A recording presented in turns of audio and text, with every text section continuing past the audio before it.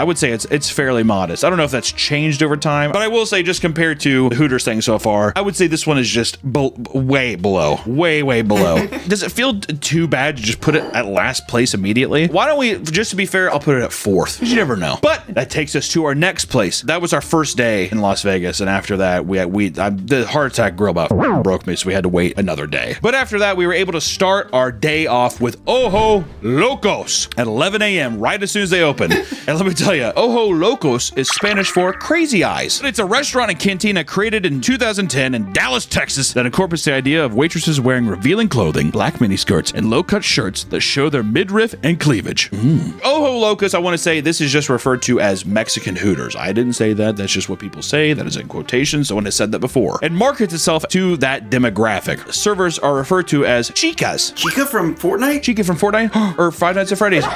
It was created by one of the original creators of Twin Peaks, Randy DeWitt. We're getting ready to hit 2 properties by the same guy. Pretty good. When we went into the Ojo Locos thing, we didn't realize well, first off, I just want to say we took a taxi there, and the taxi driver was like, I've been driving taxis for 20 years. I've never heard of this place ever. I've been driving taxis in Las Vegas. I've never been here before. And not only was it a restaurant, but it's also a casino, which we were like, oh, okay, that makes sense because the first place, the Hooters, it had the, it's just like a restaurant in the casino. This was just a giant restaurant, and then like very sadly, it was just split with slot machines. There's just something about people playing slots that's just the saddest. It has to be one of the saddest things, like going into hospice in a hospital and then watching like veterans in wheelchairs hit the slot machine doing like a little Hector Salamanca, like, you know what I mean, in their wheelchair, tapping the screen and shit.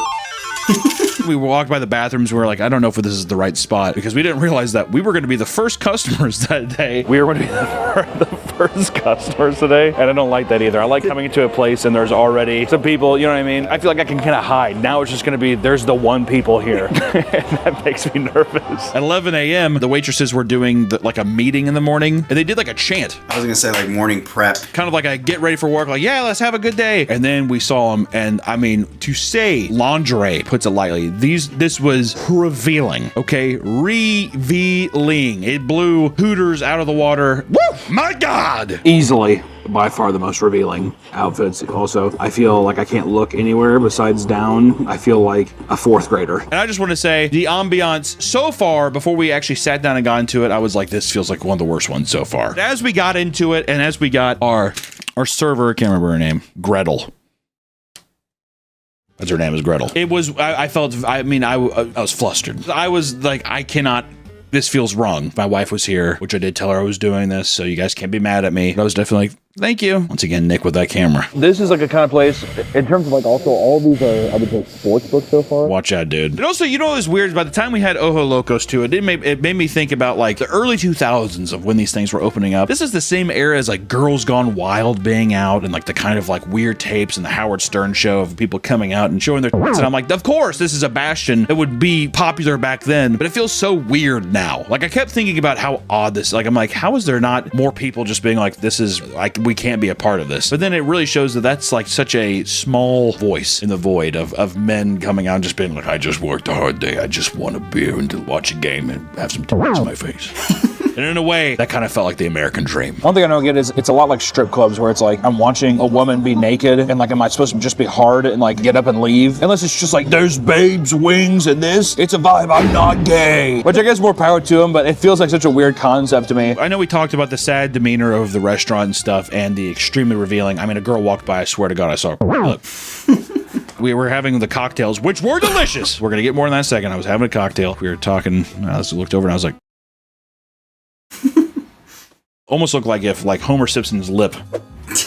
I was like, God damn, put that thing away, dude. And then it made me even more nervous because I was like, our food hasn't even gotten here yet. All right, now we're gonna have to eat at this place. I got two lips hanging out and all that kind of stuff. You can basically see a girl's as she walks by. It was looking a little alarming. Yes, the cocktails were good, but you could throw sugar in any kind of alcohol beverage and it'd be fine, right? But then the food came. We got the wings, a burger, just to make it consistent, but then also we got street tacos, like Los Polos. Like it was just like a giant chicken that came with like rice and tortillas and that stuff. And I gotta say, the food was dynamite. Good. I mean, to the point where I don't know if it's just because we had the Hooter sauce and we wanted to put a gun in my mouth, or if because we had the heart attack grill and we wanted to throw ourselves in front of a bus. All I know is that the Ojo Locos food was awesome. Even like just standard buffalo wings, it's insane how you can taste the difference between frozen meat and fresh meat, or even if they were using frozen, you better hide the secrets to that frozen meat because it is delicious. But then also even the regular chicken, I would never with the wings again. I would just get that shit. They had like the spicy green sauce. It was awesome. Even the burger was good. All in all, it was a phenomenal lunch. I mean, to the point where I was like, I felt scared for the other competition. I was like, this is, that's how they get you a little bit. They get you hooked in on the good food. You have a couple cocktails, and all of a sudden you're just like, why the f is this place so cool? They had a weird soccer ball drink that was just a giant tube. And you put your own beer on tap. All I know is after some drinks, some good food and the environment, and then even the women walk around with their and their hanging out and their and everything, it just becomes normal. And it became a very pleasant experience, and it quickly, almost immediately, dashed my way to putting it at number 1, outranking Hooters in a goddamn heartbeat. Not even close. Unbelievable. If anything, it shifts Hooters down to 3 for me. I'm gonna put Hooters down in the middle of the pack now. I didn't know what was possible until this point. Here we are, Ojos Locos at number 1, Hooters number 3, and I'm putting Heart Attack Grill at 5. The 4 was a mistake. That should have just been at a 5. But we let hours pass. We left that place. Hours and hours and hours passed, and we went to our 4th location, the Tilted Kilt, which the Tilted Kilt is just a Las Vegas chain as well, opened in 2003 as a Scottish-Irish themed restaurant and sports bar. As per the theme, waitresses wore skimpy plaid kilts and tartan bras and were primarily female. And aside from the theme, the Tilted Kilt is essentially the same as Hooters, except it achieved much less worldwide notoriety. Here's the thing. We went into the Tilted Kilt. It was supposed to be, I was like, oh, it's going to be Hooters, but plaid. There's going to be some bagpipes playing. I don't even know what to say. The Tilted Kilt was so forgettable. Was it not? We went into the Tilted Kilt. It's right by the Flamingo Casino.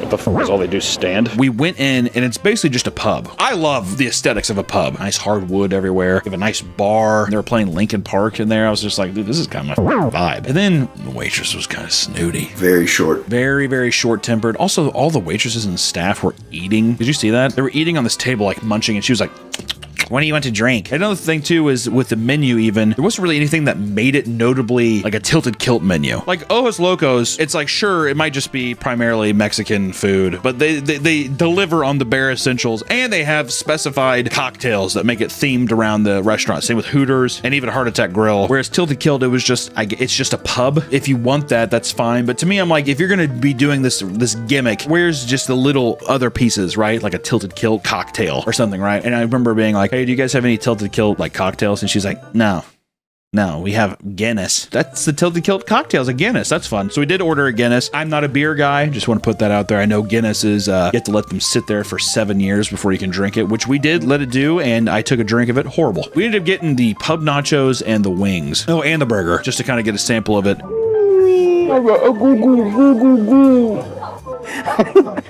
I'm ready to leave this place. It was all cold. Like, it was, you could tell it just got made, but it was cold. Like, the nachos were, it was definitely cooked, but it was like room temp or a little less. Our service was really slow. The service was unbelievably slow. That was like an appetizer, and I feel like they made it and they just waited for the burger to be done. Yeah, and I'm like, why don't you bring out the nachos, you moron? You know what I mean? God. So we said that we ate everything. I mean, the burger was like, okay, I guess. It wasn't anything to write home about. The nachos were cold, and then the wings were just like, kind of reminded me of a little bit of Hooters, except Hooters wing sauce, I would say, is probably better. I think I disagree. I hated the Hooters sauce. Well, I don't know. At least it had some character. I don't know. It was just like generic, which is like, it's fine, but it just lacked any kind of personality with it or any kind of like distinctive thing that made it the Tilted Kilt thing. They were wearing jackets too. They were all wearing jackets, which, to be fair, it's cold. It's cold right now. We'll say that. It's plaid, and you have your cleavage out. All I know is that Tilted Kilt, I mean, just very forgettable. I would say that like the food, much better than Heart Attack Grill. So I think for that alone, and for the fact too that like I could just sit in there as a pub and just like have a drink. If it's between Hooters and Tilted Kilt, I'd probably just still go to Hooters just because it's better branding. You know, it's just the name of it. But there's no way in hell I'd go there over Ojo Locos. Are you kidding me? So I think it earns its place at the 4th spot here. Not bad. It goes Ojos Locos 1. We have an empty 2 spot. Hooters at 3. Tilted Kilt at 4. And then Heart Attack Grill at 5. Which we did end up going to our last and final place that evening, that night, after some more and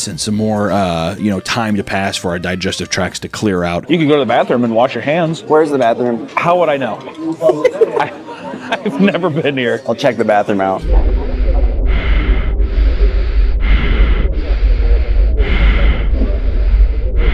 Twin Peaks. We almost made this just a Hooters Twin Peaks video, but with the other stuff going on in Vegas, and since the one in Kansas City closed and we were already leaving, we were like, we might as well include everybody else. But it was just supposed to be a nation chain of Hooters versus Twin Peaks. And Twin Peaks opened up in 2005, so it's definitely inspired by Hooters, let's just say. But let me tell you something. Twin Peaks was kind of dynamite, all right? It's like weird mountain theme, like Alaskan theme, I would say. See, this is the kind of shit I'm talking about. Go big or go home.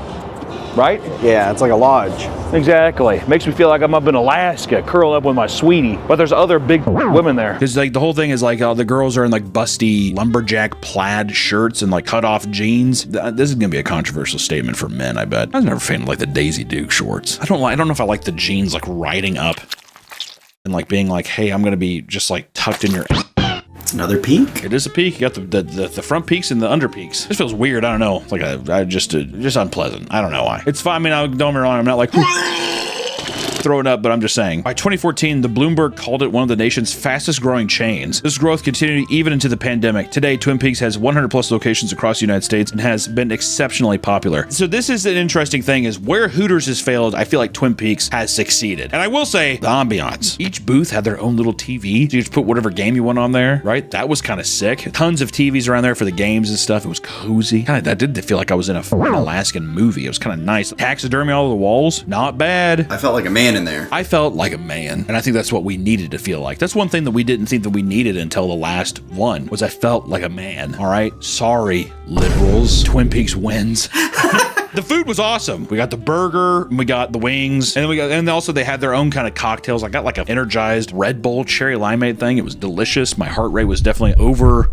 Way too much there. But I think that was an accumulation of everything that's been happening on the trip so far. But it was amazing. Nick, which one did you get? I got like the fruit punch. Got like a Twin Peaks fruit punch thing. It was really good. Service was fucking amazing. They touched my shoulder. Give me a little belly rub. They gave you a belly rub? It was the first place and only place because I expected it as I went in that all of them were gonna do the everything okay? And then you do. Yeah. That was the only place to do it. So everyone thought I was a disgusting monster except for the people at Twin Peaks. Also, I will say, I do like that their outfits, it's like, you know, it's revealing, but it's not literally just a thong. I'll be back. Hello? Hey, Allison, I think Hunter's been talking to the Twin Peaks waitress. I think he's trying to get her number. I don't think he could if he wanted to, dude. Oh. Like, I don't give a shit. It's not gonna matter to me because it's not gonna happen.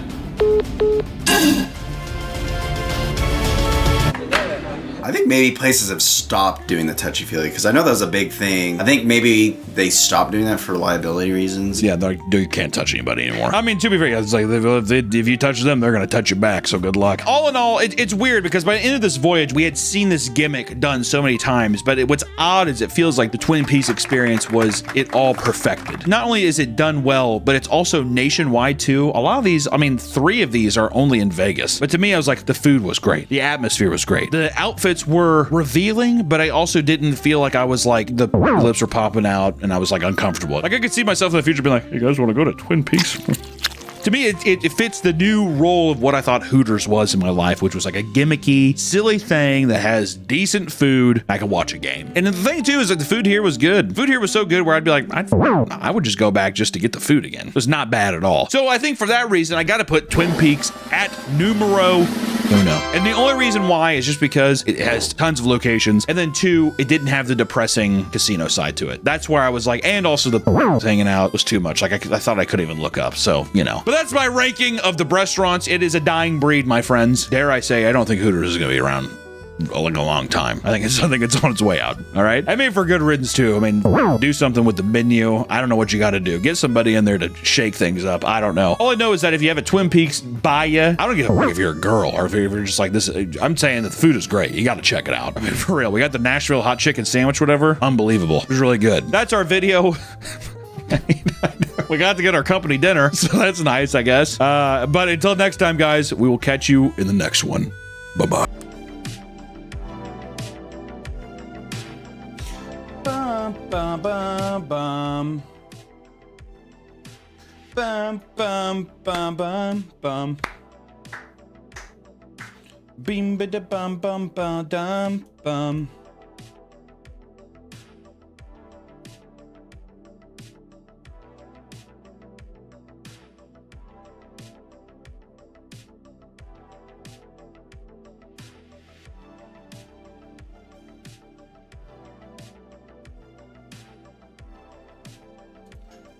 bum, beep, bum, bum, bum, beep, bum, bum, bum, bum.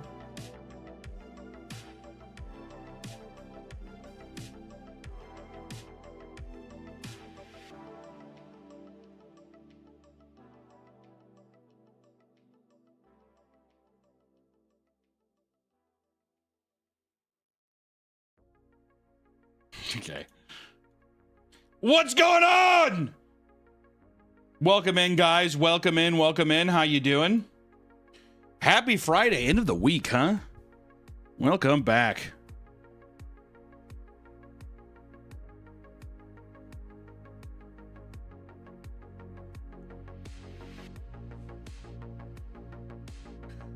Guys, we got some meaty news to talk about today. How you guys doing? I won $8,000 at the casino. Here's your cut. Oh, 8,000. Go get yourself a nice used Dodge Caliber. Would you ever do live shows for your music? Hell no. Pop Meat, love to see you. How you doing? How you guys doing, man? I swear I saw you last night on Twitch. No. That's not true. We've been streaming quite a bit on Twitch lately. I don't promote it a lot, but I will say this is first and foremost. We have had last week we talked about having femboy hooters called Tuckies. So here we go. Nick's fired. He's gone. He's not going to be here today. Look at this first submission here, huh? How is this? You guys let me know which one you guys like the most.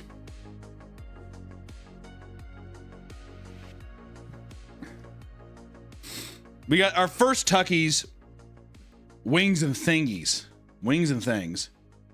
Tuckies, okay, all right. That's got to be a copyright issue.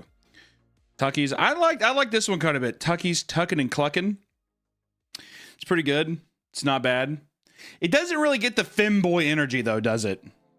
It's not tucking. There's no tucking. I just thought this was kind of funny. It's a little pair of balls and a cock going into an ass. That's not bad. That is tucking. In a way, that's tucking big time.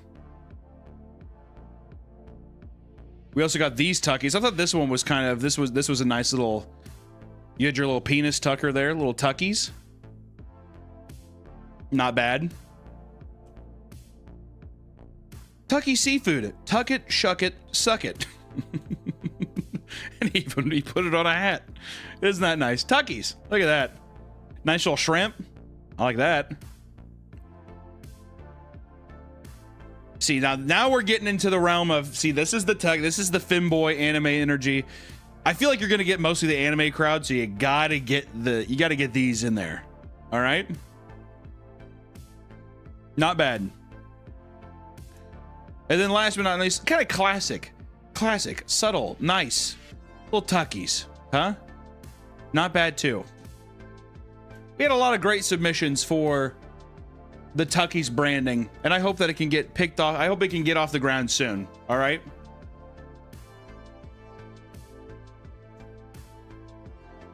Chappie, thank you for joining the meat family. Appreciate you. Please me, I'm a femboy. You know, here's the thing. I see a lot of people's obsession with the femboy thing. I don't understand. Is the idea of a femboy, is it just to dress like a woman or just dress feminine-like? My old bones, I feel like I don't know. I feel like I don't know. Wish I knew.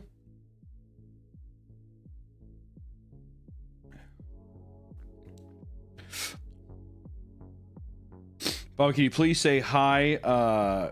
Can you please say hi, Danon? No. I refuse to do that. I refuse to do that, actually. Sorry. That a magic glass? Yes. How beautiful is this? My beautiful magic glass, dude. I've been sipping out of this bad boy since Dragons of Tarkir dropped. No big deal. Do you live in your studio? Pretty much.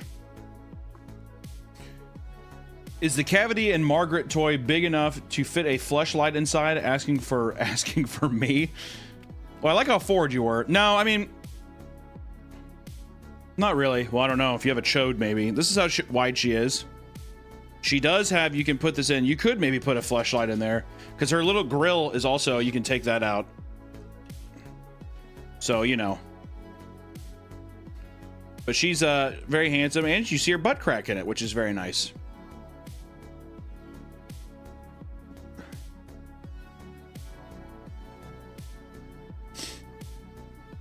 Where do I buy that? I'm going to be announcing the, I'll be announcing where to get it, probably within the next 2 or 3 months. And for the kids, Tucky Teases. Okay, we can't make a femboy restaurant called Tucky Teases. Sorry. Will there ever be a Chuck E. Cheese video? I feel like we've done one. Why do I feel like we've done one? Maybe we haven't. I don't know. You and narrator should ghost hunt together. Y'all would trigger each other to not laugh nonstop. Who the fuck is you and narrator? Are you talking about Wendigoon? Are you going to release any Media Magic merch? Probably soon, sooner than later. J-Dubs! Thanks for joining the membership there, buddy. I want it. Get it in my belly. Okay. The pizza review, the pizza reviews, happy Chuck E. Cheese. That is right. We did take. I forgot about that. We did take home in the pizza reviews. We did take home the at-home Chuck E. Cheese pizza, and it was pretty good. What can I say? It was good.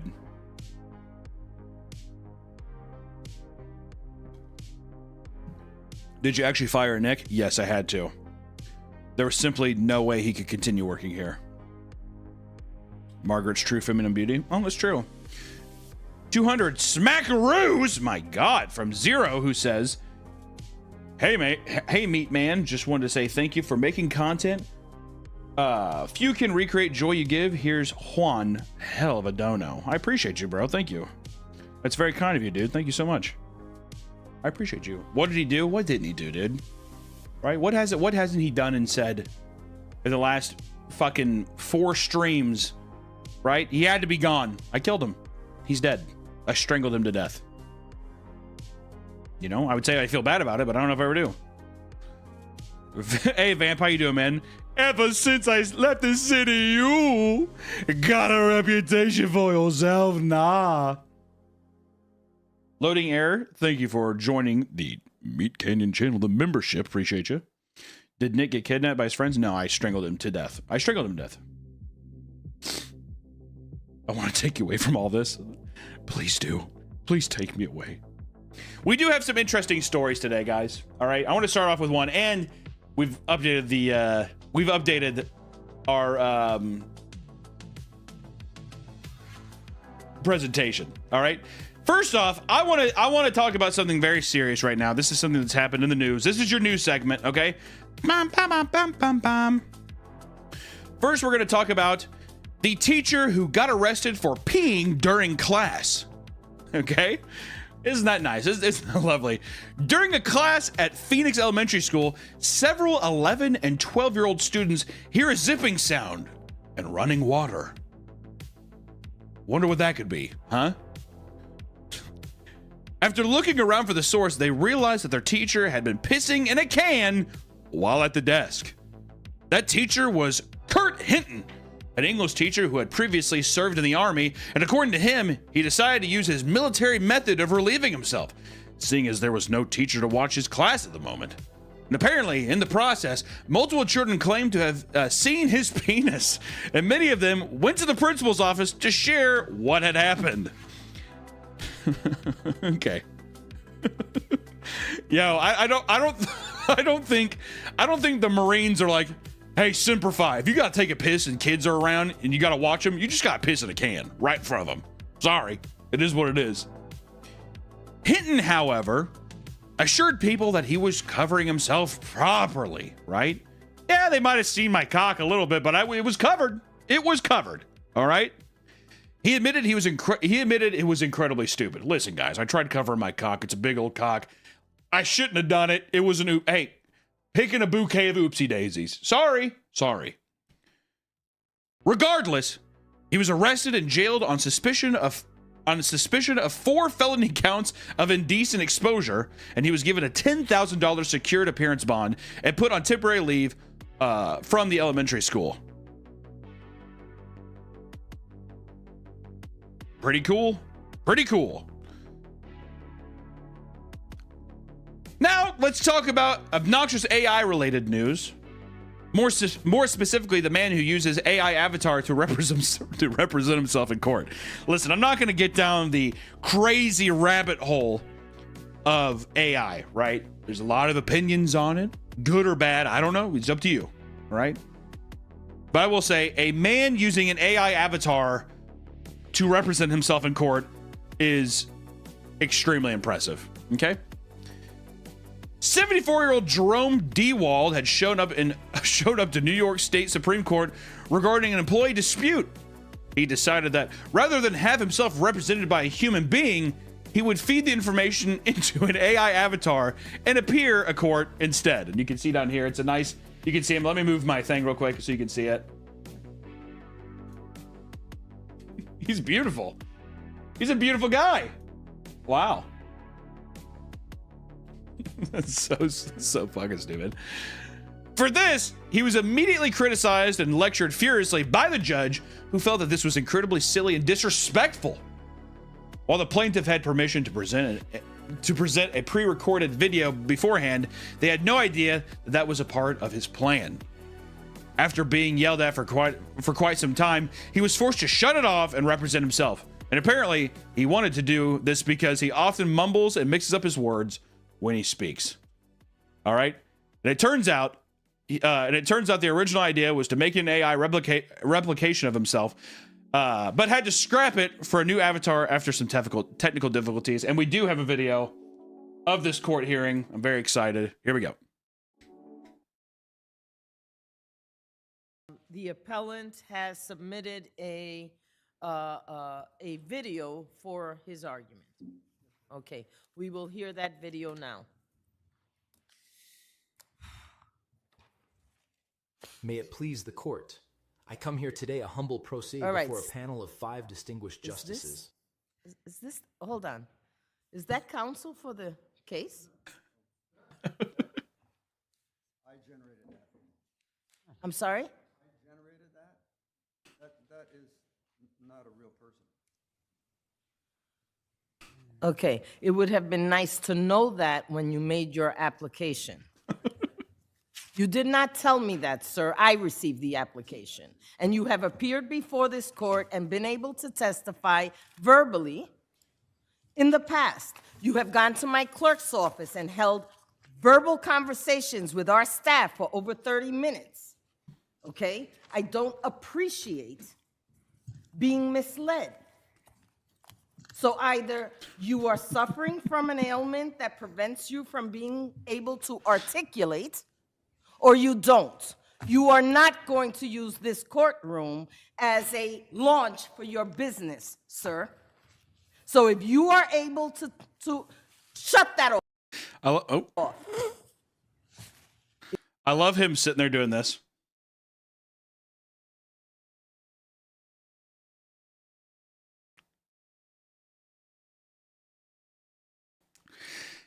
Being a 74-year-old man scolded like this is that's got to be humiliating, okay? You are able to shut that off.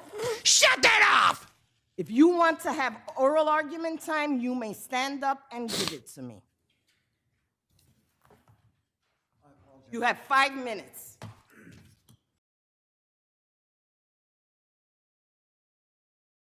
You know what? Ladies and gentlemen, he messed with the bull and he got the horns. Dare I say, he got the horns.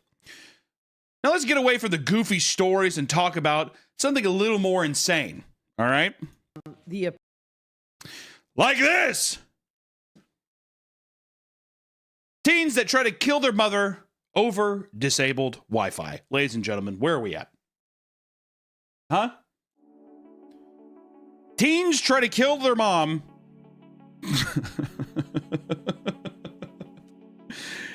Teens try to kill their mom over disabled Wi-Fi. Now, here's the thing. I feel like we're going to have a lot of people in chat saying this is justified. All right? And if I see any of that, this is kangaroo court and you will be asked to leave. 3 Texas siblings with ages from 14 to 16 had their Wi-Fi access turned off for an unknown reason. Whatever it was, it sent the children into a violent rage. They were so angry that they decided to arrange a plot to kill their mother. They began to chase after her as their 39-year-old mother panicked and began to run. What? Oh, but come on. Come on. Okay, it's not based as fuck, all right? It's not based. You're not gonna run down your 39-year-old mom because the Wi-Fi's out, dude. The Wi-Fi.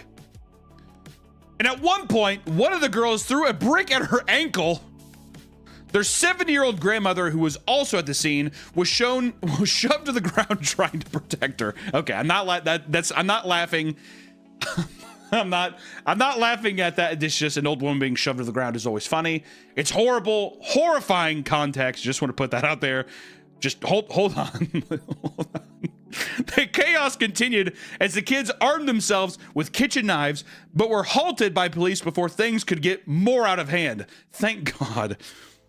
All the children involved were arrested and charged with aggravated assault with a deadly weapon, and they were booked in juvenile detention center. Thank God. Bro, if it was the fucking listen, here's the thing.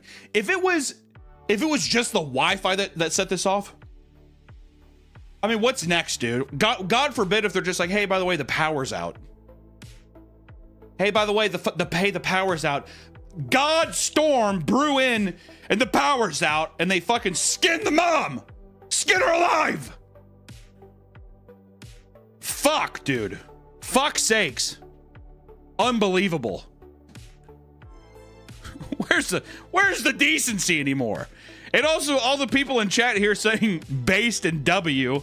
Come on, dude. Hell jail. All right. Be honest, guys.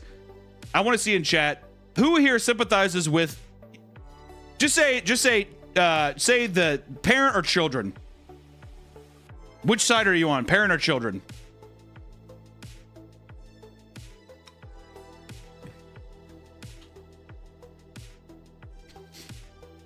All right, good. All right, the people who are saying children, you need to be fucking locked up, dude. Patrick X, what do you mean you don't know? Have a fucking have an opinion on something in your life. Whatever. I'm moving past this. I'm moving past this child murder. All right, and we're gonna go into something a little more fun. Elon Musk rage quits game after being bullied on stream. You guys might have heard this. Elon was streaming. He got bullied a little bit. This is the real news here. All right, this is the real news. Tech billionaire Elon Musk, who had previously been exposed for paying people to play his Path of Exile 2 account in order to appear like a gamer god, was ridiculed yet again by the gaming community this week. Which I just want to say this. Elon, why on God's green earth would you ever go live like this? Why expose yourself? You're already winning. You're already winning at life. I think that you could leave the streaming to the professional gamers, all right? Why do his hands look like that? Dude, he's an old man. They do look like little chicken feet though, don't they? Path of Exile 2. I thought he was a big Diablo guy. I don't know. To redeem himself in the eyes of gamers, as well as demonstrate the Starlink's in-flight Wi-Fi abilities, he decided to fire up a Path to Exile 2 hardcore stream live on X. To nobody's surprise, he was horrible at the game.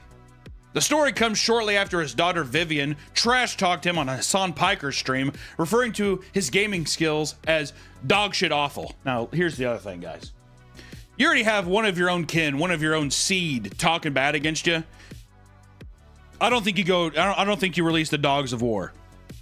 Here's the thing though. If he was really good, do you think people would have given him credit or no? If he was really good, do you think people would have given him a time of day? Be honest. Because I think people will be like, yeah, you're still dog shit. There's no winning. Why don't you have some fucking intern fly on the jet with you and stream, I don't know, fucking Mario Kart or some shit.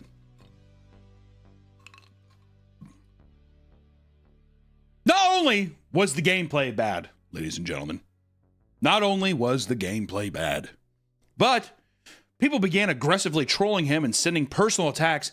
Some of the messages included, and I quote, these are quotes, "You ruined the country just like you ruined all your marriages." Elon, it's me, Ashy St. Clair.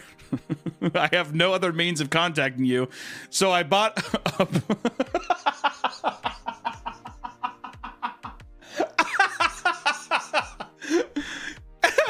Elon, it's me, Ashy St. Clair. I have no other means of contacting you, so I bought a Path of Exile 2 early access just for this. Please pay your child support. Thank you, Elon. That's brutal, dude. And another quote, "You have no real friends and you will die alone." And of course, an account named Elon is a pedophile simply stated, "Die, die, die." And we do have a nice little video to follow this. We have a nice little video here. Roll the clip.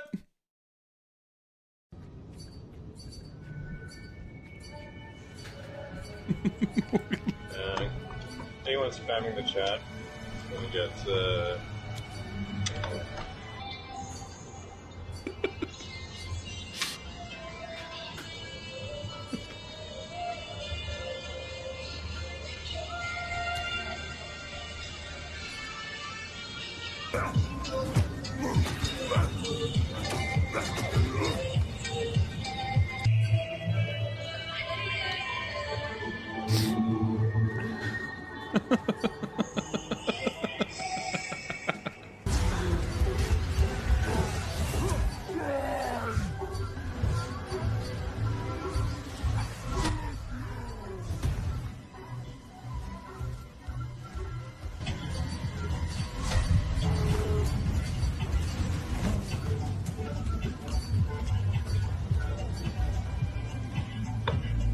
oh, lost connection.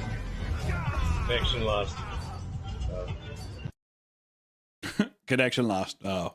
Which here's the thing, guys. Elon played terribly. I mean, he played terribly. What can we say? He lost multiple characters, tutorial bosses, and spent a lot of the stream pausing to manually ban mean chatters.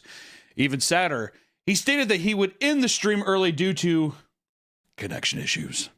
Unfortunate. Unfortunate. You're doing this thing. You're doing this just to have, you know, to show off Starlink's connection. All of a sudden, boom, you get roasted. Welcome back to the Papa Meat channel. How you doing? How you doing? Come on in and sit on down because today we're talking about chiropractors.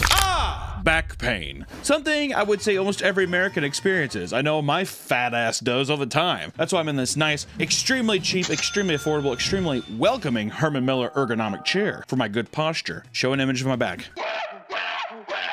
Jesus Christ. Don't. Now, here's the thing, is that there are a lot of controversies surrounding chiropractors. I know. You wouldn't expect it with some of these videos that we have online. This looks very comfortable. I feel myself getting healed already.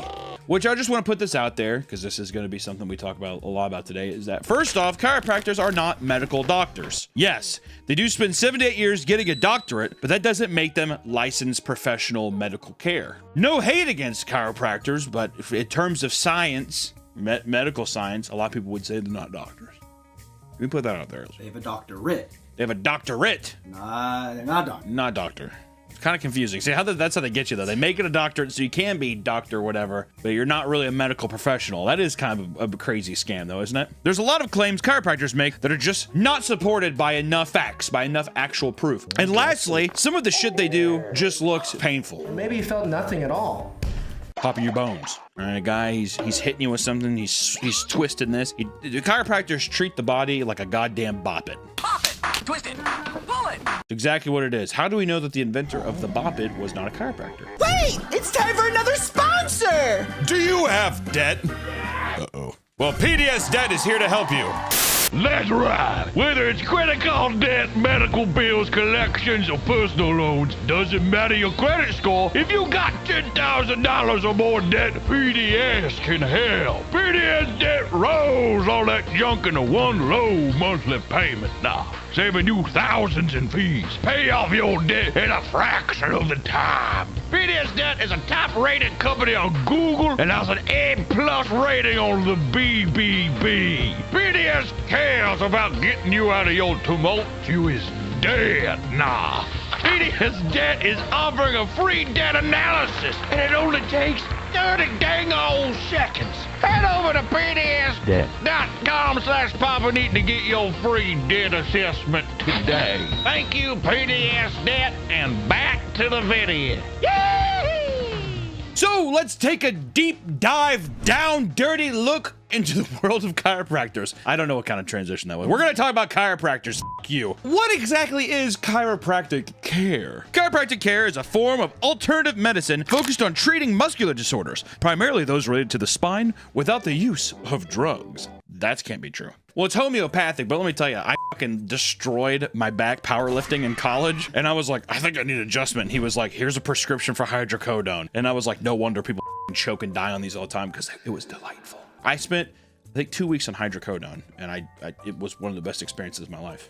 I agree. I stole some from my brother. He just had his wisdom teeth pulled out. You stole hydrocodone from your brother with missing teeth? Wisdom teeth removed, and you're just like, you don't need these. I think I watched Breaking Bad, and I was like really enjoying it, but I'm pretty sure my entire face was just like I was just completely zooted out. It was amazing. Chiropractors emphasize the manual adjustment and manipulations of the spine to relieve pain, improve function, and promote overall health, which I'm sure there's some truth to that. I'm not going to research this, but I'm almost positive. I'm pretty sure that they release gas, like when they pop your joints and stuff, the relief you feel is from gas or like nitrogen, which in return, if you have a buildup, you can feel stiff, you can do whatever. So when they pop it, it's relieved. You're like, ah. Is there a way to actually move someone's spine, like rotate? They're like, we need to align this. What does that even mean? It's all phooey, right? There's gonna be one chiropractor watching this just like, you son of a bitch. These include the high velocity, low amplitude thrust, or more gentler mobilization techniques, a little softer, a little more tender care, right? Some people go really hard, some people go really soft, just depends on which way you like to do the little La Vida Loca.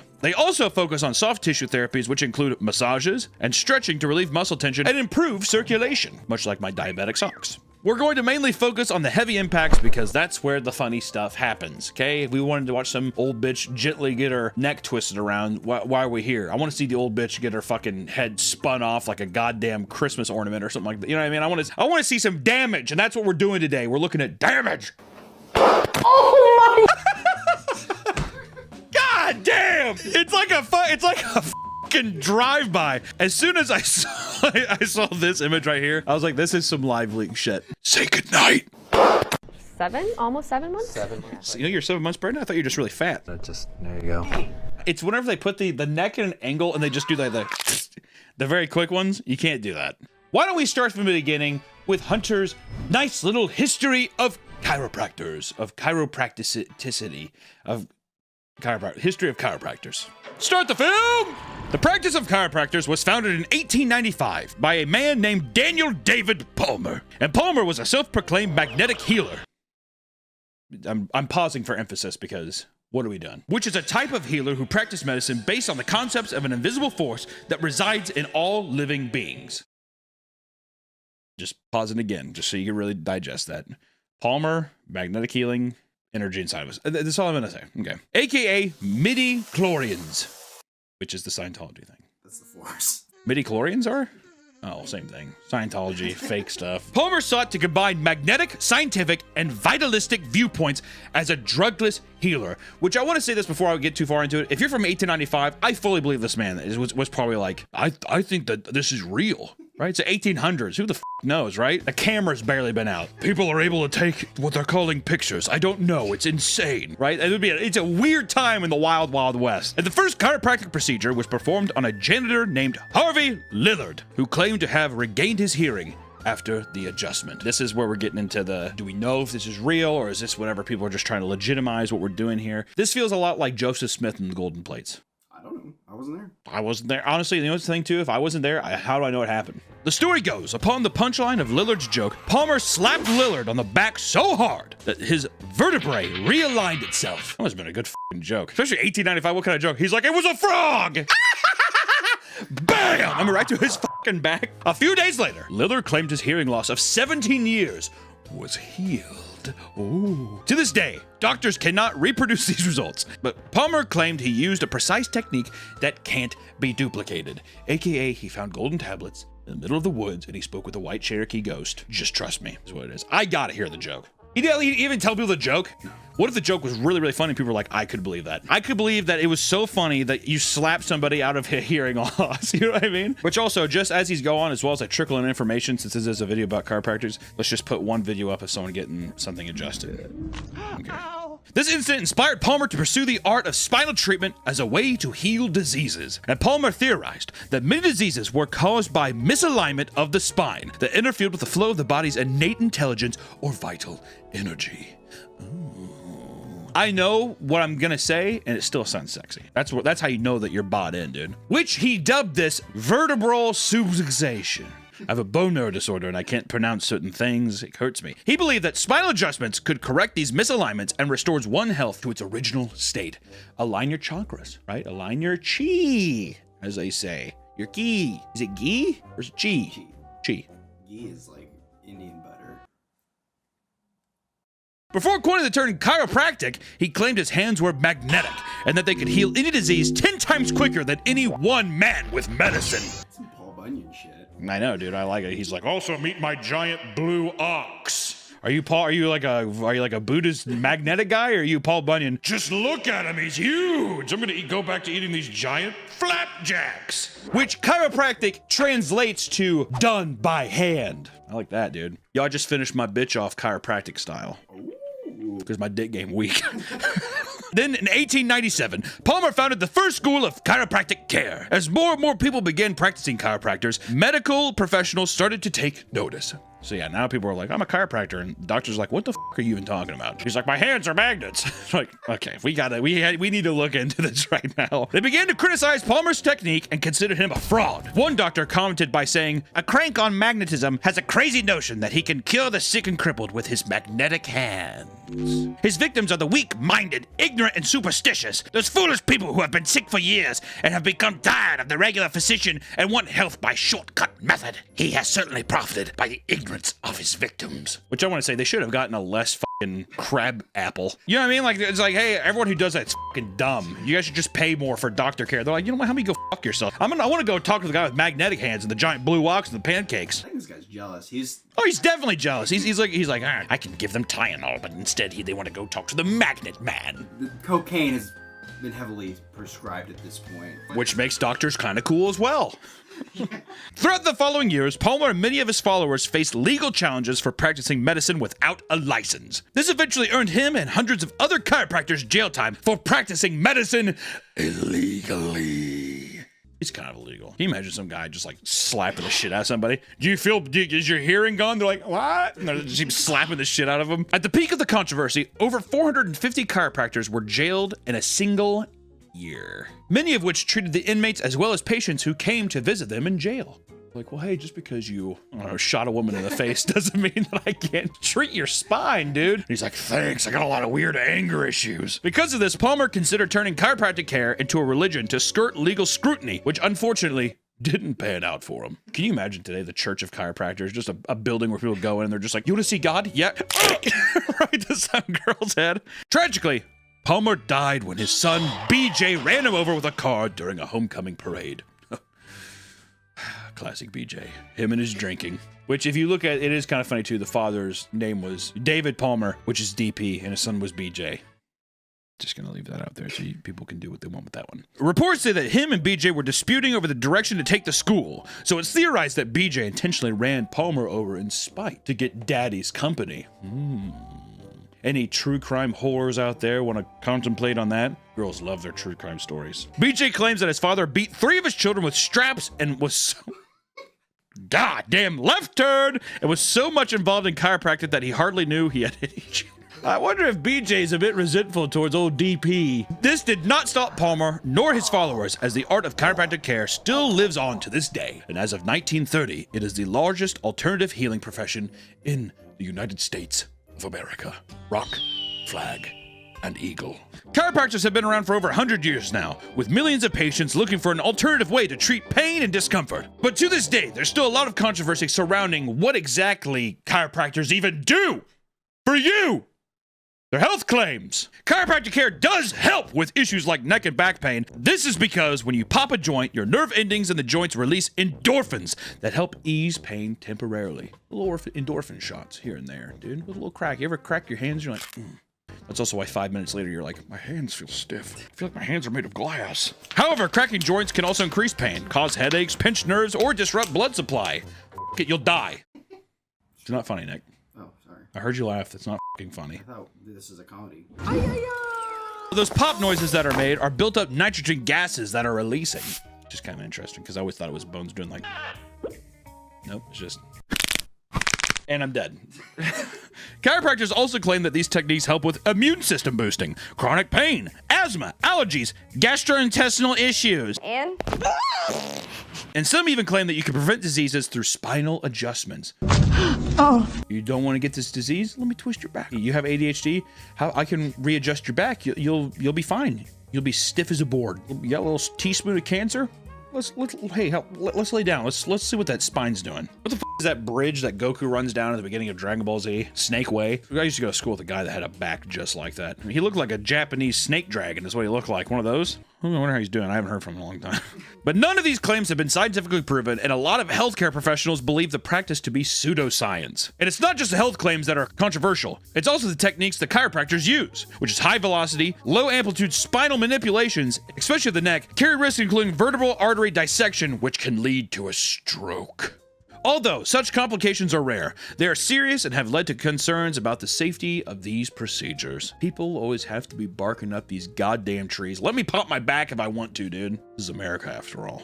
Some patients even experience temporary discomfort or pain following chiropractor adjustments. There have also been reports of more severe adverse effects, such as nerve damage and fractures, particularly in patients with underlying health conditions like osteoporosis, which is just a fun word to say. I think my grandma has osteoporosis. What is osteoporosis? Bone shit? Oh, yeah, she has that. And this is the whole reason for this video. It's absurd, crazy technique chiropractors use on their patients that I want to talk about today, because when you go online, it's almost like watching a fat person roll down a hill. Watching people on an adjustment table at a chiropractor clinic has the same thing as any of these weird videos that just suck you in, and you just wonder, how on God's green earth did we get here? How did we do it? We want to talk about certain techniques, right? Whenever you see some of these videos, these are all techniques by professional chiropractors, such as the activator method chiropractic technique. This is a method where chiropractors use a mallet and chisel-like instrument to deliver spinal adjustments. I actually do want to see this. I love these. The best part of these videos, too, are just the people laying and taking it.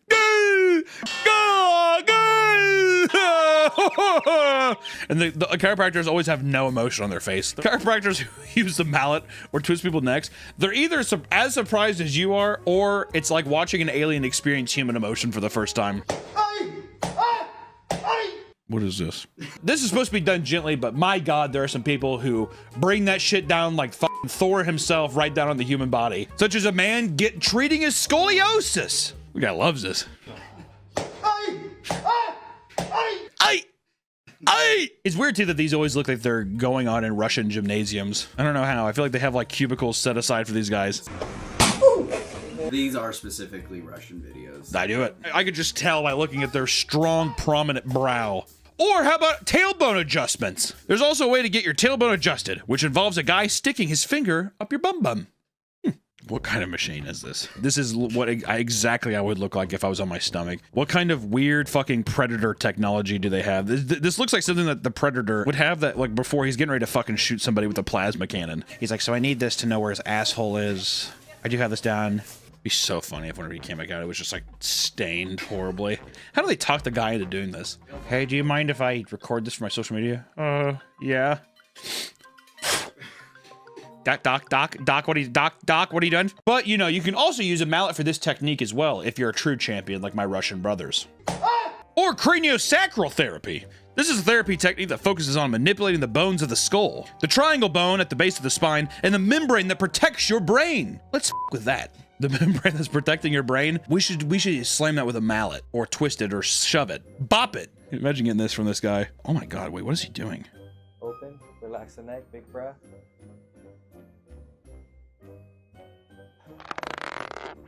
This feels like a skit from Saw. Open, relax the neck, big breath. This therapy is based on the belief that there is subtle rhythmic movement of the cranial bones, and the flow of the cerebral spinal fluid can be felt and adjusted like a gusher. This rhythm is thought to be essential for overall health and well-being. So maybe sometimes you need to get a little doctor, put his hands in your mouth, mess with your invisible membrane, your little gutty works, your little gusher in your mouth, and then you'll feel better. The fundamental premise that the cranial bones can be moved and that such movements significantly affect health is highly contested. Cranial bones are fused and immobile in adults, so it's widely believed that it does nothing. That's what medical professionals say, but don't take it from me, take it from them, medical professionals. Medical professionals, doctors. Con men, the towel adjustment, the ring dinger, and the Y strap. These all feel either sexual or feel like attacks in Street Fighter. I don't really know which one it is. This is a technique where you can wrap a towel and strap it around the neck and pull with all your little might. You might have seen it. People wrap their towel around their head and they fucking yank back like no one's business, dude. This technique is extremely dangerous and is not practical. I always like how it starts off too. And it either looks like the patient is in a coma or you can tell they're like, I might die here. This is where I die. That fucking towel is wrapped tight around his neck too. Can you breathe? The guy's like, bro woke up and saw it goes, make your belly into jelly. What if they pull and there's not also a pop too? I'm always just like, oh God. I want to see them like 30 minutes after their session. Oh, fuck. Put the nitrogen back in. Or the nasal specific technique. The nasal specific technique, NST, is an unconventional chiropractical method that involves inserting a small balloon into the nasal passage and inflating them. This technique aims to adjust the cranial bones and improve conditions like sinus problems, migraines, and even some respiratory issues as well. But there is little to no research to support these claims, and it has the potential risk of nasal bleedings, sinus infections, and damage to your nasal passage. This is horrifying, dude. I mean, it's always the panic too. People be like, for a second. Can you breathe? Yeah, I can breathe really good. This guy looks like every stereotypical devil I've ever seen in any daytime show. Pop the balloon! And also, he's using a wooden toothpick. How is this legit, dude? Motherfucker's fighting back tears. Oh boy, just fought some demons. He just saw hell. He went to hell and back right there. But we want to move on to infant chiropractics, which is my favorite. Little babies. Popping baby bones, dude. People would say baby bones are soft. I think if you throw them hard enough, they'll break. Although not illegal, chiropractic techniques on infants remains highly controversial. Just like everything on this list is highly controversial. Some chiropractors claim that it can help cure chronic crying. Is your baby crying too much? Snap its neck. It won't cry. I can tell you, I would promise you it won't cry anymore after that. Improve sleep, enhance immune function, prevent ADHD, and it gives the baby relief from being born, from birth trauma. They're saying that, yeah, they have like PTSD. I had PTSD coming on my mom, dude. It was so easy coming out, but it was too much to bear. Whitehall practically skipped out. They're just like, do you even have to push? He looks like he's just walking through. One of these practitioners is Ace, the chiropractor. In multiple videos, he is seen repeatedly cracking the neck of premature babies with a misshapen head. The fluid is from being premature. Let me just take a look at this. Where's mommy? Where's mommy? Woo! He was begging for that. Get that child out of there! The baby's like crying. He's like, your baby's beautiful. It's cute baby. Cutest little baby I've seen. Okay, there you go, baby. There you go. He has a funny minion shirt on, huh? In another video, he is seen squeezing the child's skull trying to reform the child's skull! If you're not aware, infants have soft, malleable heads, and over time, the skull plates fuse together. It's very funny. Every child is born like Gumby, and then their head hardens. Ace defends himself by saying that the neck realignments are helping the child and not harming him. it's not bad. I'm telling you it's good. So let's just drop it, okay? God. He also defends the skull squeezing by saying that children's skulls are malleable until 18 months. And all he's trying to do is reshape the skull. I love it. You know, all I'm trying to do is just reshape the skull. I don't know why you guys are bickering so much. God, it's like the flattest back of his head. I pushed it. I thought I was reshaping it. I don't know. He claims this is similar to those helmets infants wear with mace-shaped heads, which if I ever have a kid, I'm never putting him in that. I'd rather have my head have a goddamn coffee bean head than make him wear that goddamn helmet. There's also Andrew Arnold, who experienced extreme backlash after video footage surfaced of him performing controversial treatments on a 2-week-old baby. The baby has been on the earth for 14 days. He has a chiropractor session. The video showcased Arnold manipulating the baby's necks, hips, and collarbones, using a spring-loaded device on the baby's neck and spine, and at one point, lifted the baby upside down by its legs. Yeah, dude, just give a little Pope dunk. Where is it, Lord? Right down. In response to the controversy, Dr. Arnold was placed under an undertaking which barred him from treating children under the age of 12. He's like, how old are you? He's like, 12 and 2 months. He's like, perfect. Come on in. We have to go into, and I cannot believe this is a thing, I am still surprised, is animal chiropractics. And if you don't have a real baby, then you can always schedule your fur baby for a session. That's right, animal chiropractors are a thing, and some techniques that are used on humans are also used on animals. Does your dog have a stiff neck? Maybe your cat's arthritis is flaring up. Do you need to give your horse an enhancement boost before the big race? Well, Bones Hand Animal has got you covered. Founded by German chiropractor Murik Kolak, Bones Hands Animal specializes in both the human body as well as our furry friends. He's like, dog and human? One and the same. Interesting enough, Kolak started his animal chiropractor journey after his dog Bones became ill, and every vet told him to end his suffering by putting him down. I can't put down Bones.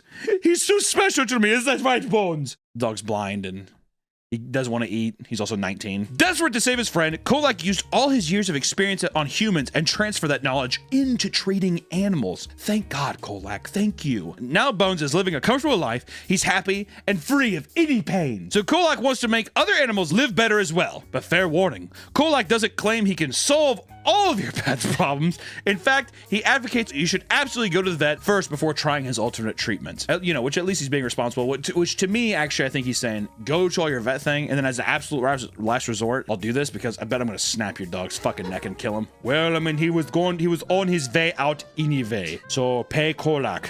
Put your $3,000 into Bones' doggy bowl. Recently, Kolak came under the fire due to his viral video of him performing neck manipulations on 2 dogs and spine manipulations on a meerkat. The animals look like they're in a lot of pain. And of course, I've mentioned it before, but chiropractic care has not been proven to give any benefits to humans, and the same can be said about our little fur babies. We want to boop their snoots. My little Peppers, my doggo. How about we talk about some death or injuries from chiropractors? While generally considered safe when performed by licensed and experienced practitioners, the world of chiropractic care is filled with many documented instances that have resulted in serious injuries or even death. The biggest contributors of these injuries are caused by neck and spine manipulations. Manipulation's a good way. We're manipulating your back. You're a puppet. It is estimated that 1 in 20,000 spinal manipulations result in vertebral artery aneurysms and dissections. And of course, these can lead to herniated disc, epidural hematoma, blood clot formations, stroke, paralysis, and even death. How about we talk about Katie May? Katie May was a well-known model and social media personality, often referred to as the Queen of Snapchat. In January of 2016, May suffered a fall during a photo shoot, which led to neck pain. Thinking the pain was due to a pinched nerve, she sought out treatment from a chiropractor. During one of her treatments, she underwent neck manipulation. Shortly after, she was rushed to the hospital because of severe headaches and dizziness. Doctors discovered a tear in one of her major arteries in her neck, which led to her having a stroke. She was placed on life support, but she was declared brain dead on February 4th, 2016. She died at the age of 34. That is crazy. Or how about Caitlin Jensen? Caitlin Jensen was a 28-year-old recent college graduate who just completed her studies in biology and chemistry. And in June of 2022, she visited her chiropractor, Dr. TJ Harfman, for a routine neck adjustment. During the session, she ruptured 4 arteries in her neck, resulting in a stroke, cardiac arrest, and loss of pulse for 10 minutes. 4 arteries. What in God's name was he doing? The Y strap. It probably was the fucking Y-strap, dude. And the whole thing, too, is that while these instances are rare, it's something that can still happen, which, you know, is kind of everything, but still. Whenever it's something that's not medically proven or scientifically proven, that's when you're like, you're just playing with fire by this point, right? In conclusion to this video, chiropractor videos are extremely funny. I laughed a good bit during this. Right, there was also some sad moments. I cried a little bit. I say that for the end, though, so you can have your chuckles and you can feel bad about yourself later. Maybe go to get physical therapy. Maybe talk to an actual doctor who has science behind him. And if you're a chiropractor and you swear that all this is true, that's good and fine, but please don't come near my fat back or my fat head. I appreciate you all so much for watching the video today, and stay crack-a-lackin'! Because it's a chiropractor video. Okay. Go fuck yourself. I don't need your guys' approval. Fuck you.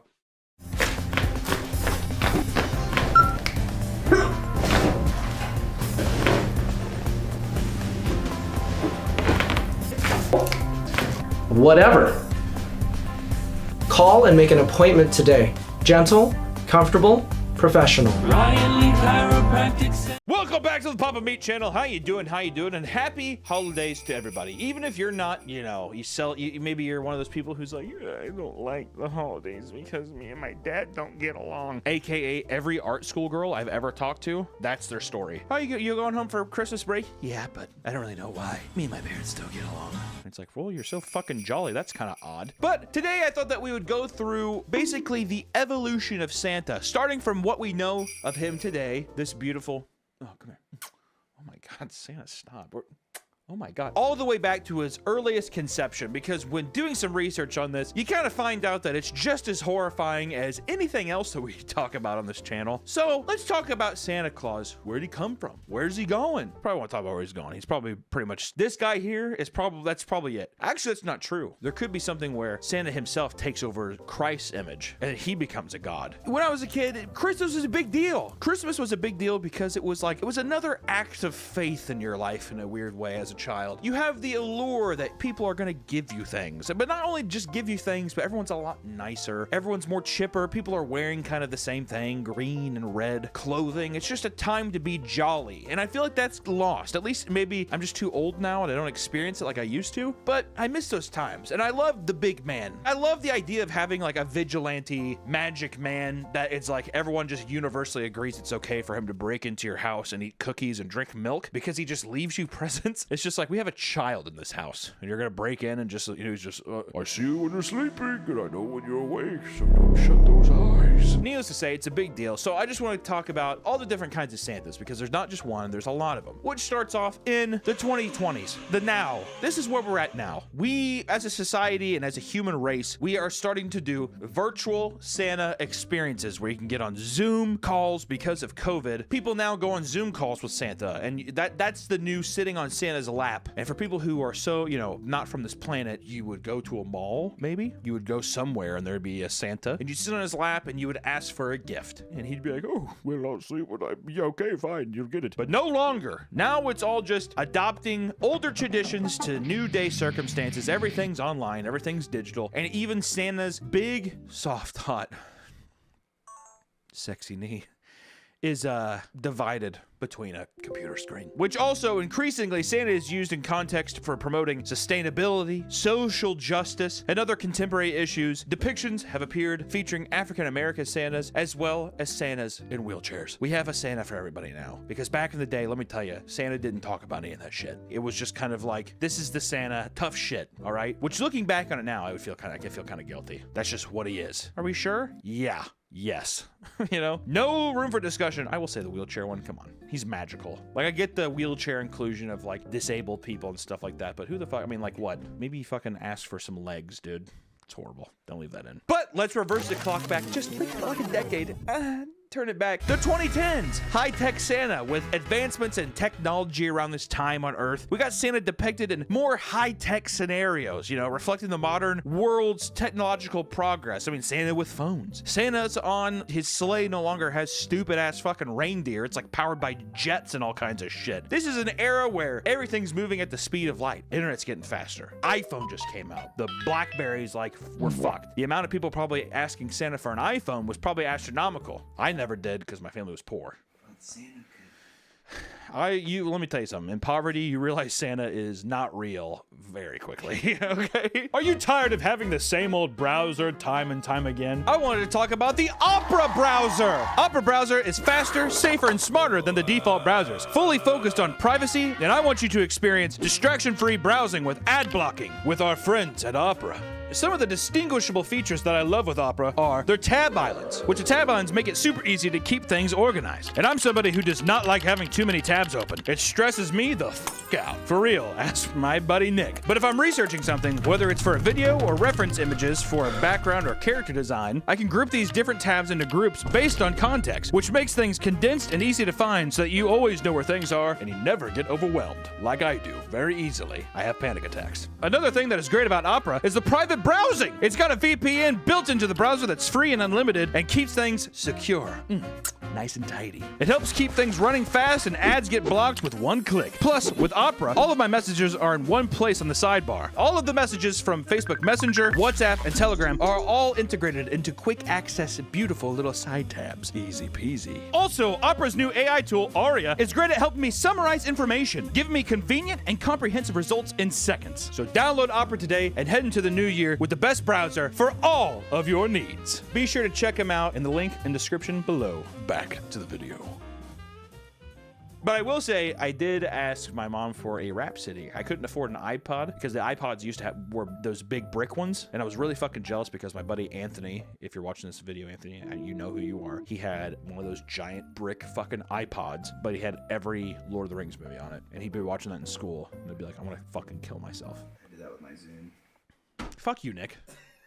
You know what I had? I had the Rhapsody, dude. My mom got me a Rhapsody and didn't play videos, and it came with 3 All-American Reject songs, I'm pretty sure. It's that one song where it's like, when darkness turns to light, it ends tonight.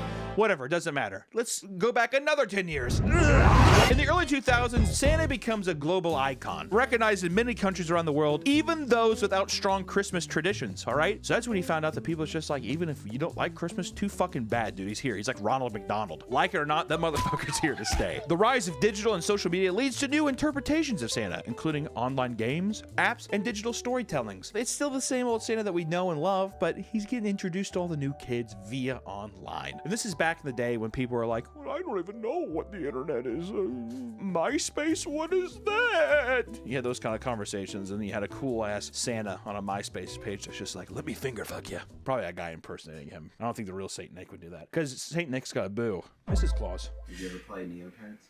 I never played Neopets. Nick, don't interrupt me again, okay? In the 1990s, the early stages of the internet era see Santa image being used in digital advertisements and early online content. In the 90s, it was a more hip time. Sure, you know, the internet was just coming out. The technological boom hadn't quite happened yet. Also, Tim Allen was like, I am Santa, and I'm gonna be him multiple times. And if anything, the Santa Claus movie is kind of fucking scary because a man died on his roof, fell off, and then they're just like, you're cursed now. Did you want this? And he's like, well, I guess I did. You know what I mean? How fucked is that? In the movie, is there a way for him to even not be Santa? He's just Santa. Yeah, he's like, I don't want this. He's like, I don't put it on. You put the coat on. Yeah, Sorry. God forbid you. Which also at the same time, if a man died there, well, to be fair, his body Obi-Wan Kenobi'd, right? It just fucking was gone. And he was cold. Okay, I'd put on the jacket. All right, I was trying to find some plot holes, but it seems good. I will say the first Tim Allen Santa Claus movie is pretty good. The other 2 I would skip, or the other 5. I think there's a show now. I don't know. First one's pretty good.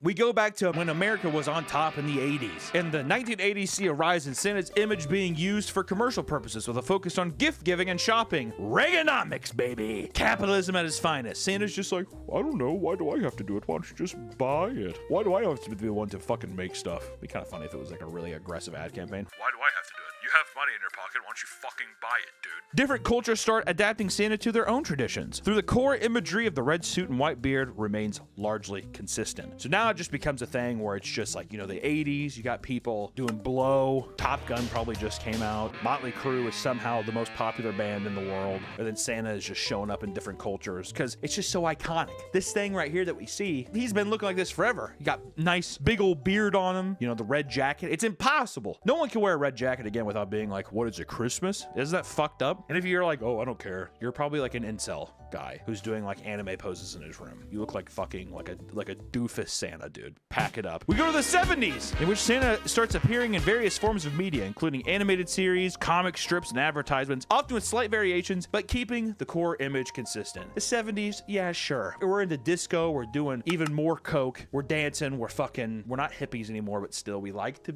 have sex and dance. But our Santa is still pretty conservative. You know, now this is where we start to see Santa doesn't really change too much. He's showing up in other stuff, but Santa's he's staying right where he's at. Which in the 60s, now you have all the classic animated movies. Rudolph, Red-Nosed Reindeer, pretty sure that's where the Abominable Snowman's from. All that crazy, creepy stop motion shit. That was all 60s stuff. You have the now familiar form influencing children's perception of him, who are coming in, and at this point in the 60s, you know, we're like 30 years into what this new design is. So while it's not the newest thing in the world, I feel like a lot of young kids are still, this is their first understanding of what Santa Claus even is. And then we keep turning back the clock to the 50s. Which in the 50s, with the rise of the television, Santa begins appearing in numerous TV shows and commercials, further spreading his standardized image. What happens that, you know, has been still trickling a little bit today? We get mall Santas, because back in the 50s, malls, that's where dads got their cock sucked by other men because they were too afraid to come out as being gay. And that's also where you got a bicycle. I miss malls. One of my malls had a hot air balloon thing in it. You didn't ride it, but it would go up and down. It just looked nice. There's a lot of fountains. It doesn't matter. The mall Santa. The tradition of mall Santa has become increasingly popular in the United States, making Santa a regular feature in shopping centers during the holiday season. The 1956 popular song by George Malacrino, Mrs. Santa Claus, in the 1963 children's book How Mrs. Santa Claus Saved Christmas, helped standardize and establish the character and role of Mrs. Claus in the U.S., which is kind of a big bummer, because I imagine in the 40s, they're like, dude, Santa, that must have been like a superstition. Kind of like the idea that people say like UPS or Amazon drivers are fucking your wives. Now it's like, oh, Santa's gonna come in and dick down your wife or your husband, dude. Hey, Shelly, I think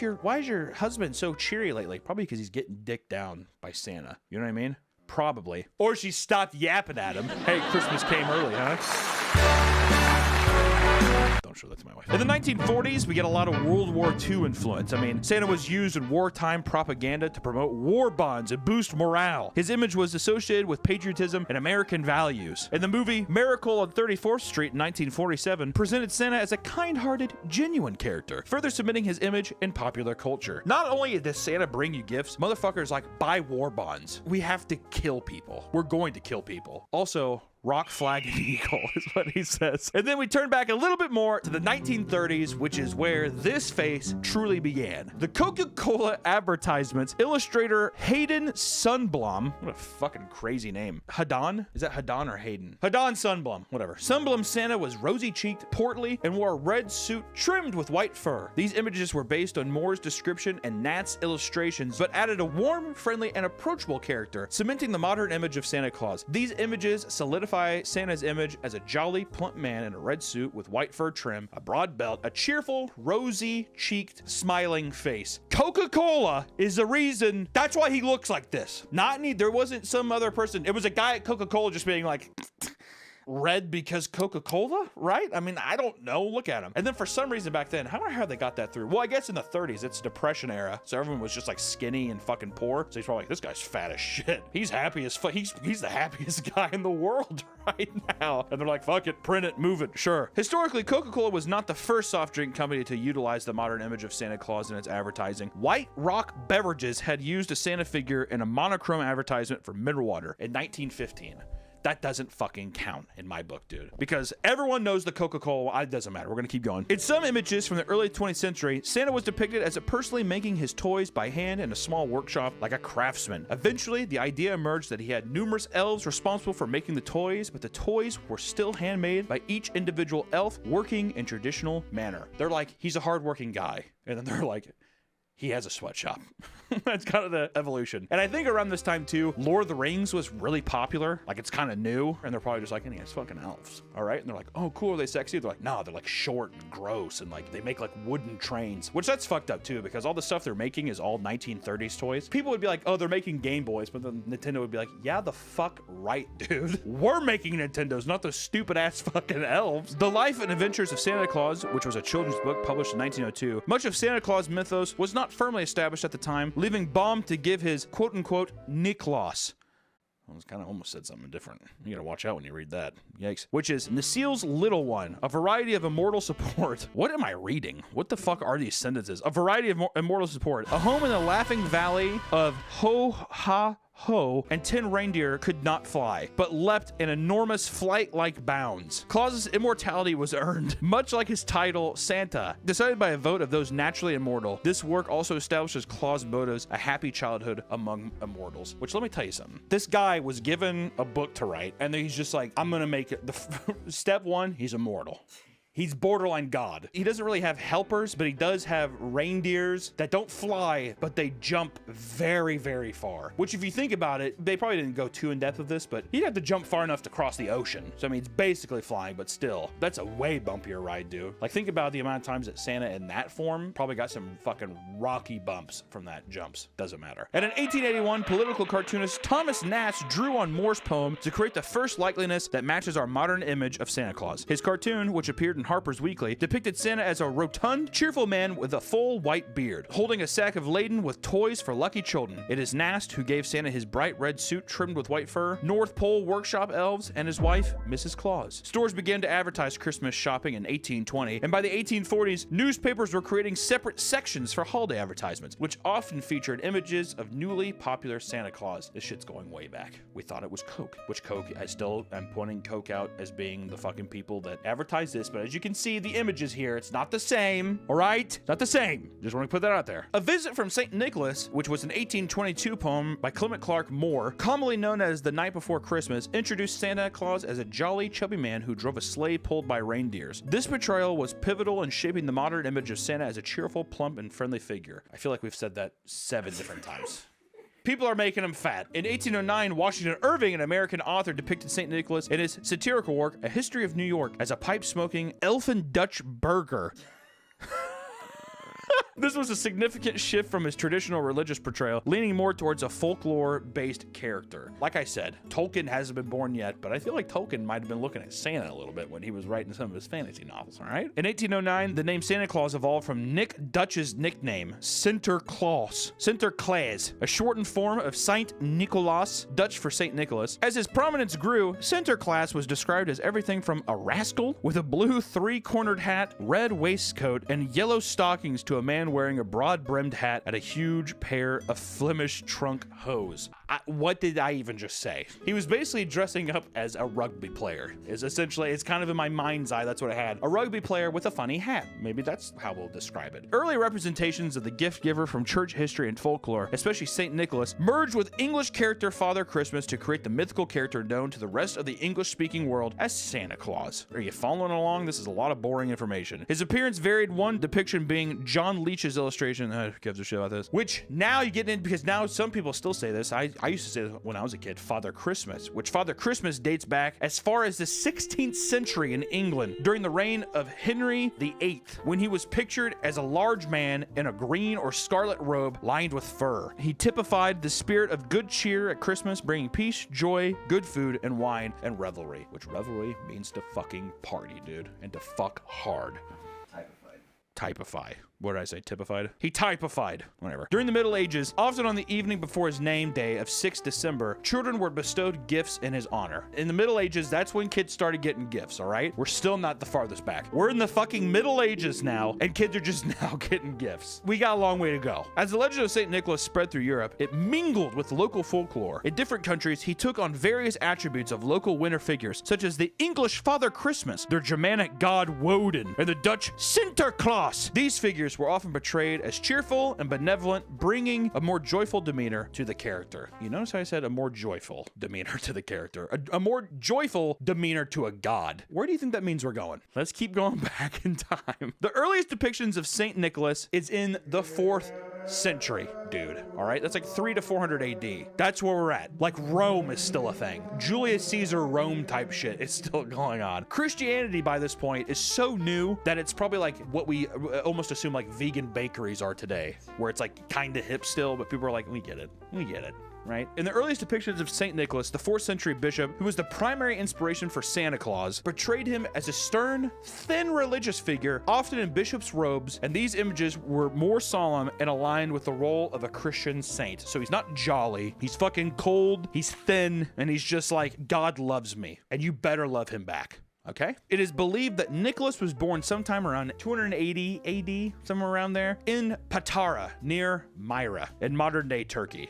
That's where he came from. Saint Nick, I don't know, he's as white as we remember. I think that got smudged up in the history books a bit, right? Much admired for his piety and kindness, Saint Nicholas became the subject of many legends. It is said that he gave away all of his inherited wealth and traveled the countryside helping the poor and sick. One of the best-known Saint Nicholas stories is the time he saved 3 poor sisters from being sold into slavery or prostitution by their father by providing them with a dowry so that they could be married. Do you want a Coke yet? You want those polar bears to come sliding in yet? Remember Saint Nicholas, who's like basically Buddha? It's like the literal story of Buddha who gave away his wealth to motherfucker sat under a tree, but St. Nicholas was just like, you could pay for the pussy or take this dowry. You could marry her. So there you go. People are like, are you an angel? He's like, kinda. Sure. That is the earliest conception of Saint Nick. So we have the Coca-Cola Saint Nick. This is where we're at, right? This is where we ended up. Everyone did that game of telephone with each other. They're like, he's like a tall religious guy. And by the end of it, they're just like, he's fat and he's so happy about it. He's a fat fuck and he's so happy about it. We're here, but we started here. Honestly, it could have gone worse. Obviously, everyone likes the big plump one. Oh, you want to grab his big little titties, you want to tickle him and stuff. This guy I'm kind of afraid of. This guy here is the guy who's just like, I'm gonna beat the shit out of you with my bare hands. Also, please don't pay for that pussy. You could marry her. But in between that time too, like I said, Santa came in around the 4th century, and I think people were just like, I mean, he's too fucking happy. By this time, people are like, we need some punishment. We need the fear of God being put into people, which also, that's when on the opposite side of Europe, Krampus came in, which you might have heard of Krampus. You know, he's been in some movies lately, but Krampus came in around the 6th or 7th century, stretching back to pre-Christian Alpine traditions. I don't know what that is, but I'm going to put it up on the screen very quickly, and you can pause it if you want. With their celebrations involving Krampus dating back to, like I said, the 6th to 8th century AD.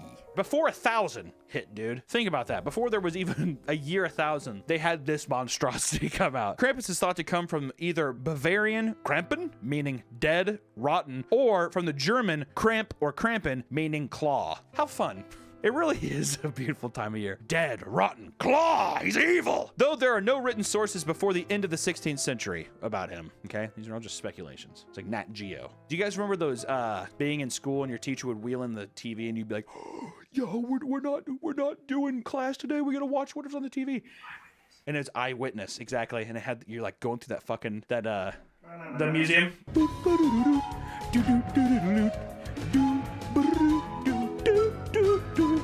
Krampus is traditionally associated with the Christmas season and is particularly celebrated on December 5th during the Krampusnacht, or Krampus night, which beforehand, like we said, back then, St. Nicholas's day was December 6th. So the day before, you had to pay offerings to essentially the devil at that time and be like, please don't come and get us, please. In the folklore, Krampus serves as the counterpart to St. Nicholas. While St. Nicholas rewards good children, Krampus punishes those who have misbehaved, which we forgot to touch on this because, you know, a lot of this is common sense, but nowadays, if you're a bad kid, you get cold in your stocking. If you're a bad kid back then, like a 7-foot tall goat man comes and gets you.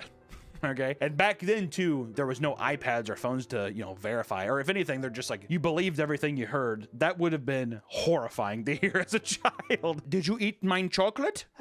No. You know, if you lie, Krampusnacht's going to come and get you, right? Yeah, I know. And you'd just be panic attacks. It's like the only time in history where like an abundance of like 6-year-olds die of heart attacks, probably because they're so afraid. Krampus is often depicted as demonic, goat-like creature with horns, dark hair, fangs, and a long tongue. He typically carries chains and a bundle of birch sticks for punishing naughty children. That is, first off, the long tongue.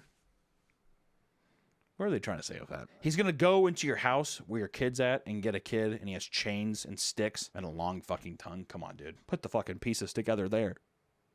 Hiccup. In many regions, there are traditional parades and events known as Krampuslauf, which is Krampus Run, where people dress up as Krampus to scare spectators, continuing ancient pagan rituals. This is fucked up because it's reminding me of that Borat bit, where it's the running of the Jew, which we won't put that up for reasons of worldly events now. But in recent years, there has been a revival of Krampus traditions and increased global recognition, partly due to popular culture and social media. Yeah, nowadays we like to, we like to have fun with it because they're just like, I'm naughty. I'm like Santa Claus is too PG. I'm a dirty bitch. I want to, have my Krampus and have him whip me with a fucking chain. The look of Krampus, he was originally scary, demonic figure, like I said, with dark fur. He had the long horns, pointed tongue, sharp fangs, and chains, and he was rooted in the pre-Christian Alpine folklore. Don't know what the Christian Alpine folklore is. Once again, it sounds like some kind of like scented thing that you put on your rear view window in your, probably it's just Alpine. I'm thinking of like the smell like, whatever. In post-World War II, some European countries softened Krampus's image to be less frightening for children, making it more mischievous with fewer demonic features, but retaining the horns and fur. They're like, okay, this is a bit much. I think how it took him till World War II.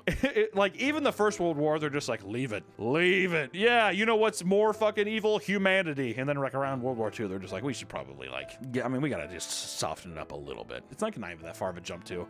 Maybe get rid of the chains. The kid's like, oh, thank God, I can sleep at night.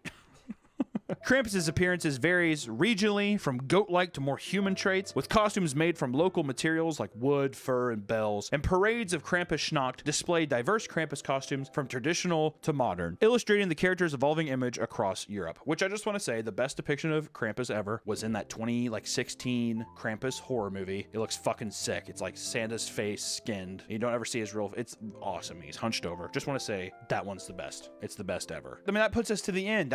Santa came from the 3rd or 4th century, dude. That's fucking insane. Going back through, which Santa would I like to have?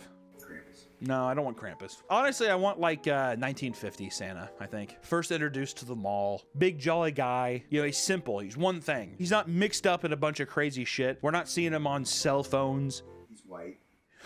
All right. You said that, not me. All right. Okay.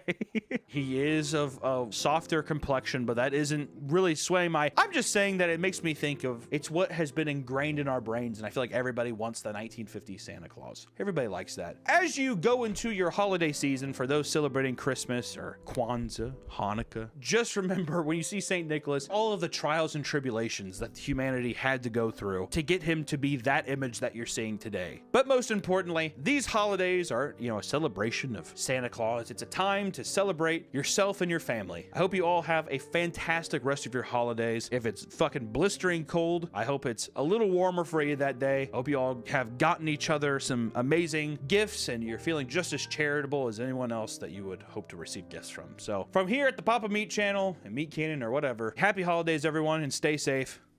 Take care. Is that cool? Did you like Rudolph the Red-Nosed Reindeer as a kid? Did you like the... I didn't like any of the stop-motion ones, really. Oh, me neither.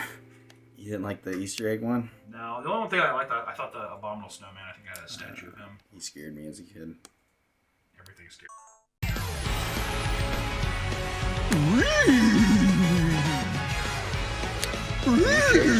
Discord. So can you share your screen on Discord?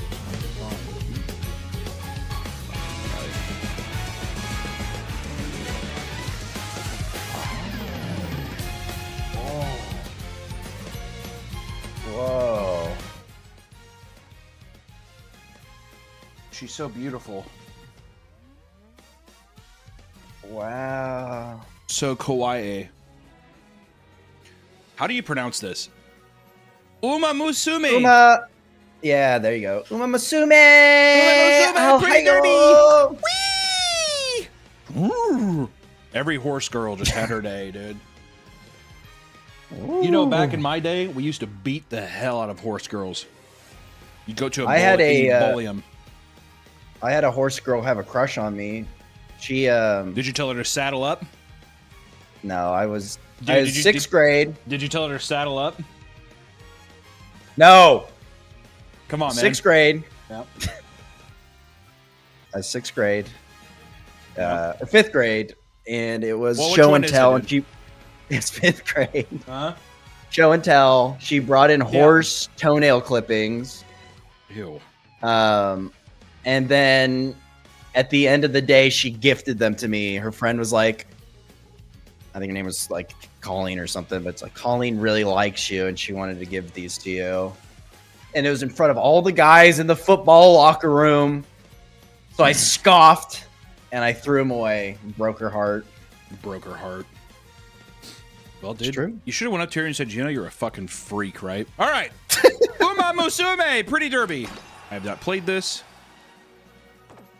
Oh my god, do I actually do it? Oh my god, the clicks are so satisfying. Yeah.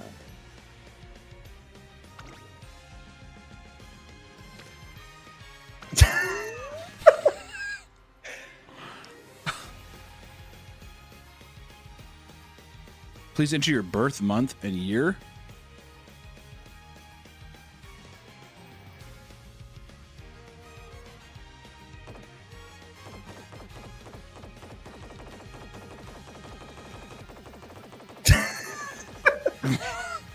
I think it's just month and year. Enter your birth month and year to play. That's what I did. Zero. Like a slash, maybe? It was 01/. Example, Yeah. 1990. Oh. Didn't I just fucking do that? Oh, I'm no, just- but I'm it's, just gonna- looks like it's year first. Year first. Oh, year first. Yeah. Well, why would it say birth month and year? What the fuck ever did? Yeah, this is fucking horseshit. It really, get hey, it. it really, I like that.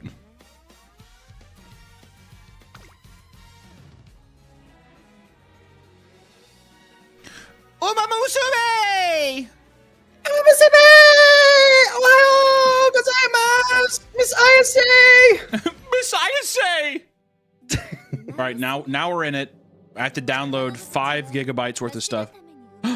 Wait, everyone shut up. 時に数奇で時に輝かしい歴史を持つ別世界の名前と共に生まれその魂を受け継いで走るそれが彼女たちの運命この世界に生きる馬娘の未来のレース結果はまだ誰にもわからない彼女たちは走り続ける瞳の先にあるゴールだけを目指して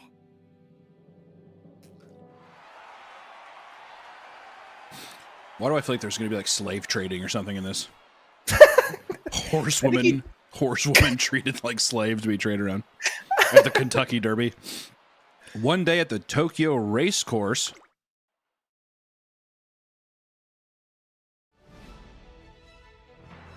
Oh, yeah, this is the tutorial. Maybe we should have done this off screen.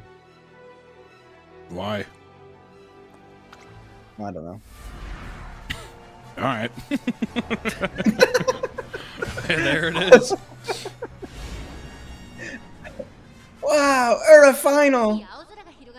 We've got a beautiful blue skies here at Tokyo Race Course. The turfs should be nice and firm for today's race. The stage, okay, whatever. Wait, so is it just literally anime girls running? I thought they were horses. I thought this was a horse game. Well, they're anime horse girls, so they're girls. So they're just going to run on their 2 legs? Yeah.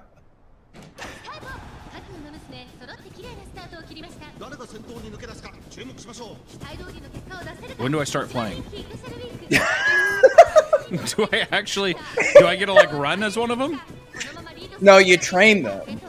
I don't even get to run. I don't even get to be a character that runs the race. No, they run themselves.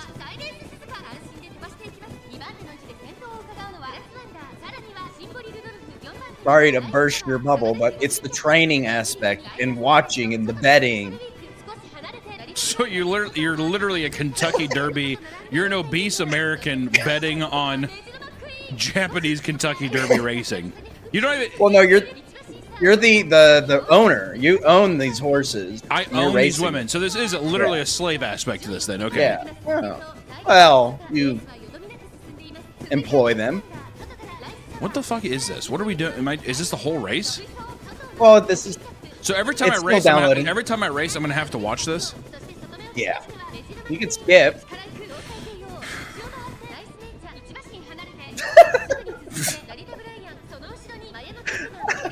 It's a long fucking track, goddamn, dude.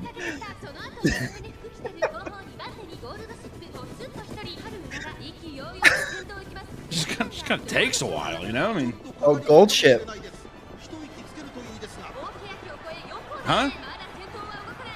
Gold ship's in the race. He's a very funny Japanese horse. These are all real life horses. By the way. It would only be cool. It would only be cool if in the stands it was horses. That's when I would be on board.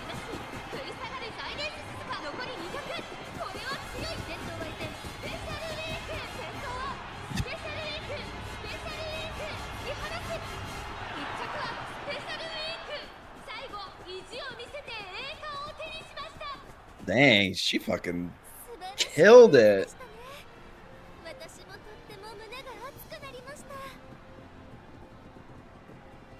She does look beautiful in that green dress, though, doesn't she? I'm at a loss for words. Who are these shadow people walking around? Are these ghosts? Are ghosts inhabiting the park? I think there are other horse people.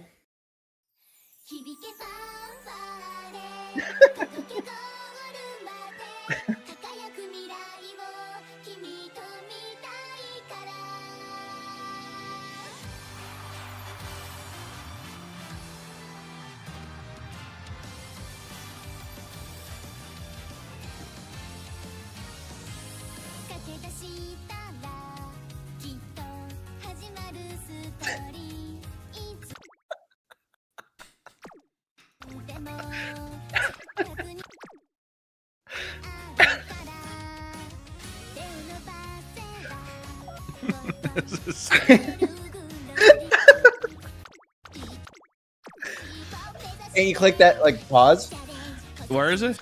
Oh, in the and then down, yeah, down there. See? Oh, all right.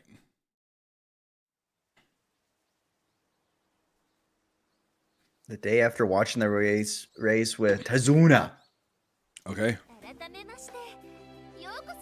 Welcome to the Japan Umamasume Training Center Academy. It's the finest Umamasume training establishment in Japan, home to countless students who dream of racing world. Nani? Is this all in Japanese? I don't think that was that in English. What the fuck was that? Goodness, Director Akikawa, you scared us. Apologies, seeing such a promising new trainer just gets me so excited.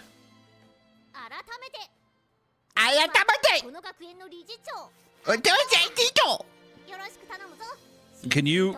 What does her voice sound like to you? Like if you were voice acting her as like a Funimation, what would you do? I would say, "Hi, my name's Akikawa, and I'm the director of Umamamuse." All right, well now you're gonna be Director Akikawa, so anytime she talks, you gotta do it. Okay.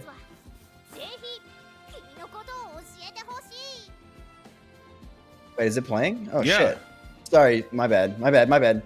But first, please tell us about yourself. It's pretty good.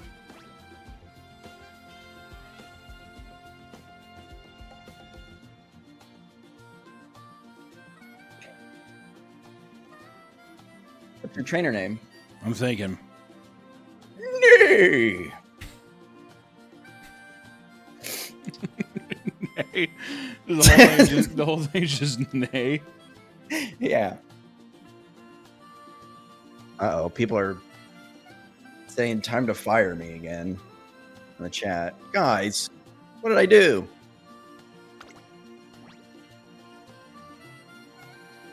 Xi Ping. Welcome, Trainer Jinping. From here on, you are part of Trake Academy. Ohio. High hopes. I expect you'll... Oh my god, dude, I can't read. What the fuck? Hold on. There we go. I expect you'll give your all together with your trainees to make their dreams come true. The goal of our Academy students is to participate in the highly renowned Twinkle series. So I want you, trainer, to teach, guide, and support your trainees through and through. That's all. I hope that you will work diligently to bring honor to the trainer badge you wear on your chest. Well then. Oh, That's me. Nick. Well then, let's set off for introduction course. Trainer Xi Jinping. First, let's go meet some of the Umamasume you'll be working with. Umasume you're able to train in a career playthrough are known as trainee Umamasume. Please be aware that if you haven't added an Umamasume to your trainee Umamasume roster, you won't be able to train her in the career playthrough. You can meet new potential trainees by scouting them. Well then, let's try our luck at the Pretty Derby Scout. Is this a fucking gotcha game? Do I have to pay for this shit? Well, it's free, but yeah, there's gotcha. Perform the tutorial Pretty Derby Scout 5 times. Oh, wow. Whee!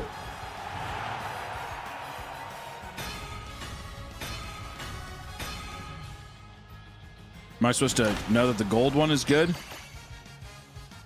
Die with Scarlet! Sakura Bukashino. Vodka. I like that already. I like vodka.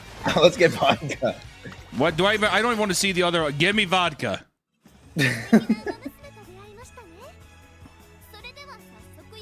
What the fuck is... Oh.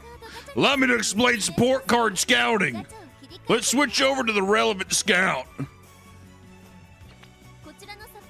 You can obtain support cards from the support card scout. Support card is a card used to assist your trainees in career. By selecting a deck of support cards, you'll receive the aid of other students from Trace Academy to help your trainee along. All right, let's try our hand at scouting some support cards. How about we? What is this? Dude, I don't know.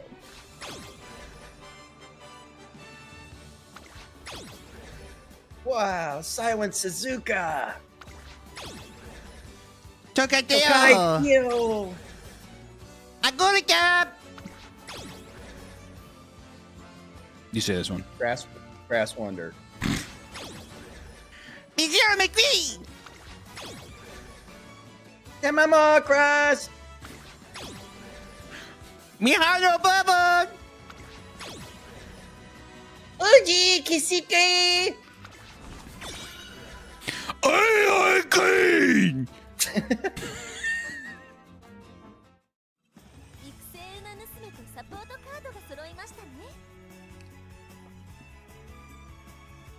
You scouted some trainee Uchimazume and support cards. Now that we have that out of the way, let's begin your everyday life with your trainee Umamasume. This is the entrance of Traken Academy. We can also call it the home screen. That would be fucking nice, dude. From here, you can access various places within the Traken Academy. You can begin a career playthrough for any of your trainees here. First, let's make preparations for your career playthrough. Let's select a scenario to play.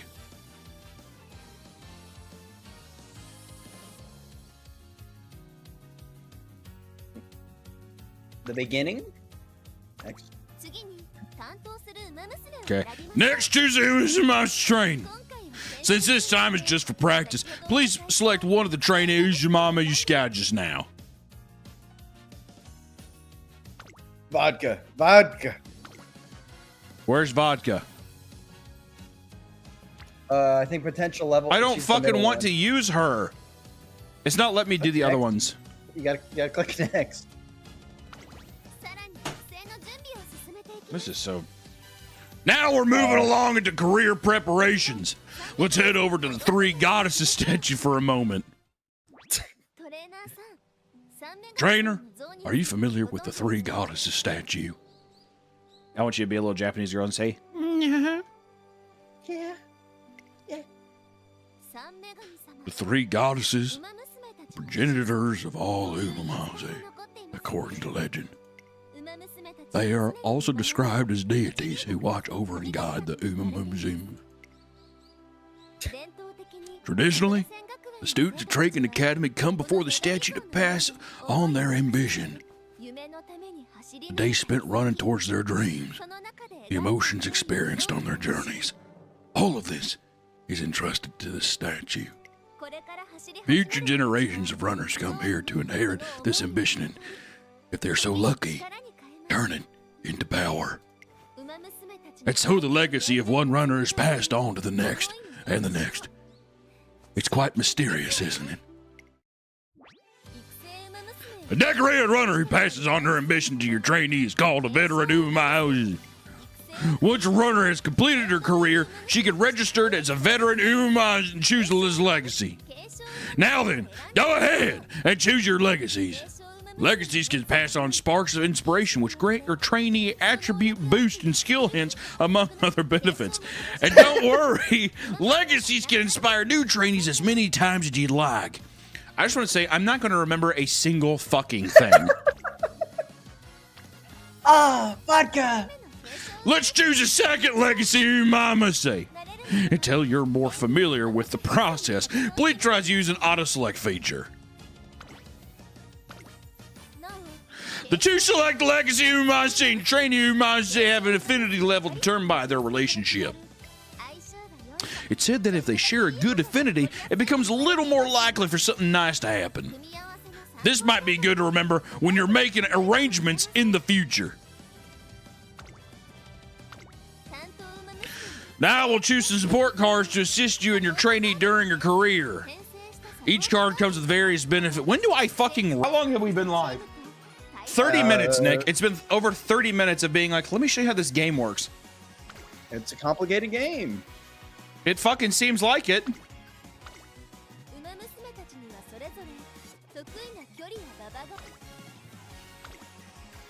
They've made every decision for me so far. They say that it's almost done. Oh, Ryan Hess gave us $50. Thank you, Ryan. Ryan Hess with a cute little samurai. With a cute little samurai. Is that Chinese? Is that Chinese or Japanese? Samurai is Chinese. Japanese. Ohio gozaimasu, Ryan. Ohio. Sumimasen. One more Coke highball, please. Oh yeah, Shinjin.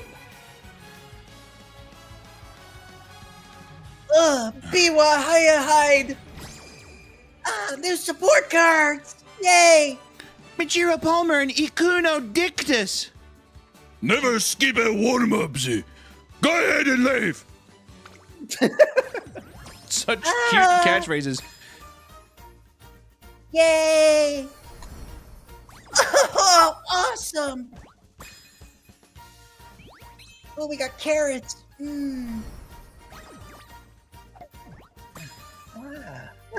Is this just a mobile game?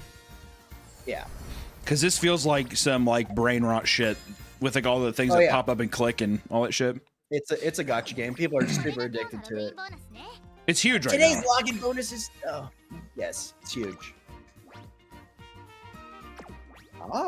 Main story. I wanted to play as Vodka.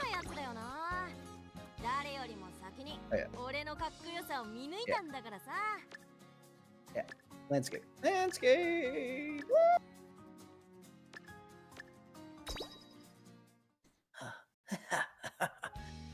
Whoa. Vodka looks like an alcoholic, which I think is sexy. Yeah. I head over to the track to see how the races are doing today. Well... What should Vodka's voice be? Well, it should be raspy, yeah. Well, I'm out of here. Catch you guys later. Wait! Vodka! Where do you think you're going? Ugh, you're such a wannabe delinquent. I'm concerned for her. I know she's got the talent, but tryouts are coming up. Will she be okay? She's kind of fat. You don't need to worry about her performance. She'll be just fine. Why don't we just go ahead and start practicing? The other students are waiting for your directions. You're right. Well then, let's get started, shall we? We'll begin with a 2,000-meter jog. Despite the upcoming tryouts, Vodka seems to be boycotting practice today. Not on my watch, dude. Just to strike me as lazy, though. Why am I ever given another option? Nope. Curious. Offer her to figure out why. Until you all find a trainer, you'll be following instruction training regimen. As if I have time for that generic crap. I'm gonna do things my own way. Are you gonna train by yourself? Who are? Oh, you're one of the Academy's trainers. Yeah, got a problem? I'm a lone wolf. And that means I don't mingle. I'm a lone wolf. You're a fucking horse. Besides, the teacher's plans are way too chill for me. My body will get weak at that rate. Anyway, with that right, I'm gonna go do right thing now. You're like Turbo Granny. Vodka bluntly ends the conversation and walks off, and I hang around a bit more, observing her training. I'm watching her from afar. Yeah, that's what I'm talking about. But I'm just getting started. Even though she's overloading in certain aspects of her training and neglecting others, she's still strong in her own way, in a borderline retarded way. You still here? Damn! You must have nothing better to do. So you really were trying to skip training? What? Me? Skip training? Do I leave me? Jeez. Listen up. I'm gonna be the coolest ranger in Twinkle Theory. The kind who leaves everyone in the dust. If I do the same as everyone else, then I'll be the same as everyone else. It's just like getting buried in the middle of the pack. So you get stuck in there with no way out. I'm gonna train harder so I can be faster than everyone else. I'm not gonna get stuck behind the line. Is that why you made your own training regimen? Yep. Got a problem? Not really. Although boycotting a teacher's regimen and creating her own haphazard one isn't the best course of action, she's got guts. Uh-oh, I think we're about ready to see a guts power up. Hey, what's in your stare at me like that? Oh, I was just thinking you're pretty cool. Is this her trainer? Is this us, the trainer? Oh, I was just thinking you're kind of badass, actually.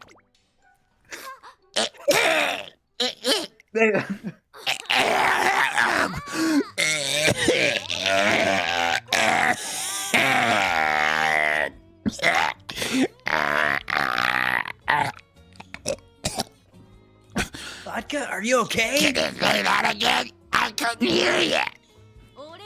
You said something about me, right? Come on. Say it one more time. You're pretty cool. Yay!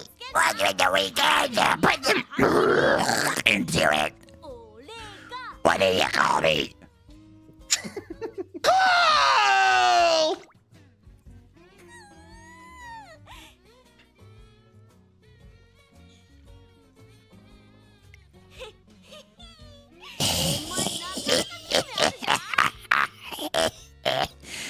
You've got a good eye for things. I'm gonna keep training, but you can stick around for as long as you want. because I'm so cool and generous.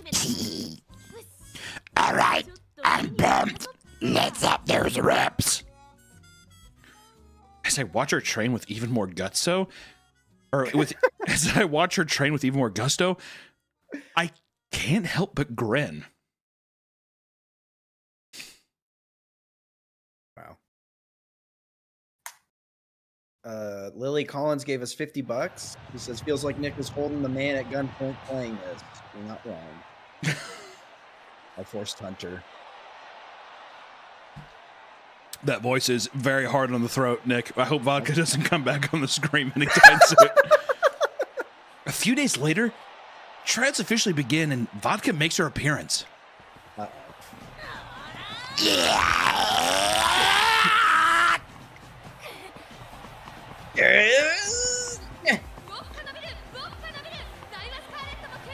Vodka is pushing ahead! Vodka is pushing ahead! Dio Scarlet is fighting with all her might! But the gap is too big! Vodka finishes first! Dio Scarlet in second!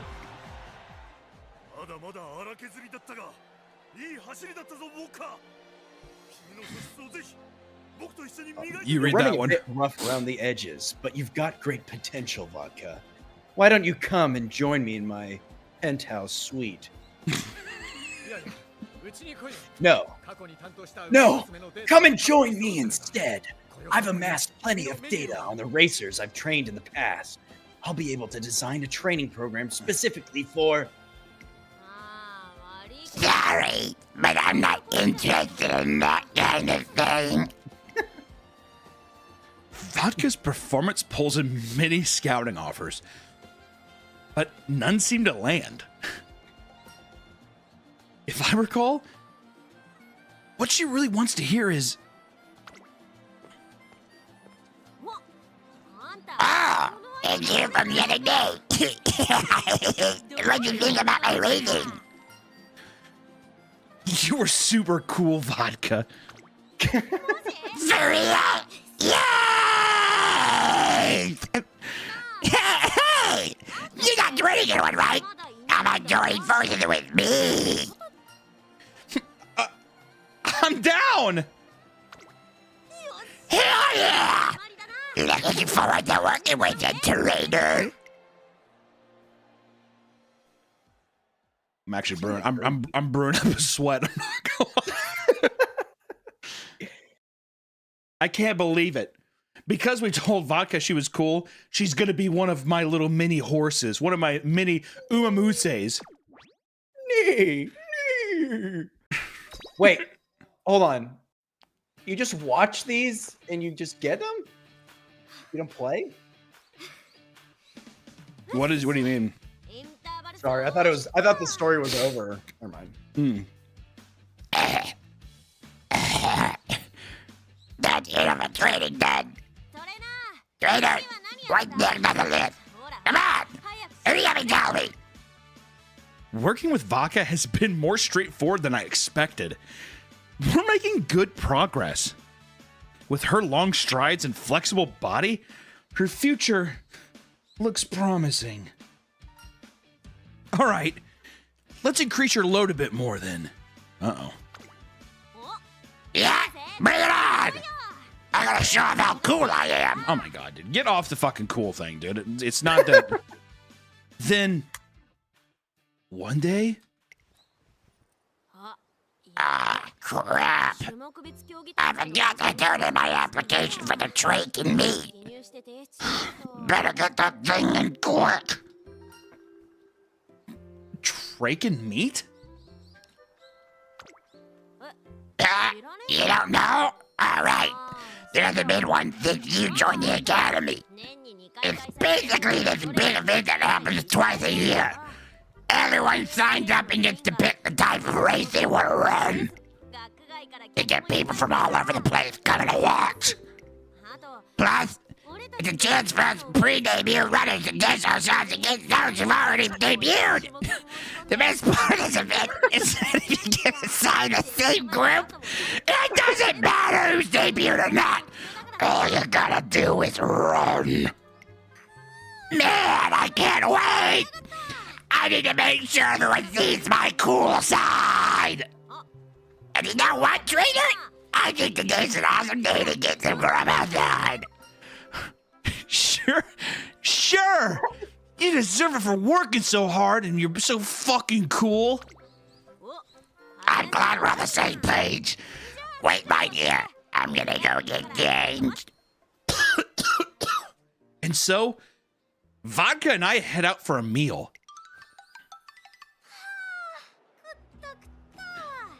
Dang!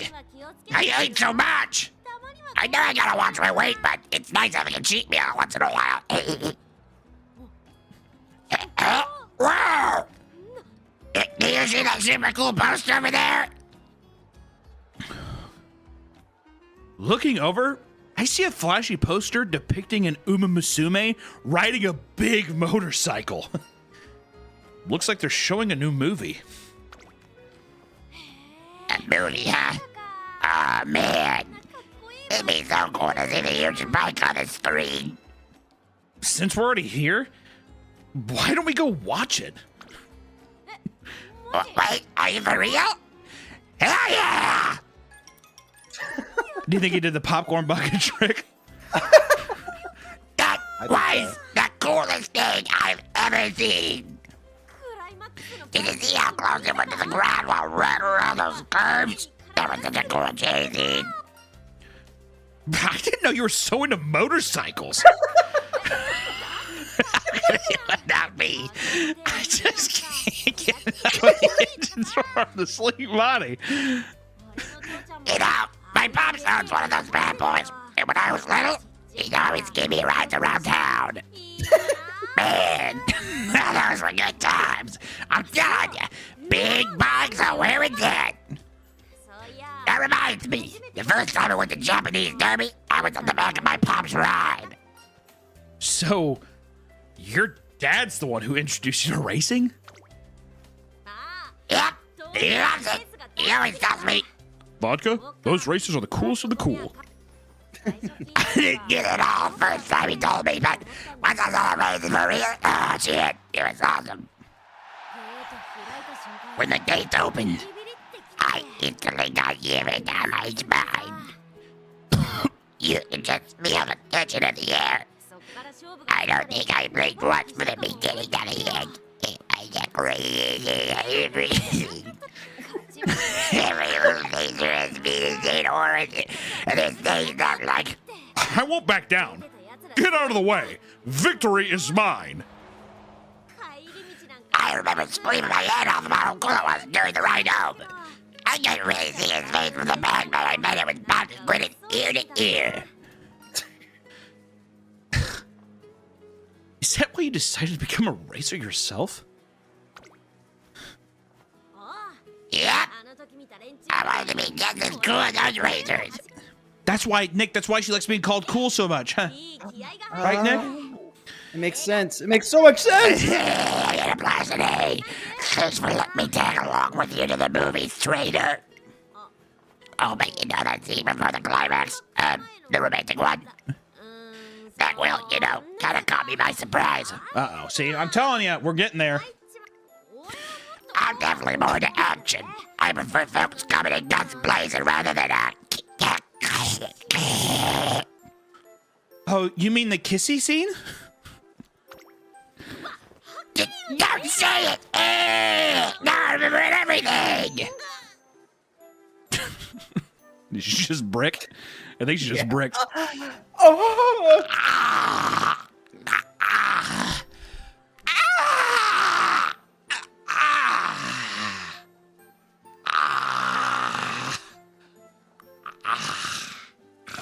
I can't hear you on Discord anymore. Oh.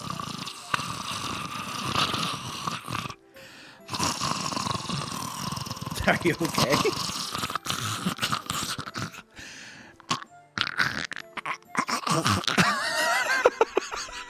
What? Are you talking? Huh? Are you talking? No, I just was doing something. Got a nosebleed. She bricked. Doesn't that mean that they brick? Yeah.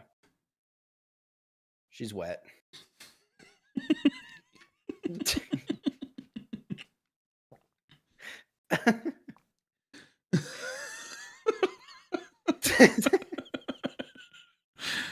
It's the day after our eventful outing.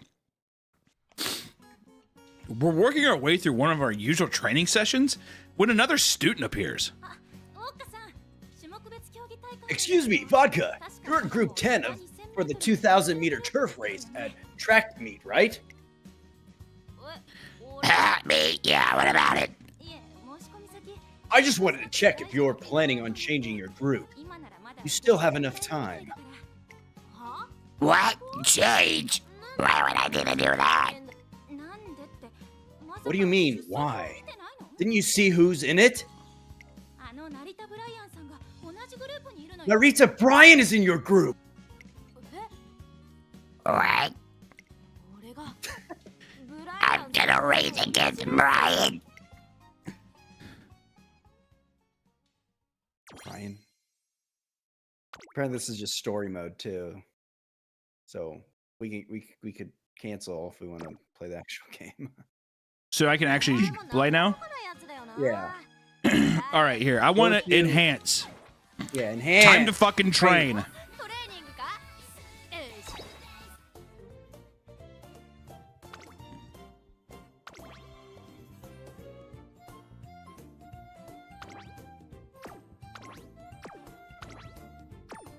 All right, this fucking bitch needs to train. How do I get out there to train? Go to potential level. Raise, yeah, there you go. Raise potential. Oh. We don't have enough material and monies.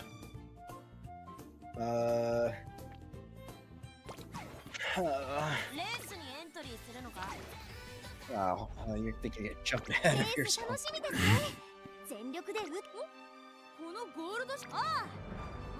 Oh, yeah. Oh, wait, we have a 799?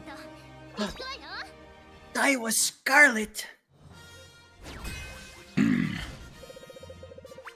Whoa. We're number 18 favorite? We're fucked. We're fucked! Yeah, I think we didn't train enough. Can I back out of the race? Yeah, you can. Look at these B's and C's, dude.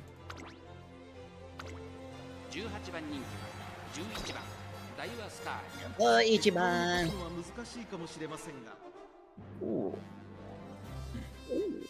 I think this is going to be a huge upset. Everybody put your money on Scarlet. Come on! He's the underdog.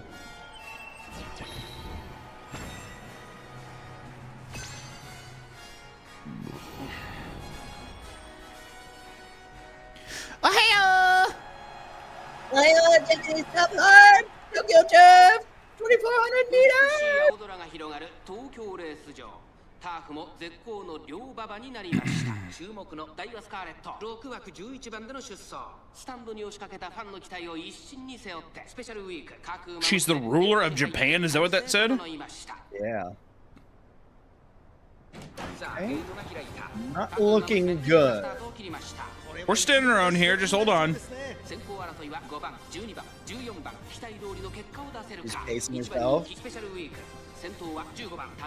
Come on, get up there. Oh, God. さあ花に立ったのは15番このままリードすることができるかダイワスカーレット落ち着かない様子ちょっと前に出ましたね15番早くも先頭に躍り出た2番手の位置で先頭を伺うのは12番さらにその内からは5番1馬身離れて18番4番並びかけてきた Alright, Scarlet, you gotta get up! He didn't lose enough weight before the race. Well, she's been on fucking celery and Diet Coke for, about 2.5 weeks. She should be down. Oh my god! Come, Scarlet! Come on! Get up there! Come on! Come on! Oh my god. Not over. Holy shit, she's dropping like a fly. What the fuck? Oh my god, you fat bitch! Run! Oh my god! No! Oh, she just dropped out of the race. He gave up.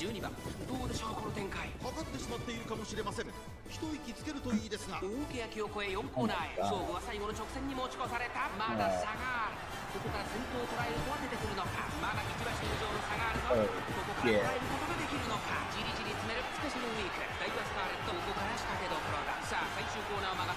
That bitch in the back.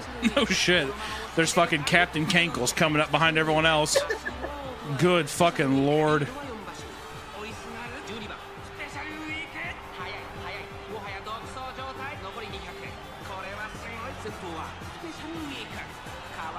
It's not even telling our place anymore.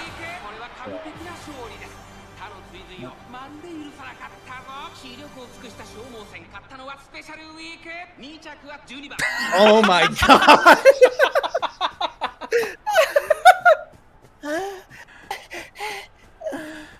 Wow. Holy shit.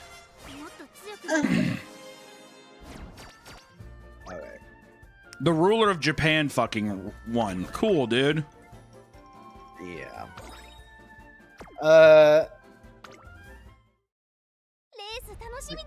Fuck off, bitch. I'm looking forward to the race. Oh, sorry.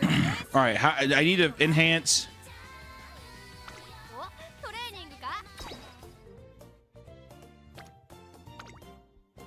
Hold on, go back.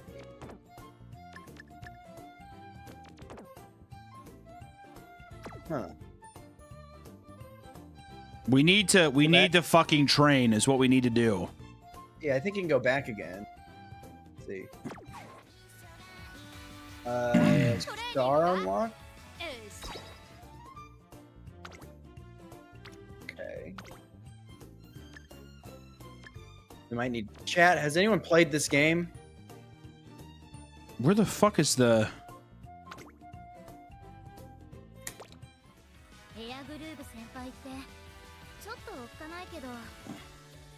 Air Group's a little fearsome, but I admire her flawlessness.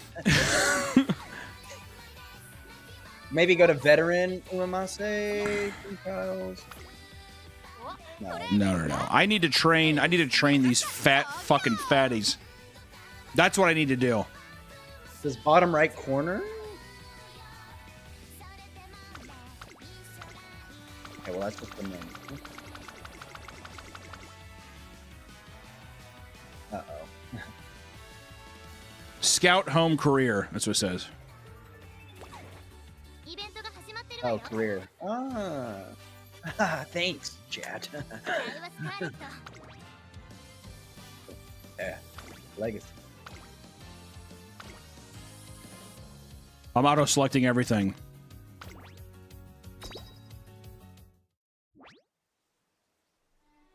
Oh my god, wait.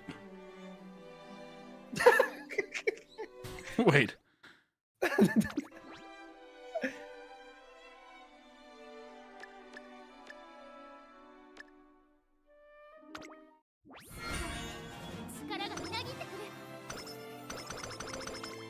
Didn't we already do all this shit?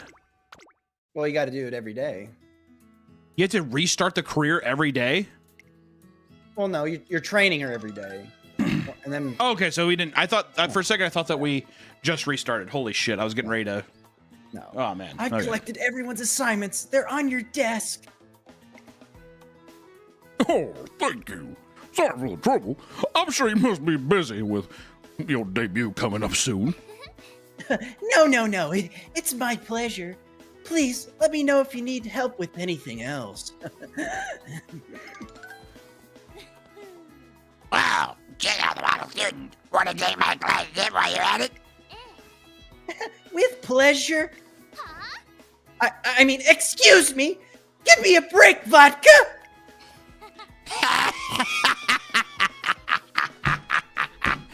Look at that scowl! So much for your goody two-shoes, Alex.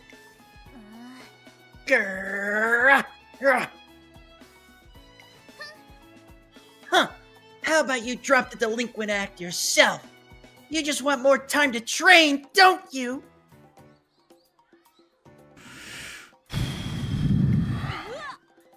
What? No, I don't. Oh, vodka. Great timing. I have something I need to talk to you about. Your father Serves you died. right. Your father died in a drunk driving accident. You need to go What? home. You need to go home immediately. Oh my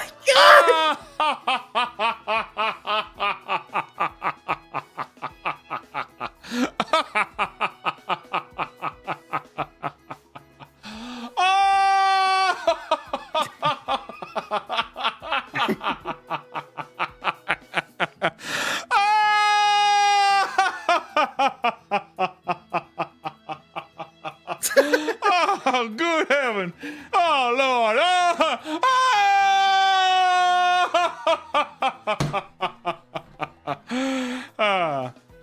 Well, I suppose that's true in a sense.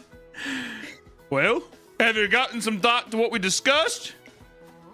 You mean about the interview? I don't know. It's kinda. A great opportunity, right? Enter the rising star, #1 up and comer. They're already reached out to you, right? No, I really don't want to do it. Now everyone gave me a I don't want to look at that further. Now, just wait around. That vodka, I swear, that fucking bitch. She could have at least heard me out, the stupid bitch. Yes. Like, they're like, I don't know if I like teacher talking about vodka like that. Our #1 up and comer. Not me, but her. You seem down. No, that's not it. Huh? Trainer, why are you here? Just thought I'd drop by. Don't give me that, idiot! I heard someone shouting just now. Was that you, Scarlet? Of course not. It must have been someone else. Come on, trainer. Let's be on our way. Seriously, I almost lost my reputation as a model student because of you. My bad. Do you think that'll cut it? Huh. You need to apologize properly.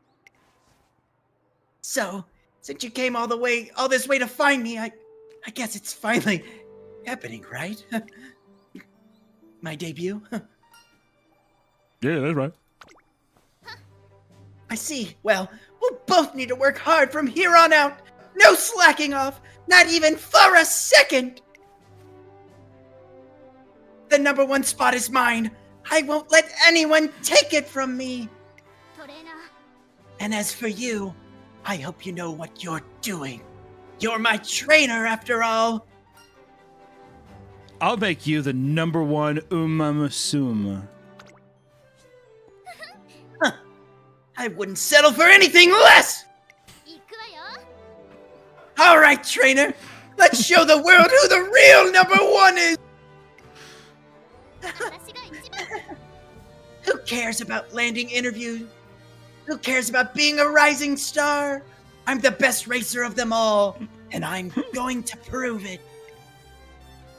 With that, my journey to make Daiwa Scarlet the #1 Umamusume begins. Skill points went up by 120, Nick. Whoa. When I arrive at work in the morning, ready to start the day, Tizuna Hayakawa, the director's secretary, approaches me. Good morning, trainer. It's finally time to start working with your trainee, isn't it? Together, you'll strengthen your bodies and minds, and you forge an inseparable bond. I'm certain you'll have the most fruitful time together. If you're able to achieve consistent results, you may even earn a G1 title, the very pinnacle of racing. I'll do my best. I'm sure you will. Keep in mind that a runner's first 3 years in the Twinkle Series are the most fucking crucial. If your trainee hasn't achieved a satisfactory record 3 years after her debut, I'm afraid her contract with you may be canceled. That makes these 3 years a critical period for her. Please work together and find a way to make it through. Yes, ma'am. First things first. You should probably start training for the upcoming Make debut and realize what horse girl periods are really like. Well then, off you go. Uh-oh.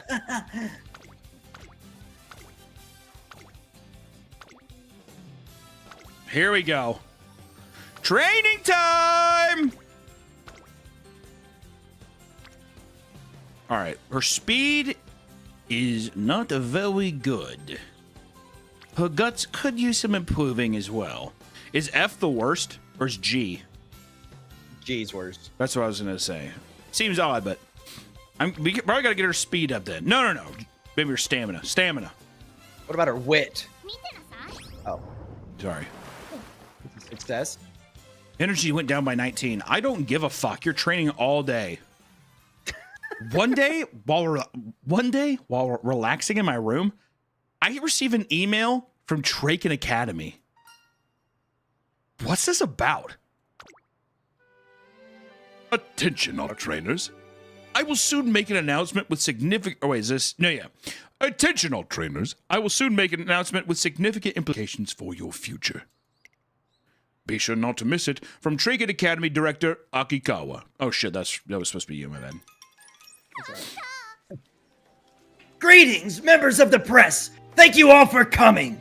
Listen well, I have gathered you here today for an important announce. Director, you have to stand on the box or they won't be able to see you. You're right, you are right. Apologies. Oh. All right, this seems okay. Well, then from the top. Listen well, I, the director of Traken Academy, hereby announce the establishment of a new race, the Ura Finale. Oh my fucking god, are you fucking kidding me? Are you serious? This shit's like retarded and gay. The Ura Finale. They're creating an entirely new race? Director Akihara, I'm Tadashi of Twinkle Monthly. May I ask you a question?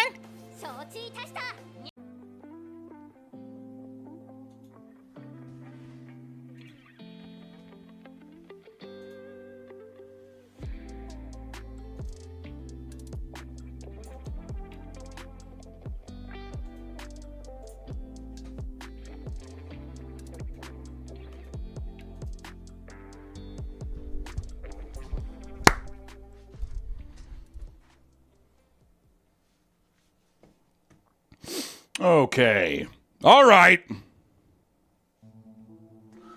Another episode of Meaty News begins!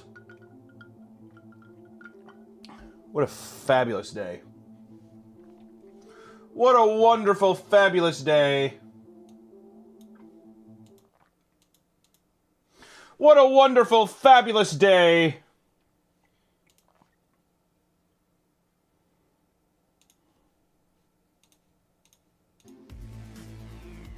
Wonderful, wonderful, wonderful day. Welcome in!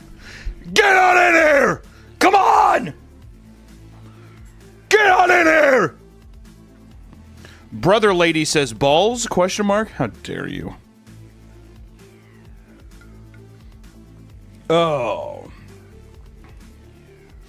How you guys doing? Oh, baby, we got meaty news to talk. There's a lot of stuff to talk about, y'all. I'm getting into the actual full swing of streaming and doing meaty news every week, so don't fucking come at me, dude. Don't come at me with some stuff that I didn't do it right. You know what I mean? That I keep dropping the ball. You know what I mean? I hear you guys all the time saying it all the time.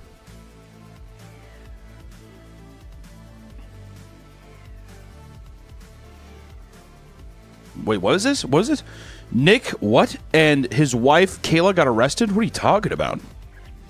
Is that... Who are they? I'm gooning. Come on, dude. Come on, dude. Don't say that to me. Skibbity Riz, did you guys see the Colbert Report Skibbity Biden thing? Let me see if I can pull it up real quick. It's one of the most heinous shit I've ever seen in my life.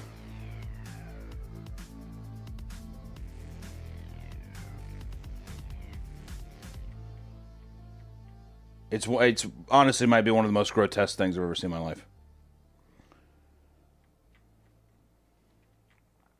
Here it is.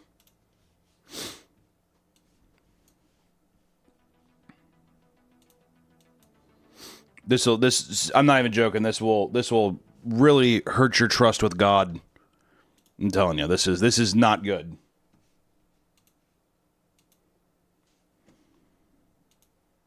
Skibbity Biden. Skibbity Biden. Skibbity, skibbity Biden. Skibbity Biden. Joe. Skibbity Biden. Hitler's language. Trump is using Hitler's language. Trump is using Hitler's language. Skibbity. Skibbity Biden. Skibbity Biden. Skibbity Biden. I really don't think there's a better form of torture than this. I don't know how is this allowed on television? Is there no quality control at all? Is there no quality control at all over there? Oh my God. Turn it off. I know. I'm sorry. I don't feel good about it. Also, you know what's fucked up too? I'm getting old. People keep saying, what does Sigma? I don't know what the fuck that means. Okay? I don't know what that means at all. You look like you can control fire. Do you work at Chick-fil-A, perhaps? Congrats on existing in the Simpsons universe. Also, can't wait to hear more of your music. Oh, thank you. Loving the Winslow character a lot in the last vid. Also, bro, you got to check out the band Psy. One of the best bands ever. Also, will you ever see Ben Drowned Creepcast? I think the next Creepcast is going to be Ben Drowned, Normal Corn, and Squidward's Unaliving. And I have to say that for YouTube purposes. You know what I mean? But yeah, for people that don't know, Bart Simpson watches Meat Canyon videos. I was super stoked. Unbelievable. Very, very odd. I wonder if I could show it real quick or if it's going to get copyright struck.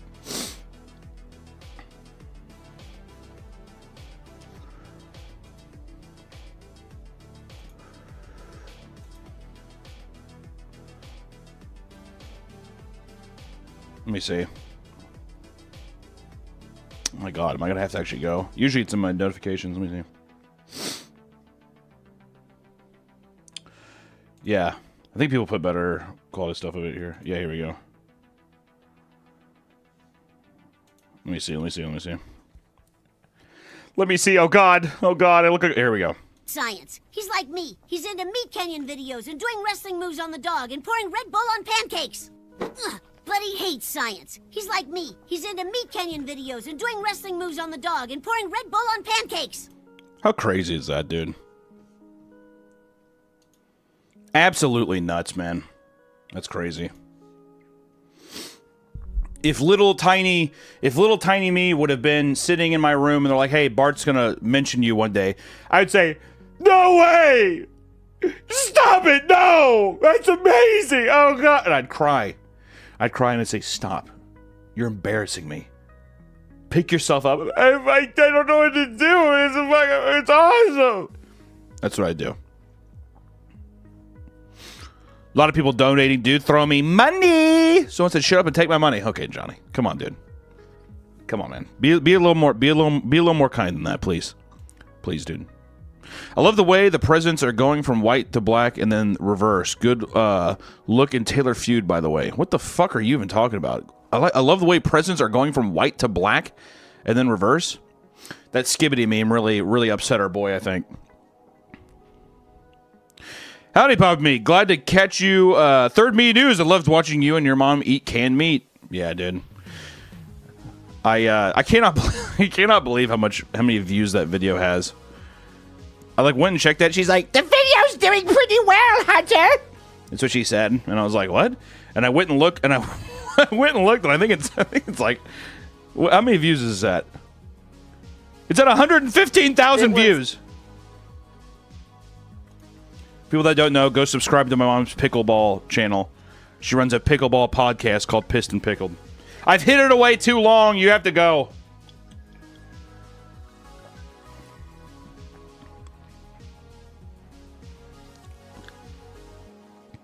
Unsufferer. A little pickleball. Dude, my mom is obsessed. Obsessed with pickleball. It's unfathomable. It should be illegal, actually. Because then I talked to her about it. And she's like, I'm like, hey, how did your tournament go? Because she competes in tournaments and stuff all the time. And she's always just like, I got my knees. My knees they hurt a lot, but it is what it is. And I'm like, well, why don't you do some fucking stretches or something? Oh, no, I can't. I couldn't possibly do that. I can't. So you're just like, whatever, dude. One day I'm going to get a call. Like, someone's going to bring a flag to my door. Much like one of those army recruiters or whatever that would, during World War II, they bring you a flag, and that's how you knew your son had died in war. And that's what's going to happen with my mom. They're going to bring me a giant pickleball paddle with some balls, and they're going to be like, she's gone. And I'll be like, what? What happened? She just simply ceased to be, is what would happen. And I'd be okay with it. I'd say she died doing what she loved. Love Creepcast, you and Wendy are great together. Any hints for the next video? It should be Been Drowned, Squidward's Unaliving, and Normal Corn. We're doing like a series of old ones, short old ones. Citrus Bingus, good afternoon. What's up, bro? The bit of the burger and fries in your arm was so damn dope. How did you surgically do that and not die? I can't tell you. Actually, that's just what I'm made of because I'm morbidly obese.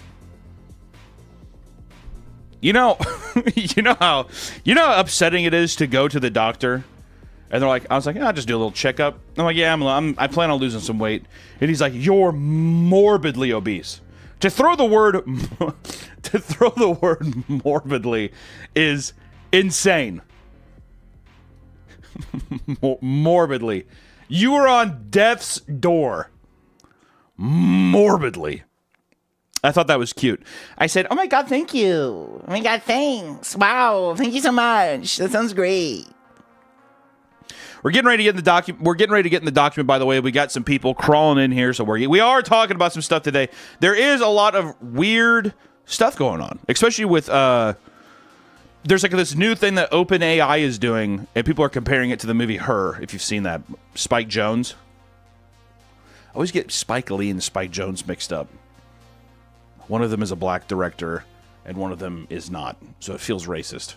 I don't like that it feels that way, but every time I don't get it correct, I feel bad, is what I'm saying.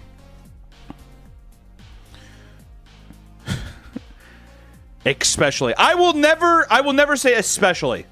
You know why? Because I'm not a coward. I see people complain about that shit all the time. He always says it especially. You're damn right I do. Because I'm a good man. You know what happened? This is me saying especially. Oh, especially this happened. Especially. See the difference? I'll do it again.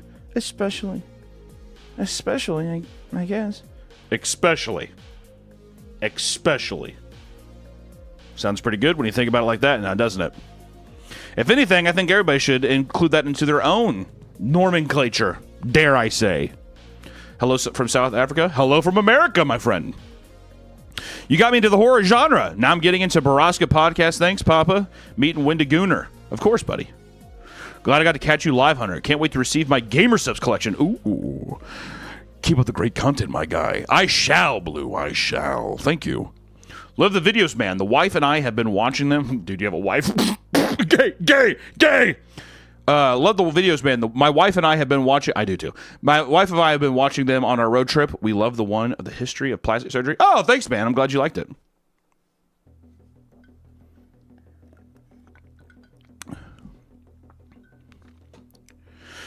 What's with the headband? I have a greasy, fat, sweaty head, and my hair's kind of dirty, so I thought it'd be cute if I wore my headband today.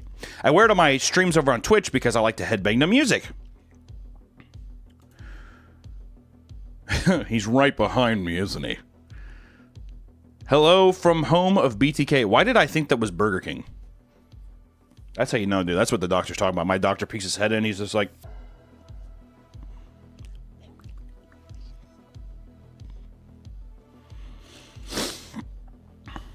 Papa Meat so sexy. Fuck off. Headband is the equivalent of a messy bun. Girl, you know it. Girl, don't even get me started. Next time someone makes fun of me, we're putting Skibbity Biden on repeat all day. I don't care. Okay?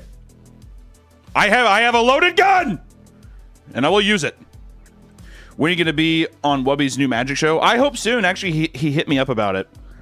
I made a new commander deck and stuff. I've actually been, for any Magic nerds out there, me and my buddies have been playing this new format called Highlander, which is like Commander, except you make 6 decks, and you have to roll a 6-sided die to see which one you play. I thought that was kind of fun. I thought that was nice. No, please? All right, dude. So you don't like pussy? All right, I get it. Hey, everybody who said no, if you don't like pussy, I totally get it. No big deal. No big deal at all. Sick shirt, dude. Shout out to the Ingrown from New... Yeah, dude, Ingrown rules. Ingrown rules. I think my buddy saw them. I haven't been able to see them live yet, but I think my buddy got to see them at the Riot Room in Kansas City. Any time frame for the new Melvin? 4 weeks. Also, any chance I can get my Gutterball poster signed? Yeah, if you send it to me, I'll sign it to you. I'll sign it and send it back. I'm in the U.S. Navy, and my shipmates always joke and laugh about your quotes. You got a tight little man pussy on you, don't you? Thank you, Colin. Tell you and your seaman I said hello. No, thank you so much for your service. That's very brave. Thank you. What it do, Papa? Hey, I watched Cream Crew the other day when he talked about Monster Lab. Oh, yeah, I appreciate it, Cody. Thank you, my friend. Love your videos, especially the SCP one. We got a new SCP video coming out this Saturday. For all the people complaining, we got one coming out this Saturday, dude. All right, I see a lot of people wanting new ones. It'll probably be my last one I do. Me and Daniel Larson smoked rock at the TA in Denver. Motherfucker lit booty hair on fire after he hit the rock. If that's actually true, I want you to know that I'm talking about him today, and I'm very excited. Hey, Papa, just wanted to show some meaty love. Hey, thank you. Just want to say I love your stuff and all the stuff and fluff. God damn. Hey, thank you. Don't smoke crack. I never said that.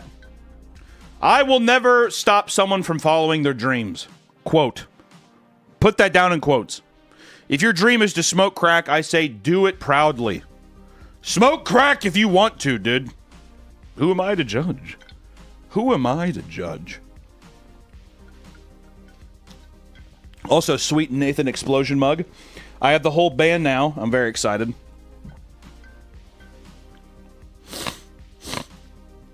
Oh, dude, listen to that snot in my throat.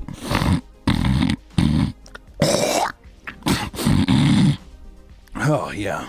Oh, those allergies are kicking in. When are we going to get a Papa Meat and Wendy Good unsub episode? I don't know. I'm not in control of those things. I have a playlist titled Sleep that is strictly Papa Meat videos. I have to have it on repeat to fall asleep. Love you. Come on, dude. Pig noises. Dude, that wasn't pig noises. That was a sexy guy clearing out his throat. Come on, man. I'm opening cardboard crack Pokemon cards. Bless my pack, Papa Meat. Dude, you gotta get in the Magic, dude. I'm telling you, I think Magic's on the upswing right now. We gotta get... The problem with Magic is there is no content around it and no real nostalgia besides, like, sweaty, edgy, like, gamers. Like, it doesn't have the same appeal as, like, Pokemon. We gotta get, like, Magic content there. You know what I mean? Magic sucks. Okay, so you don't like pussy? Okay, just making sure. Just making sure, man. Whatever, dude. Hey, honestly, no big deal. Just I get it.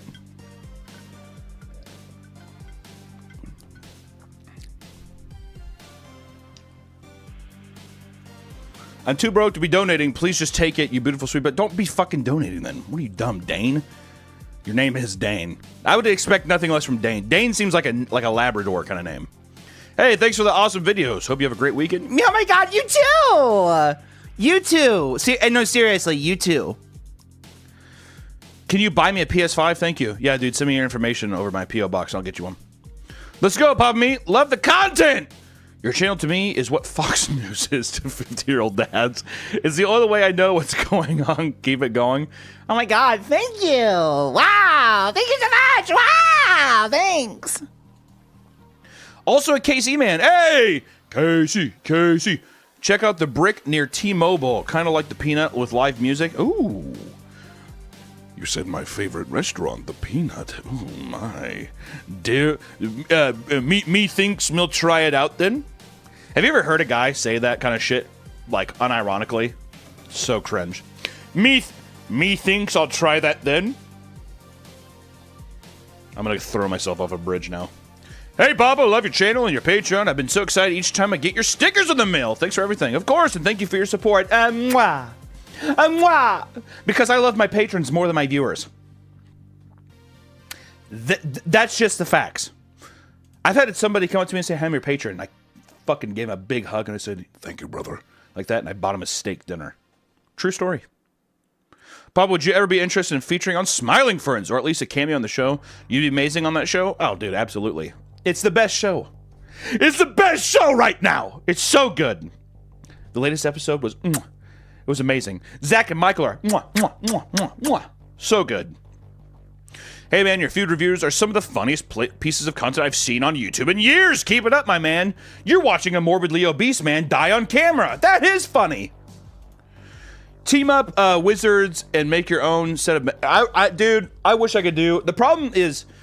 I am not that good of an artist to where I think if I did a secret layer, they would not be that good. Honestly, they would not be. Like, have you seen, dude, the Junji Ito secret layer? Oh. Even the Evil Dead secret layer, the art on those cards is, This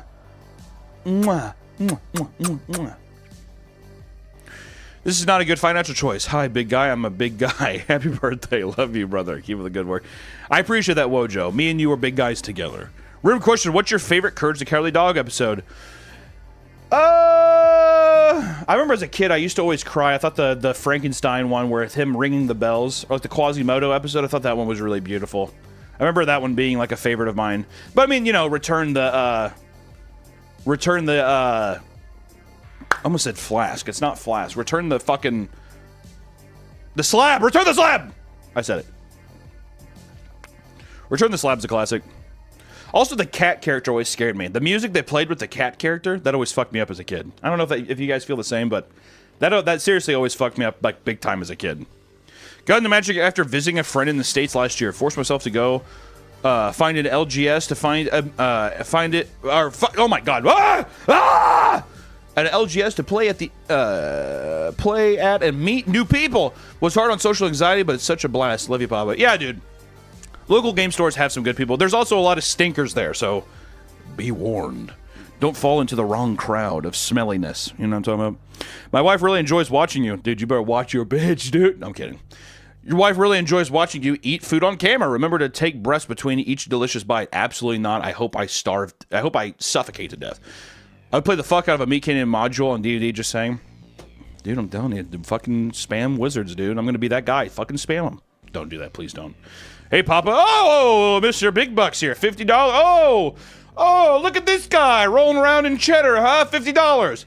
Hey, Papa, love your stuff. Me and my coworkers quote it all the time. You should hit up Dewey's Pizza in Casey, and I'll get you a free water. Oh, dude. I will. Dewey's Pizza in Casey, and I get a free water? Hell. Why not? When the getting's good, the good's getting. I like that, dude. I like that a lot. My Dixie wrecked? I don't know what the fuck you're talking about. How do you feel about Casey's schedule? Starting off 0-2 Peninsula Who Day. Also keep up the great work. Your content is amazing. How do you feel about Casey's? Oh, no, I have a feeling we're gonna smoke him. And also, we started off rough last year. I think it'll be fine. Chiefs will be fine. Can you do a shout out to someone in your video? Is my girlfriend? Can you do a shout out to someone in your video? Is my girlfriend? Is your girlfriend Cake? I don't know. Cigarette ranking video win. Dude, we were going... Don't even get me started. We were going to record the cigarette ranking video, and then Charlie went and fucking made one. So then now I would just have tons of people be like, you're copying Moist Critical. Yeah! So I was going to do it, but I'm not going to do it anymore. Can you please react to tomorrow's teachings? Love you. I doubt it. I love you, Papa. But my bank keeps denying my patron support, so I hope this can be something. Oh, dude, yeah, don't even worry about it. Don't even worry about it. I knew I was going to get smacked for the Navy thing. Honestly, it would be funny if you did a Popeye Navy joke animation. Just every stereotype. I love you, Colin. I love you. Taking my grandpa to an escape room in KC this weekend. Any recommendations? Are you serious? PTSD and locked in small rooms. Sounds fun. Taking a grandpa to an escape room is such a funny idea to me. This is my Vietnam brain turned to mush grandpa. He's like, They're like, Grandpa, we have to go, we're gonna die. He's like, ah! He'd probably send him into a fucking. That would definitely send a man into a heart attack. It's gotta be. You know what I mean?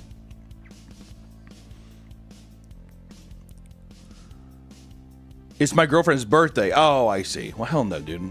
It's your girlfriend. I have to do something for your girlfriend's birthday? Are you kidding me? Am I dating her? I'm not dating her. All right? See, this is how you get swindled in. This is how you get swindled in, folks. Don't let it happen. Don't let it happen.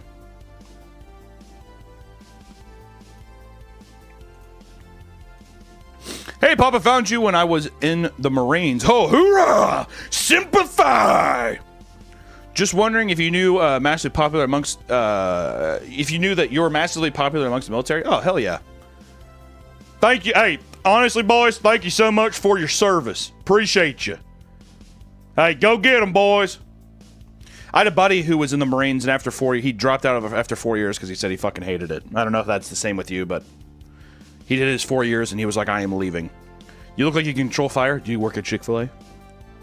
Love you, bro. I knew Kenny vs. Spitty. Please tell Green Fairy to cheer up. What the fuck is Green Fairy? I don't know. Kenny vs. Spinny rules. If you guys don't know, Kenny vs. Spinny is like one of the best shows of all time. I just want to see that. And Vampire, I would drop out after 4 days. I see that. How you doing, bro? If you haven't seen Kenny vs. Spinny, you got to. It's like one of my favorite shows of all time, and all of it is on YouTube for free. It got canceled, but Kenny Hotz put it on his YouTube channel. It's amazing. I love him. I remember when I was what the fuck is going on with this deal? Jesus Christ. When I was just starting making cartoons, like 2017, I remember I messaged Kenny Hotz. I was like, would you voice in my tune? And he was like, I guess. And I was like, oh my God! And I didn't end up doing anything because I'm an idiot. I'm an idiot and I hate myself. Hey, Papa, love all the growth made on your art. The only thing morbidly obese about you is literal talent and humor. Oh, also especially. Thank you, Social RC. Now, that's the kind of comments I like, dude. That's the kind of stuff that makes me happy. Come on now. Howdy, God love you? Okay, but we're going too far now. The God, we don't. I'm moving on. Oh, God.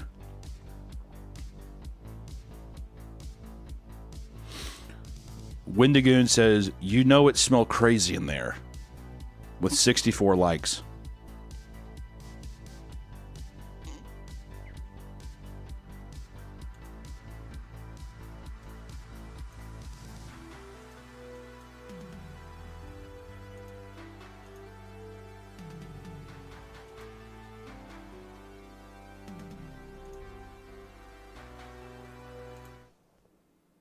Skibbity Biden. Skibbity Biden. Skibbity, skibbity Biden. Skibbity Biden. Joe. Skibbity Biden. Hitler's language. Trump is using Hitler's language. Trump is using Hitler's language. Skibbity. Skibbity Biden. Skibbity Biden. Skibbity Biden. Skibbity Biden. Joe. Skibbity Biden. Hitler's language. Trump is using Hitler's language. Trump is using Hitler's language. Skibbity. Now you all go and you blame Wendigoon for that one, because that was rude. That I cannot believe that is actually a real thing. Jesus Christ. That hurts me deep down. And it's not heart palpitations for my weight. It's actual real deep hatred. So everybody give a nice little FU to Wendigoon. But thank you so much for coming in my stream. But thank you but thank you so much for coming in my stream. Also, dude, we have to record like this week. We have to record like probably in a couple days. Any chance we can get a sticker store or website in the future? Hell no. Dude, I finished your human meat video. I love the interaction with your cartoons. Love watching you and Mr. Goon tearing each other to pieces in Creepcast. Stay creep. Thanks, man. I love all the Creepcast love. Seriously, me and Wendigoon, I went and visited him, and the entire time we were just like, it's insane the amount of love we get on Creepcast. We absolutely love it. Unbelievable. Truly unbelievable. I listened to your videos for the entirety of my 10-hour workday. Hell yeah. Thank you, because it's the only thing that got me through it. I work at Mosquito Squad, and it's close to 100 today. Mosquito Squad? What the fuck is Mosquito Squad?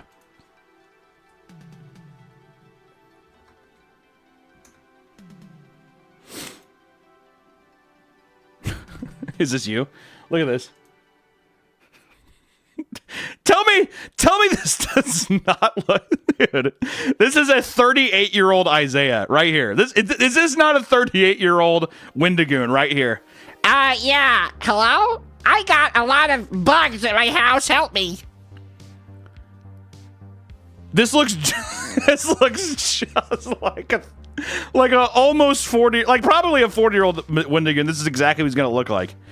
He's gonna be showing up for another iceberg video, being like, today we're talking about different government conspiracies.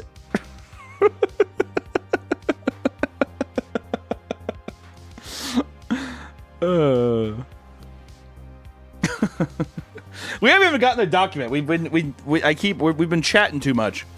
Let's at least get into one of the stories here. I'll look at some of the donations here in a second. I gotta at least start getting a little bit into the document here. Which, coincidentally, this is actually, I don't know if people have seen the movie Her, but OpenAI announced GPT 4.0, and it's like, people are comparing it to the movie Her, and it's very odd. I just wanted to have you guys watch this interview prep. It's very, very odd.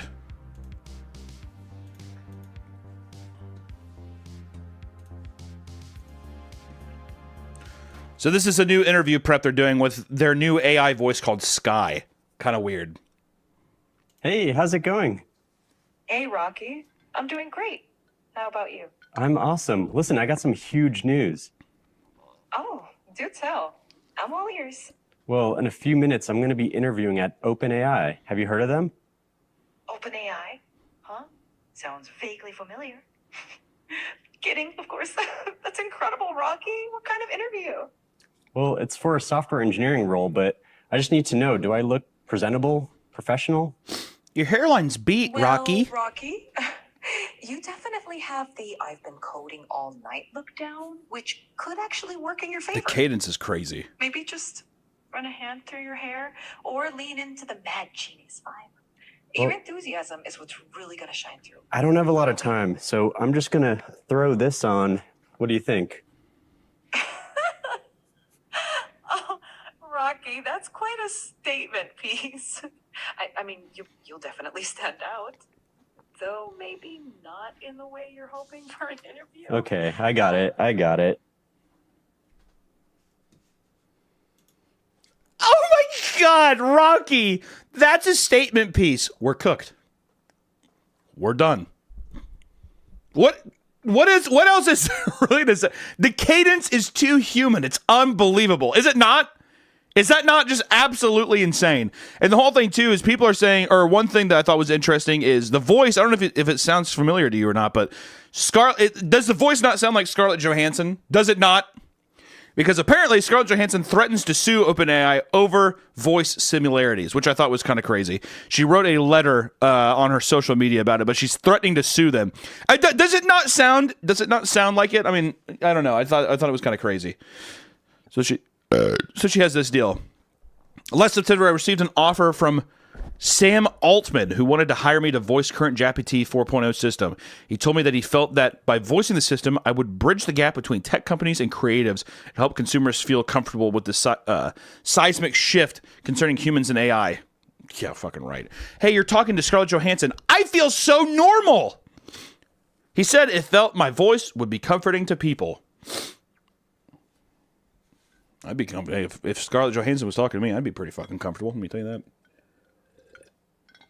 After much consideration and for personal reasons, I declined the offer. They didn't offer enough money.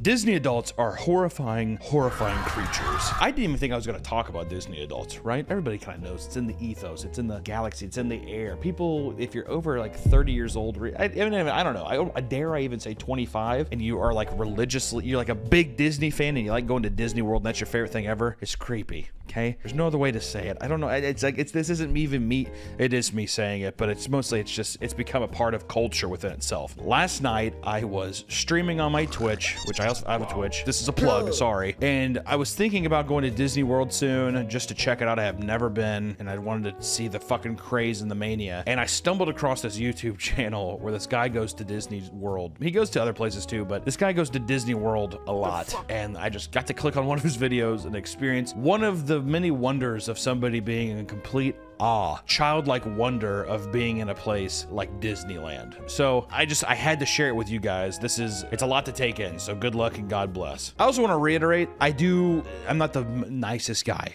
in this video. This is me on my stream, just bullshitting around. I in no way endorse going out and like hating on this person or being a dick, even though I'm a bad guy, all right? I'm a piece of shit. I don't know if I'm supposed to tell you. Don't be rude to this guy. I just thought it was a funny video to share with you. It has really nothing to reflect on him, but the Disney adult stuff does make me cringe. I don't know what I'm supposed to say, all right? I'm a bad guy. I'm a bad fucking person. Don't be like me, but enjoy the video.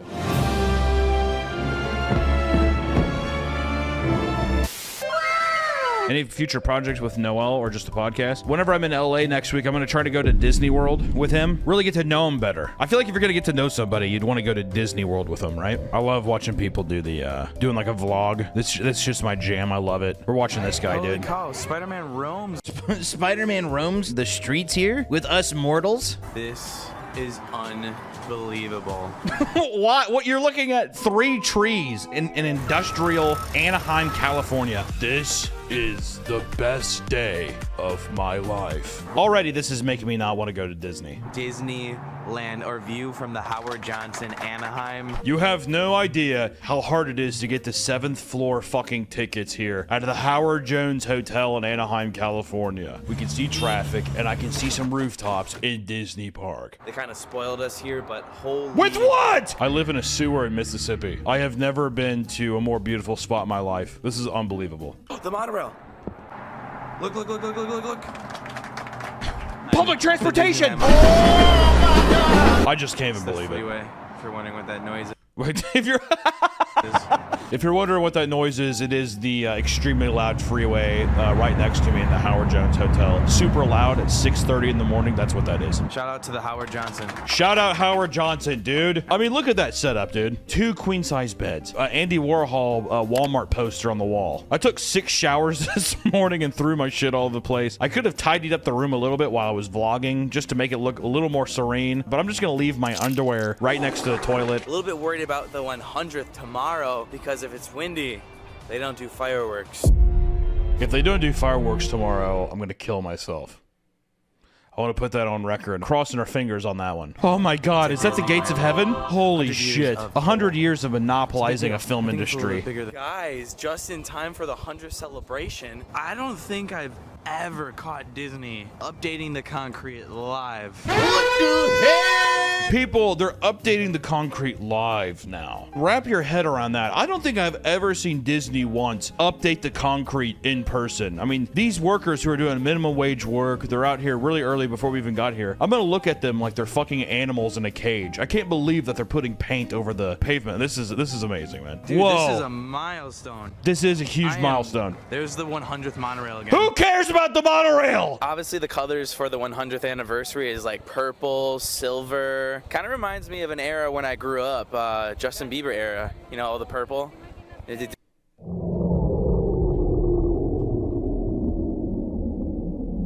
Hey, babe, did you hear the Justin Bieber comment on the video that I made?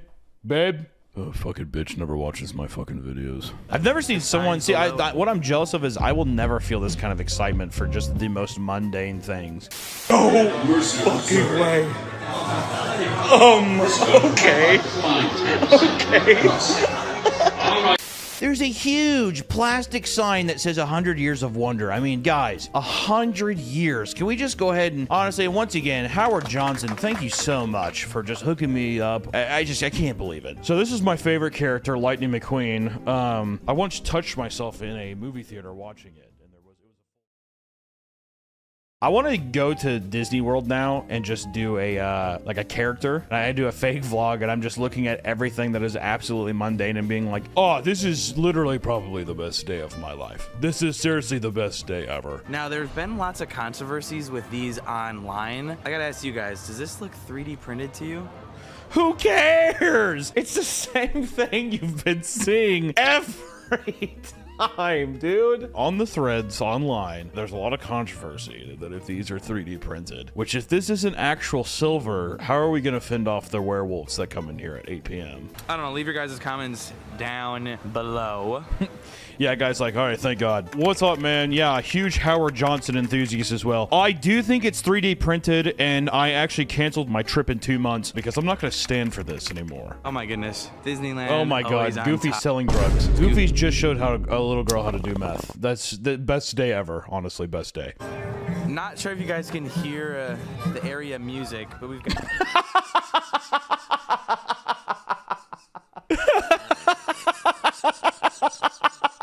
I'm not sure if the loud Chinese music is playing over the speakers, if it's really picking up in my Canon DSLR, but it's like hip hop influenced, I'm pretty sure. It's very sweet. Basically like, you know, Chinese music. So that's Mickey dressed as a Chinaman, which is pretty cool. I personally wouldn't have been that distasteful with Mickey, but that's just me. Like I said, guys, I don't really fuck with this stuff. I'm just kind of waiting for Avengers Campus to open. Yuan music.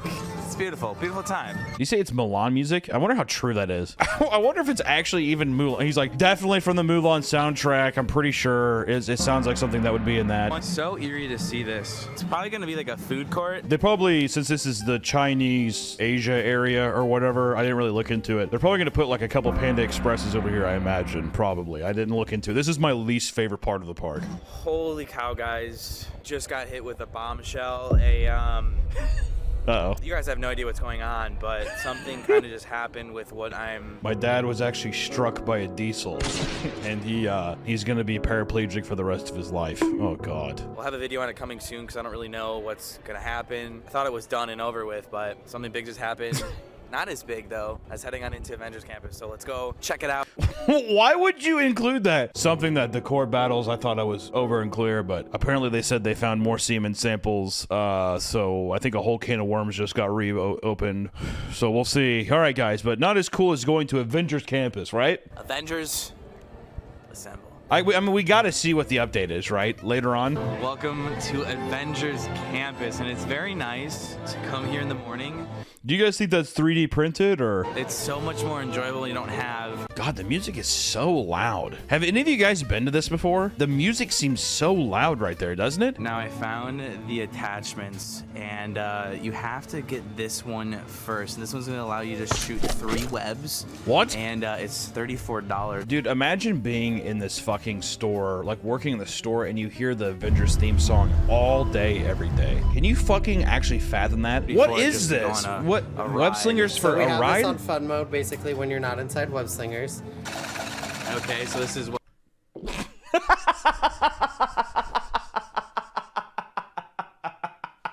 All right, guys. Sorry, I accidentally showed a different product. That actually wasn't supposed to. That wasn't actually supposed to be in the video. I apologize. Holy shit, dude! What? We have this on fun mode, basically. We have it on fun. Okay, Holy so shit! Wakanda forever, right, guys? What are those people in Wakanda doing out there? Damn. Okay, that was fun and all, but I don't know. I have a hard time buying that. Just because, you know. Listen, the technology is cool and everything, and I did spend $55 on the Genie Pass, but I'm kind of having a hard time wrapping my head around $25 for the web slinger, all right? I'm not here all the time. Maybe I was here all the time. Not here all the time. What are you talking about? You were just talking about how you were here like last week. What in God's name is that? What the fuck is this over here? That's actually the Scientology's Fun Center. The Scientologists all get to go in there. There's no windows or anything, but it is AC. It is climate controlled, which is pretty nice. Oh, that's the Guardians ride? This is just a whole ride? Holy shit. What's up, Spidey? Not too much. Yeah, I just on patrol. You need anything? I'm good though. Okay, sounds good. Spider-Man! Side note. This is a 37-year-old man. The Hulk is no longer here. Big sad. He left in October. What the heck? Big sad. He left in October. What the heck?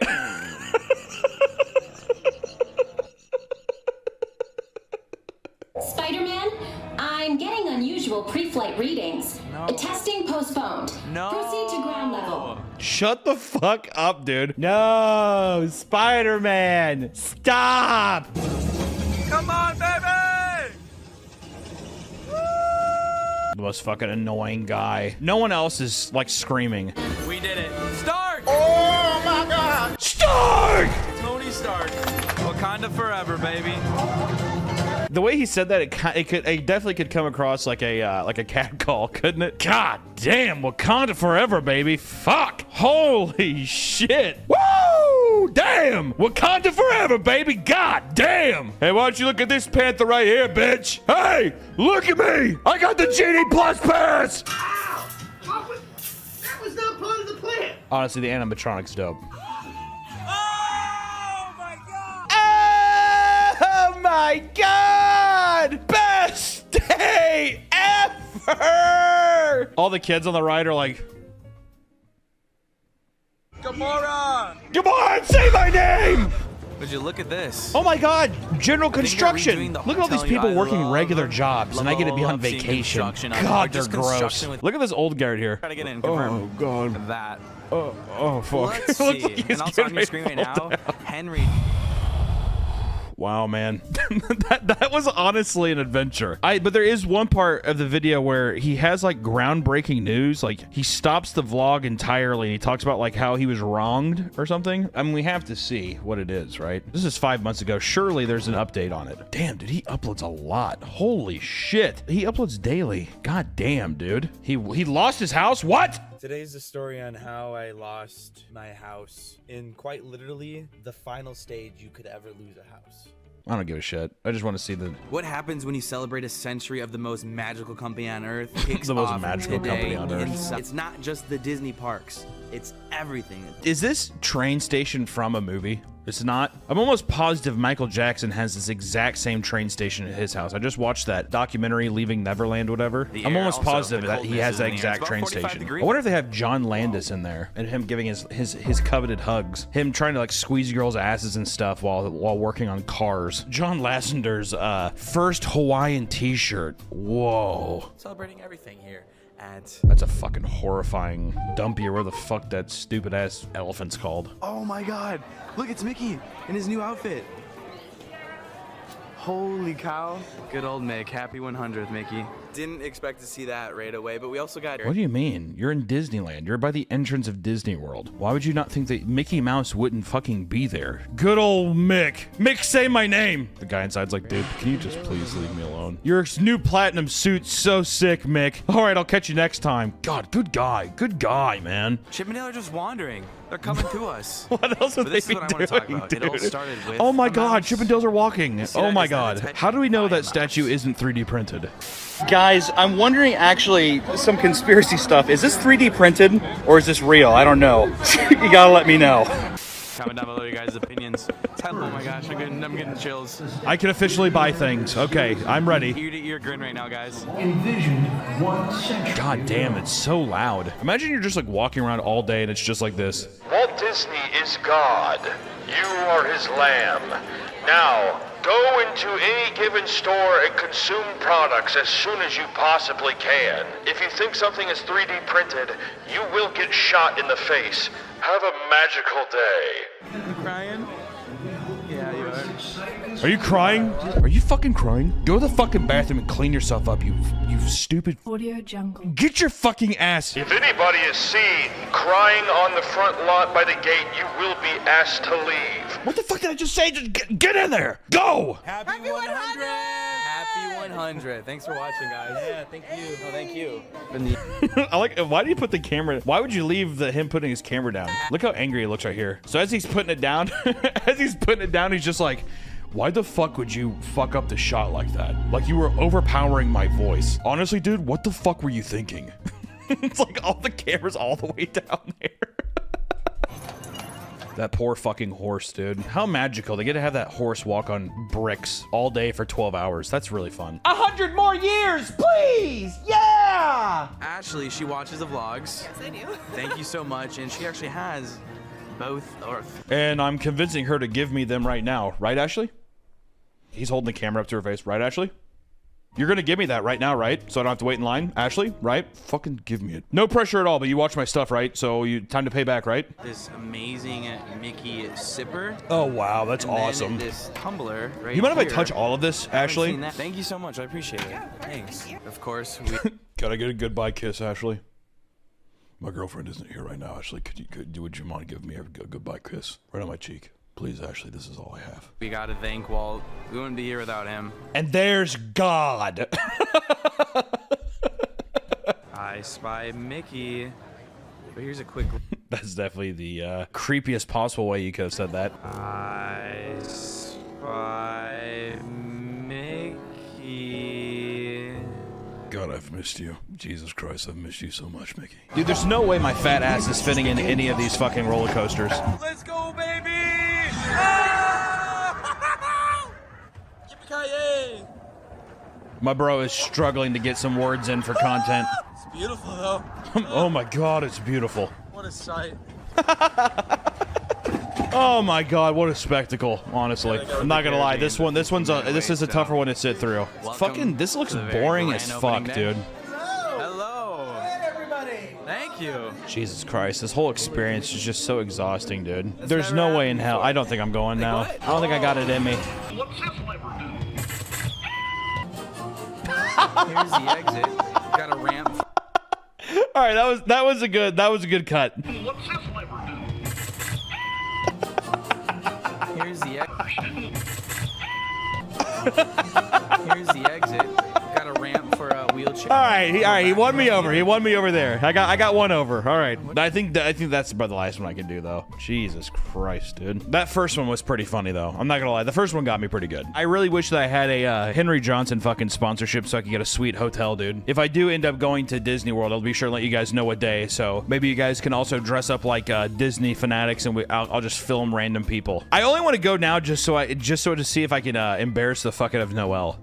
Editorial note update. After recording this video and editing it, it so happened that I was going to LA for some work, and I took one of those days after watching this video to go to Disneyland in Anaheim. I just wanted to put this out there real quick that I can admit when I'm wrong. Disneyland was very fun. Granted, the lines are very long. I did have to fucking donate plasma to afford the Genie Plus pass to like really schedule what lines I needed to skip in like 3-hour increments or whatever. But you know, I say some things. I was doing a lot of things that he was doing. I was putting my hands up and screaming. And you guys, there is candy everywhere in this place. Am I in heaven? I think there's a couple times I was walking around and I was like, this place really is magical. A fabulous day at one of the most magical places on earth. Making dreams, making memories every second on the way. A bird shit on my shoulder. I had a churro, and I met a lot of great people.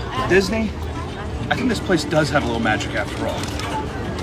I cannot picture myself ever going again. It's a nice one and done. I still believe, tried and true, that if you go more than once a year, you're a psychopath, you're a degenerate, especially to make it things where you decide to go on like a Disney cruise or anything Disney else related to Disney. I can't do it. But albeit, I'll admit when I'm wrong, Disneyland, pretty good time. Churros, very overrated. I'm gonna put that out there right now. We're not that good.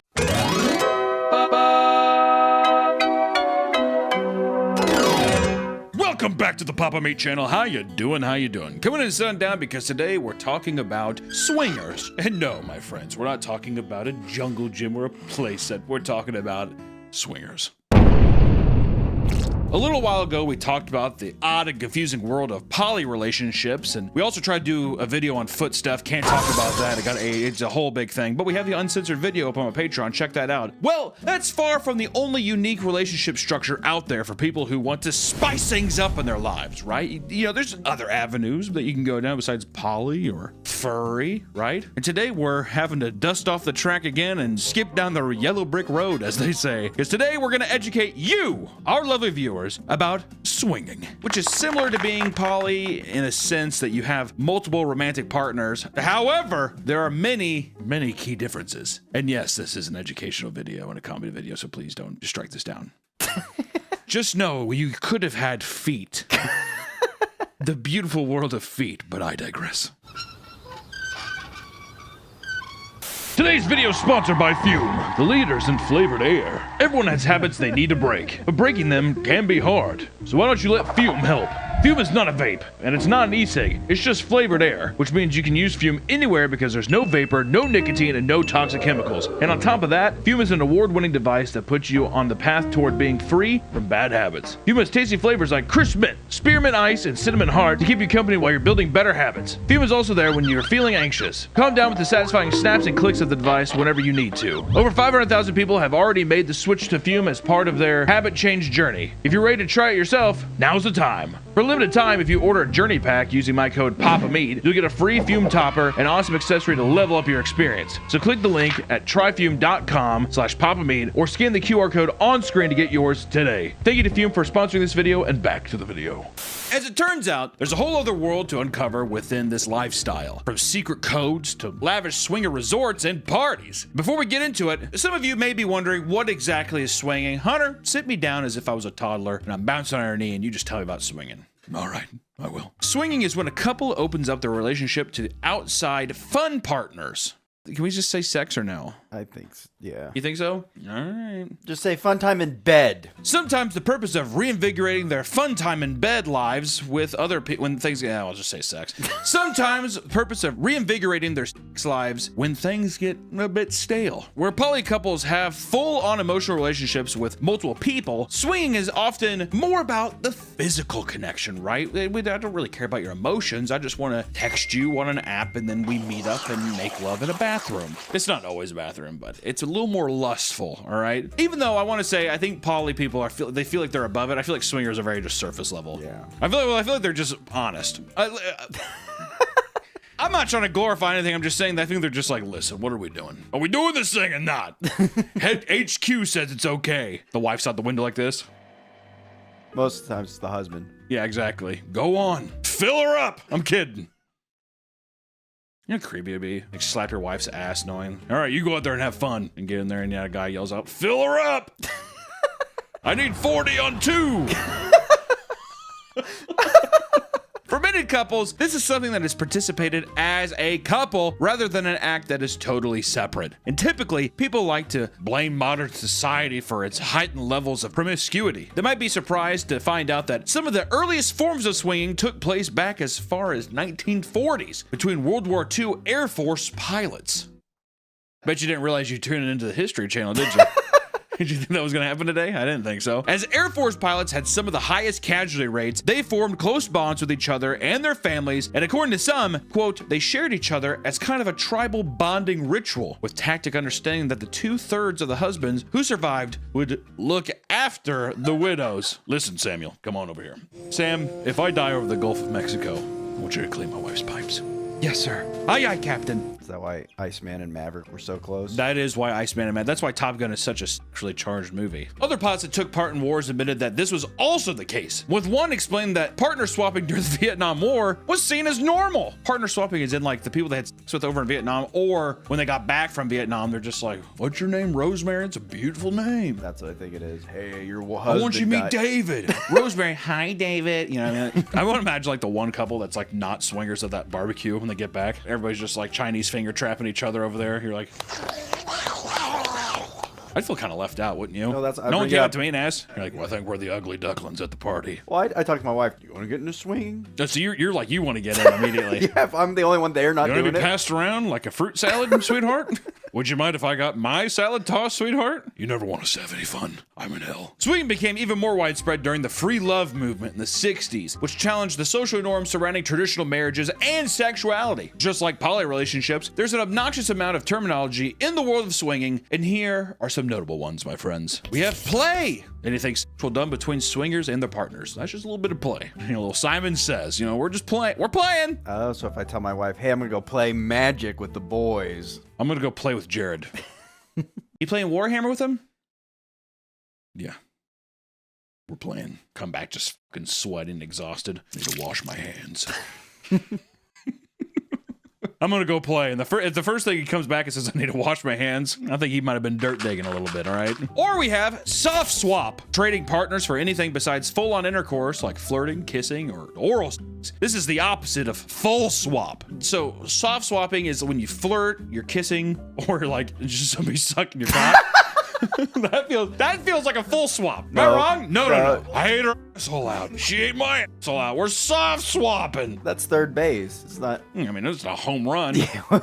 That's why those Mormons were cool with it, with soft swapping. Would soaking be soft swapping? Is that what you're talking about? No.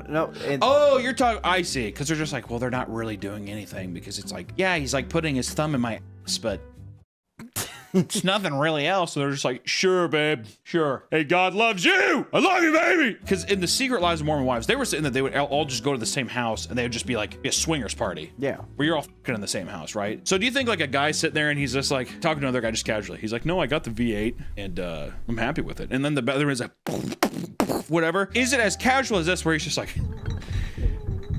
she's wild. You'd almost think I put a V8 in her. She goes all night. You want to get in there? You want to tag team? You just want to soft swap? All right, you just want to soft swap? That's fine. She eats ass real good. Do you think it's as casual as that? It's gotta be. It's like just showing up, you're having a party and there's like rooms. The same way that you ask for someone to eat your asshole out is the same way you've been like, ooh, pigs and blanket. Like finger snacks. Uh-oh, someone had sugar-free Sprite. I love that. Yeah, and it's the same thing. It's just like somebody like, hello? Next, you have closed door swinging, which is couples that swing together, but in separate rooms. This is more common with people new to the scene that can't handle witnessing their partner with another person. As open door swinging would be the opposite, where they're just like, I want to see all of it. Good for you. Let me hold ankles. Whoa. Let's me hold my own ankles. Whoa. There's also hot wife, when a married woman has consent from her husband to swing while the man chooses not to. That sounds just, oh, I guess not. That sounds like but then there's holding, which is probably the most popular terminology of all this, being a man who takes pleasure in seeing his wife having sex with another man, sometimes as a form of humiliation. Humiliation kinks are so fascinating to me. Do you think every kink is a form of humiliation? No. You don't think so? I don't think so. Name one that's not. Or you say the humiliation's on you? I'm wondering if every kink is a form of humiliation. You could be the one who's just like, I like humiliating, I guess, my partner, or I like to be humiliated. I'm just saying that I'm wondering if a kink is always like humiliation driven. Feet. I don't think feet's humiliating. You don't think so? No.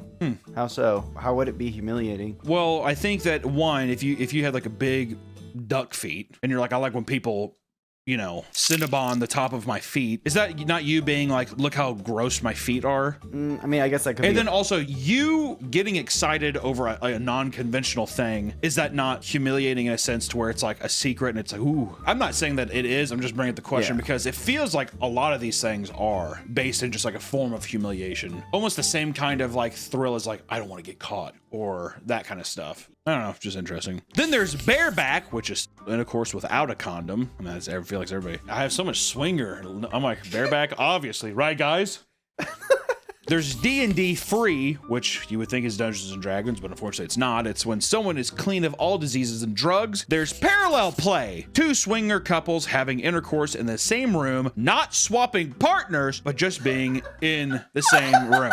That's like a camping trip thing. You guys want just one tent? That's like an orgy. So it's like they're... Yeah, but I thought an orgy is you're going around with everybody. I mean, it can be. Because in this one, in parallel play, it's literally, I mean, side by side. What it is the room is like an orgy room, but they're just in it, not tasting any of their treats or appetizers. Yeah, exactly. They're not getting their pigs and blankets and all that stuff, yeah. They're doing it for the social aspect. And like they just like go looking around, sweating like a hog. The guy likes doing that because he likes having the deer in the headlights thing.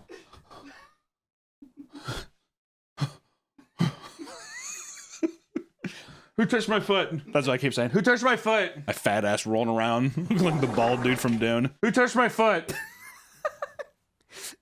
She's like, stop it. I'm like,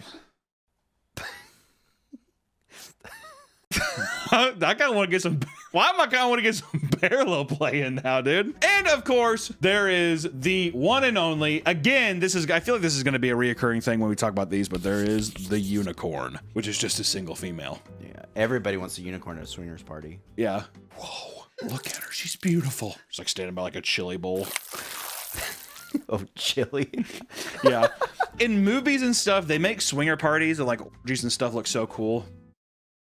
You know how greasy that is? It's like realistically going to a strip club. Strip clubs are greasy, dude. I think I've been like maybe 2 in my life. And every time, it's never good. I'm not saying that there isn't good ones. I'm just saying that like at a swinger orgy thing, if it's like some big old people from the Midwest, like if I was throwing one, it'd be like BYOB and people were like bringing like food. There would literally probably be pigs in blankets there, like a thing, like a crock pot of chili. And in between when you're gassing them, especially during the winter months. Come on, dude. Oh, yeah. That's going to be one stinky orgy. Oh, it always is. You try to light candles and they're just like, blow them out. Let the stink fester.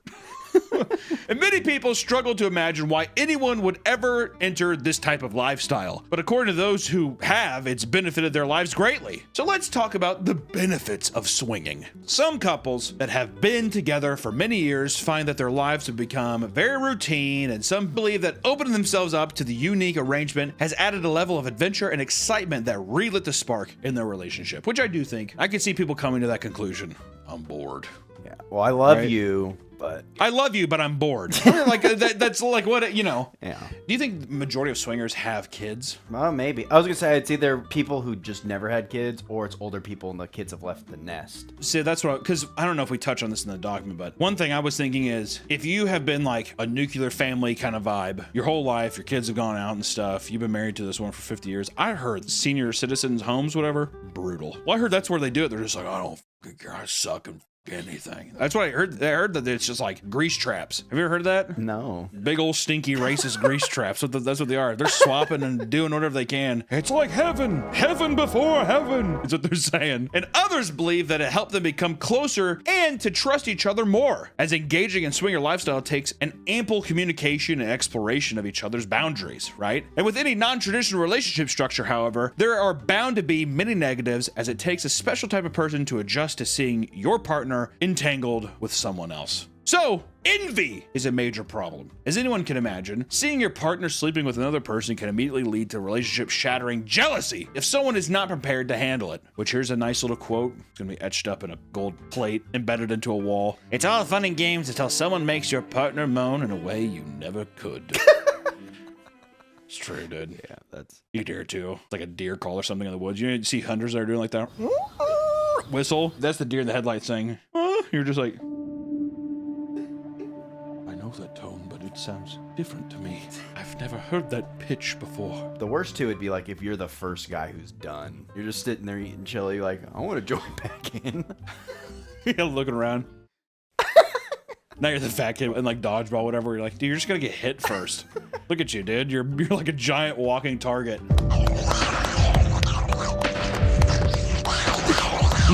And then you feel bad too, because if you're on these circles, you're just like, yeah, she had sex with them. And everyone's like, ew. That's the kind of guy I'd be, dude. I can see it. Also, the jealousy thing, I feel like, don't get me wrong, I think women would get jealous. I just feel like men's ape brains would make it so much worse. Was it dick bigger than mine? Yeah. Was his dink bigger than mine? You were sunk in his dink. Some people will make the mistake of forcing themselves into this lifestyle just to appease their partner who feels the relationship is lacking. And some forums and websites even advise husbands on how to convince their wives how to let them swing. He's like, so this is what you do. It's like a cooking show kind of thing for guys where they're just like, you want to do this. I was thinking more like WikiHow. Yeah, like a WikiHow, Ask Jeeves kind of meme, whatever. Hey, Jeeves. One-sided swinging has a tendency to create animosity between the couple. Of course, well, yeah, dude. Isn't this great? No. I'm an L. And because there's negative stigma around swinging, these people tend to hide this information from their peers for fear of judgment, which can make things extra difficult. That's true, actually. I don't think I've known anybody who's just like, yeah, I'm a swinger. Well, yeah, they kind of test you. Yeah, swinging, man. Those are crazy, right? And you're like, yeah, it is, yeah. Probably pretty fun, though, huh? You're like, maybe. I don't know. I remember. I bet it is. It's probably really cool. If you were swinging, would you just be like, you wouldn't give a fuck, or would you be nervous to tell people? I'd be like, yeah, I swing. Really? Want to join? Yeah, join us. Dude, I'm kidding. We're not like that. We're really down to earth. Trying to be like a going, yeah, no, I just go in there solo. You're like, I don't know why, which this may be ignorant of me to say or rude, but if it's a couple and you're into it, I mean, I don't give a shit. Do whatever you want. But I don't know, it feels so much weirder if a guy is single and he's like going into these places. Hey, tag me. Tag me. Ah. Selfish lovers. Soft swap. He's like hitting his back with a towel. Soft swap. Get the out of here, Greg. Ah. We're all having fun, aren't we? We're swingers. Going to like a naked guy, dude. You look insane tonight. If you were swinging, Nick, that's the guy I want you to be. There's gonna be one swinger who's just like, how dare you, in the comments. It is perfectly normal for one man to show up to a swinger's party. Many people on Reddit have ranted about how swinging has ruined their marriage, like one man who used it as a last-ditch effort to save his marriage. In this post, a husband explains how after 10 years of marriage, he offered the idea of swinging to his wife after she was caught flirting with other men. Desperate, the husband agreed to it as they had 5 children together and he didn't want to throw everything away. They began going to swinger parties, but soon enough, it was only the wife who was meeting new people. She's just like, do something with your hair. He's like this? Or, but does that look good? Or I don't know. She's like, I don't. She's just getting fucking railed. I don't know. I'm busy. I want to go home. So I do the baby thing where your feet are together like that, like baby. I'd be in front of him with my little pig cock sitting there. I want to go home. I'm not having fun. No one wants to play with me. And the Redditor posts about how he's been miserable for 3 years, updating the post 2 weeks later to reveal that she had eventually left him after he explained that non-monogamy was not possible for him. She later would end things by telling him, quote, well, I'd still be interested in being play friends with you. We can have some fun occasionally. That's a fucking dagger to the heart, dude. I remember when we went to the carnival together. That'd be brutal. If you've been 10 years, I'd be like, dude, I've ridden the ride. I got an idea of it. I feel like after a while, you'd be like, man, I miss that. Probably emotionally, I would assume so. You'd be like, I miss the way she smells. I'm just getting sad. I'm like, poor guy. God, that's brutal. One of the most fascinating parts of the swinger lifestyle is the bizarre way that people signal to each other that they are a part of it. This is mostly to avoid judgment or potential awkward encounters with people who are incorrectly identified as swingers, which I love. I love the idea that there's like a third baseman coach. Some guy's like across the bar and he like looks at you and he's just like, you know how sick it would be to catch somebody in doing that though? It'd be like aliens communicating. So instead of like, instead it'd be like 2 guys just being like, the other guy's like, and then you join in. And yeah, and I start doing this.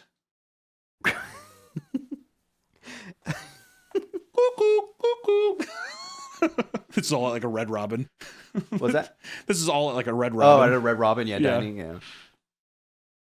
So funny. Such a funny joke.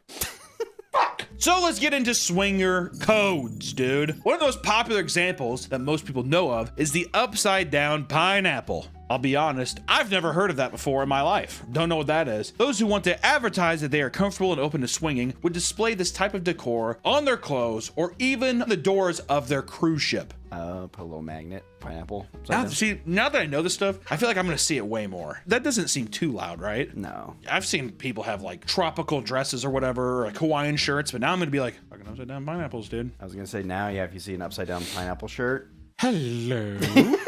May I ask you a question? People at grocery stores would sometimes place a pineapple upside down in their cart as a way to help them find new partners discreetly while going about their day, which I gotta tell you, that's some dirty dog activity. You can't even when I get groceries, I have to see if I can find somebody. Oh, so there's someone scouting in the produce section.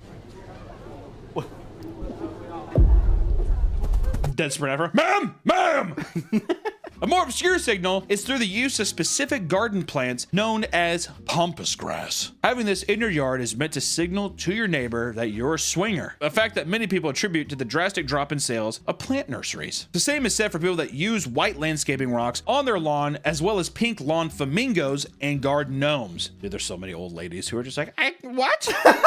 No! Harold, get your gun! People who wear a black ring on their hand while out in public are also said to be advertising their interest in swinging. And at a retirement complex in Florida, residents have been accused of displaying colored loofahs on their cars to signal to others what level of swinging they're interested in, which is so funny because that was the same that people did with, like, remember the bracelet thing back in the day? You would like go and it's like the things you haven't done, and then if you had done it, you would wear it. So some people would have all of them. Yeah. Not like the Live Strong ones, but they were like thinner. I don't know. Okay, I was thinking of the Live Strong ones. No, he just had testicular cancer, and he's actually a cheat. He did steroids. Lance Armstrong, you're my hero! Info guides have made the rounds, supposedly explaining what each colored loofah means. There it goes. If you want some old strange pussy, there it is. You want me to read them? Sure. White is novice and beginner. Red is voyeurs, people who like to watch. Pink is soft swap. Blue is the lowest level of full swap. Yellow's mid-level swap. Black full swap. And turquoise is bisexual. I love that black is just like, we're going to the funeral.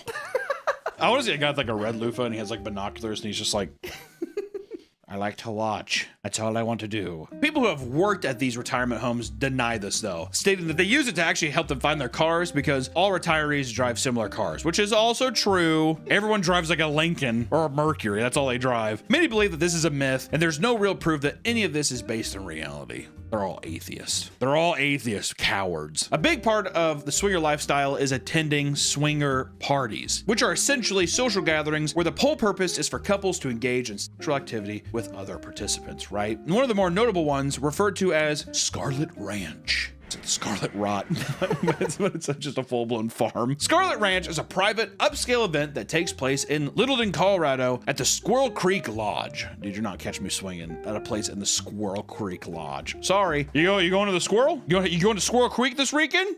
You going to Squirrel Creek this weekend? I had a stroke there a little bit. Oops. Up to 2,000 guests attend weekly in order to socialize, take in the upscale ambiance, and enjoy a fine dining experience. It features multiple group play areas as well as swings, St. Andrew's crosses, spanking benches, and special events like foam parties. Also, just want to say, I did say 2,000 a week. Yeah, that's a lot. A week, Nick. Yeah, it's a lot.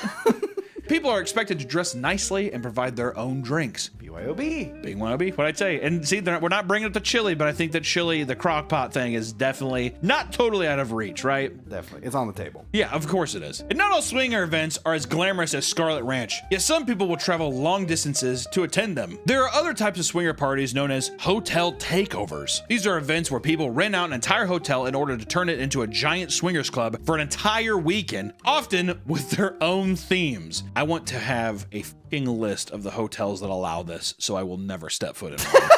I know that every hotel's probably just like caked in blood and piss and all that stuff. I don't want to know that a swingers party happened. That's too much. Yeah. Right? That's like seeing the cow get killed and then eating a hamburger. Trying to get some sleep, but your ear against the pillow instead of like a seashell with the ocean sounds, it's just like moaning and guys farting and coming, and you're just like, I wouldn't be able to sleep in there. It would be too much in my head, I think. It'd be like a ghost. I don't know if I treat it like a ghost story. Yeah, this place is haunted.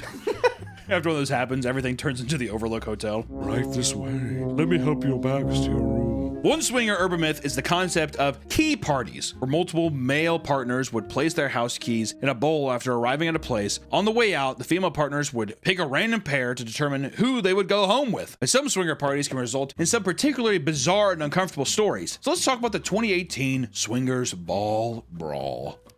Brawl. A fight broke out. A naked fight. During a masquerade ball themed swingers event, a man named David Tillier gets into a physical altercation with another attendees. 50-year-old John Watson had approached Tillier's girlfriend, Evelyn, and asked if she could, quote, put on a sock. She began helping him, which confused and enraged Tillier, believing that he was trying to hit on his girlfriend. He immediately headbutted and struck him several times, yelling, what sort of man needs help putting on a sock? Tillier pushed him into a toilet, but at one point fell back and slammed his head on the sink. He continued to berate him until being ejected from the club. Both men were taken to a hospital. Later, Watson explained that he had arthritis and just needed help putting on his socks. Perhaps he thought that this was some sort of bizarre swinger code and took offense to it. I'm not sure. That brings up an interesting question of why would someone be so quick to just be like, you flirting with my girl? Fully torqued and everyone's naked. You flirting with her, bro? Maybe he was intimidated by his size. Oh, maybe he has legs spread open. Put my sock on. Oh, come on, sweetheart. She's like going down. It's like hitting her forehead. She's like, oh, you got big feet. He's like,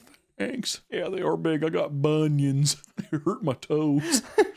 According to Tillier, he only came to the club to observe rather than participate. I think he just wanted to fight. Yeah. He just pissed off. Also, I think he was going there. He's like, I'm going to go there, but I'm not participating. She's like, fine, dude. Let me have fun. They both were just watching? Yeah, like they were both just watching. We just want to observe. Even during the peak of COVID-19 pandemic, people were rushing over to swinger parties to get their fill. In one instance, this led to 41 people getting infected in 2020. In New Orleans, of course, a giant swinger party was hosted by a company called Naughty Events. So gross, dude. Which tried to organize a party while following all the COVID restrictions at the same time, aka impossible. The owner, Bob Hannaford, claimed that there were extensive tests for all guests and social distancing while in lines. Once you get in there, you're going to be inside someone. Am I wrong? I'm just watching. I'm just watching over here, playing with my pud. With my mask on. Yeah, with my mask on. And one of those like plastic shields. Yeah, the plastic visor just all over it. He's like, looking like Wrigley trying to escape the alien.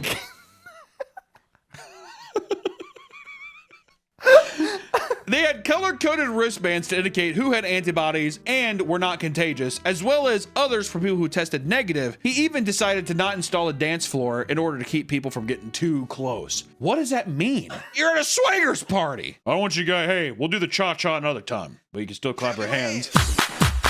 To nobody's surprise, the 5-day event led to tons of people testing positive for COVID and about 41 out of 300 people attending. Honestly, he did. That's not bad. 300 people came to this thing. Yeah, dude. Of course, 300 people, they're just like, listen, I'll die. I want it. I will die. This sounds like the, at Burning Man, they have an orgy tent.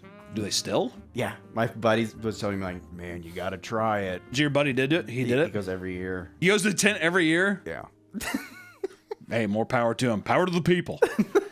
There are many active subreddits for those in the swinger community that want to share their experiences going to swinger parties and clubs. Here's just a little post I want to read. We went to a swinger motel. They have an indoor pool and hot tubs. We, wife and friend couple, got into the hot tub with 2 other couples there already. The guy gets out of the pool, walks over and sits on the edge of the hot tub. He then proceeds to off about 2 feet from one person's shoulder, with his junk hanging out into the water. While doing this, he looked at each person by staring into their eyes. It's one thing to sit in a corner off to the side, another to jack off into the water right over somebody's shoulder. I like how he's just like, listen, buddy, sit quietly in the corner and do that, like all the normal people. There's like 7 other guys over there.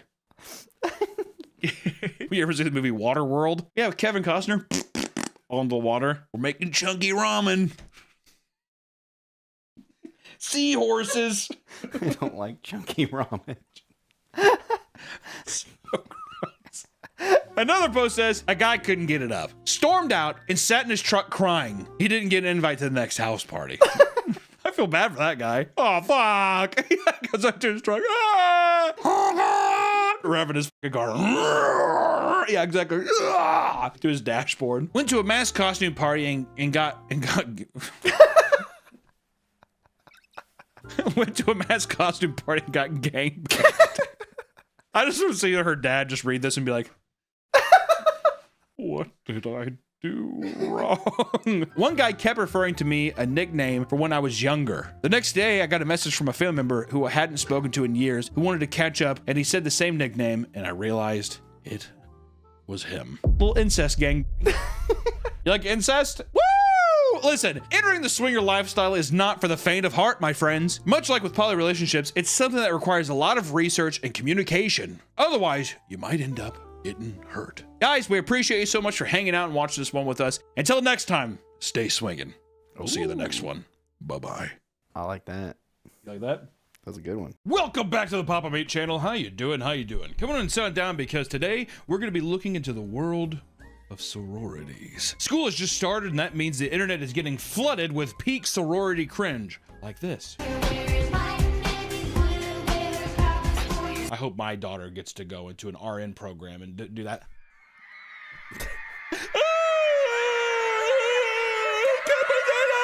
Stupid bitch. I mean, I'm talking dancing, screaming, and a staggering amount of blonde white women. You want the numbers, Mason? I tell you, whoever fucking has those beauty shops, all they have to do is the same haircut every day, making money. That's what I'm gonna do, man. I'm gonna fucking get a sex change, and I'm gonna be a big old broad that bleaches hair near an Alabama school. That's a good idea. Or by Ole Miss. Or Utah. Utah. Every year, millions of women gather in their mega mansions and prepare a siren song to attract more members. And today, we're going to be looking into some of the most insane or uncomfortable things to ever come out of sororities. What started out as a great way for women to get higher education has now developed into something most of its founding members wouldn't even recognize. For those who don't know, sororities are just the female versions of fraternities. Fraternities is where the bros, all the business majors get together and drink brews, pal around and go to the games. The sorority are all the RN people who get together.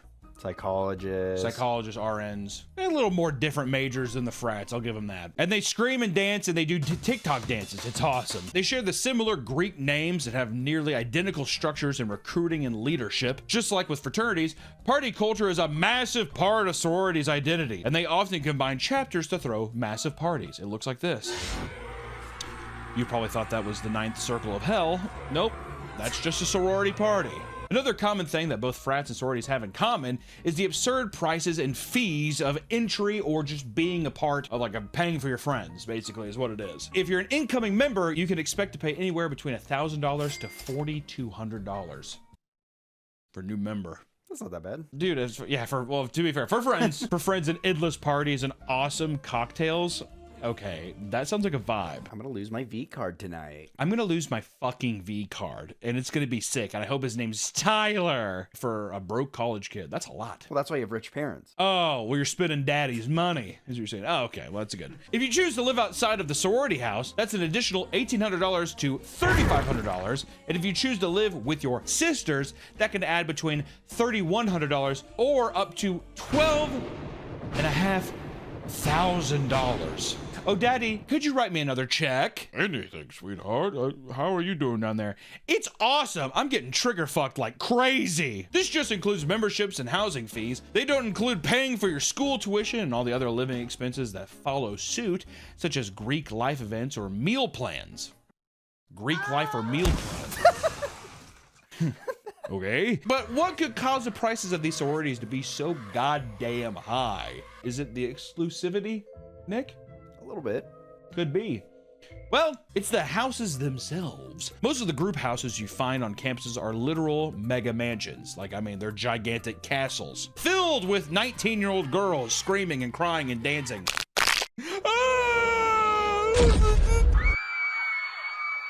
It's crazy watching older videos and realizing how they look like high schoolers. They basically are fucking high schoolers. Yeah, I know. They're 18. That's true. Back in the day, though, looking at movies from the 90s or pictures of sororities in the 90s or something like that. Look at a bunch of old broads.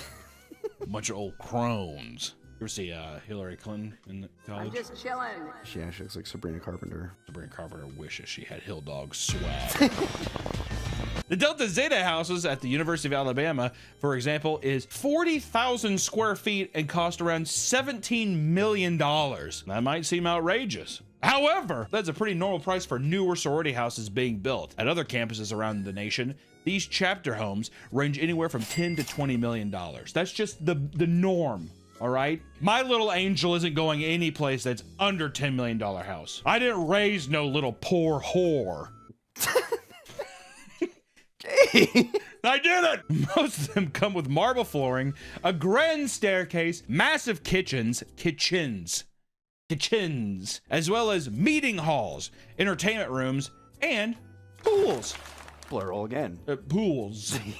I'm gonna have multiple pools. A grand staircase, my ballerina, my beautiful princess, my queen, also gets to jump in pool A or pool B. That's what I gotta say. And she can have her snack and she can have her little tasty gordita crunches and A or B. That's my princess. Daddy pays for what princess wants. As we mentioned earlier, the events hosted at these houses are also massively expensive. For their bid day, What's a bid day? Yeah, like for bidding. Sororities, like we have to go and bid to be a part of it. Oh, so there's like for the day where they're just like, I want to be here. They're bidding to go. Yeah, they're also recruiting at the same time, so it's like a recruitment day kind of thing. Does it mean anything, Nick? Do the sororities have the same kind of like fake prestige that the frats do, where it's just like George Bush was in this frat? The only way to get ahead in life is we were fraternity brothers. That's why I work at the Pentagon. That's a good question. My first answer was yes, but I think no.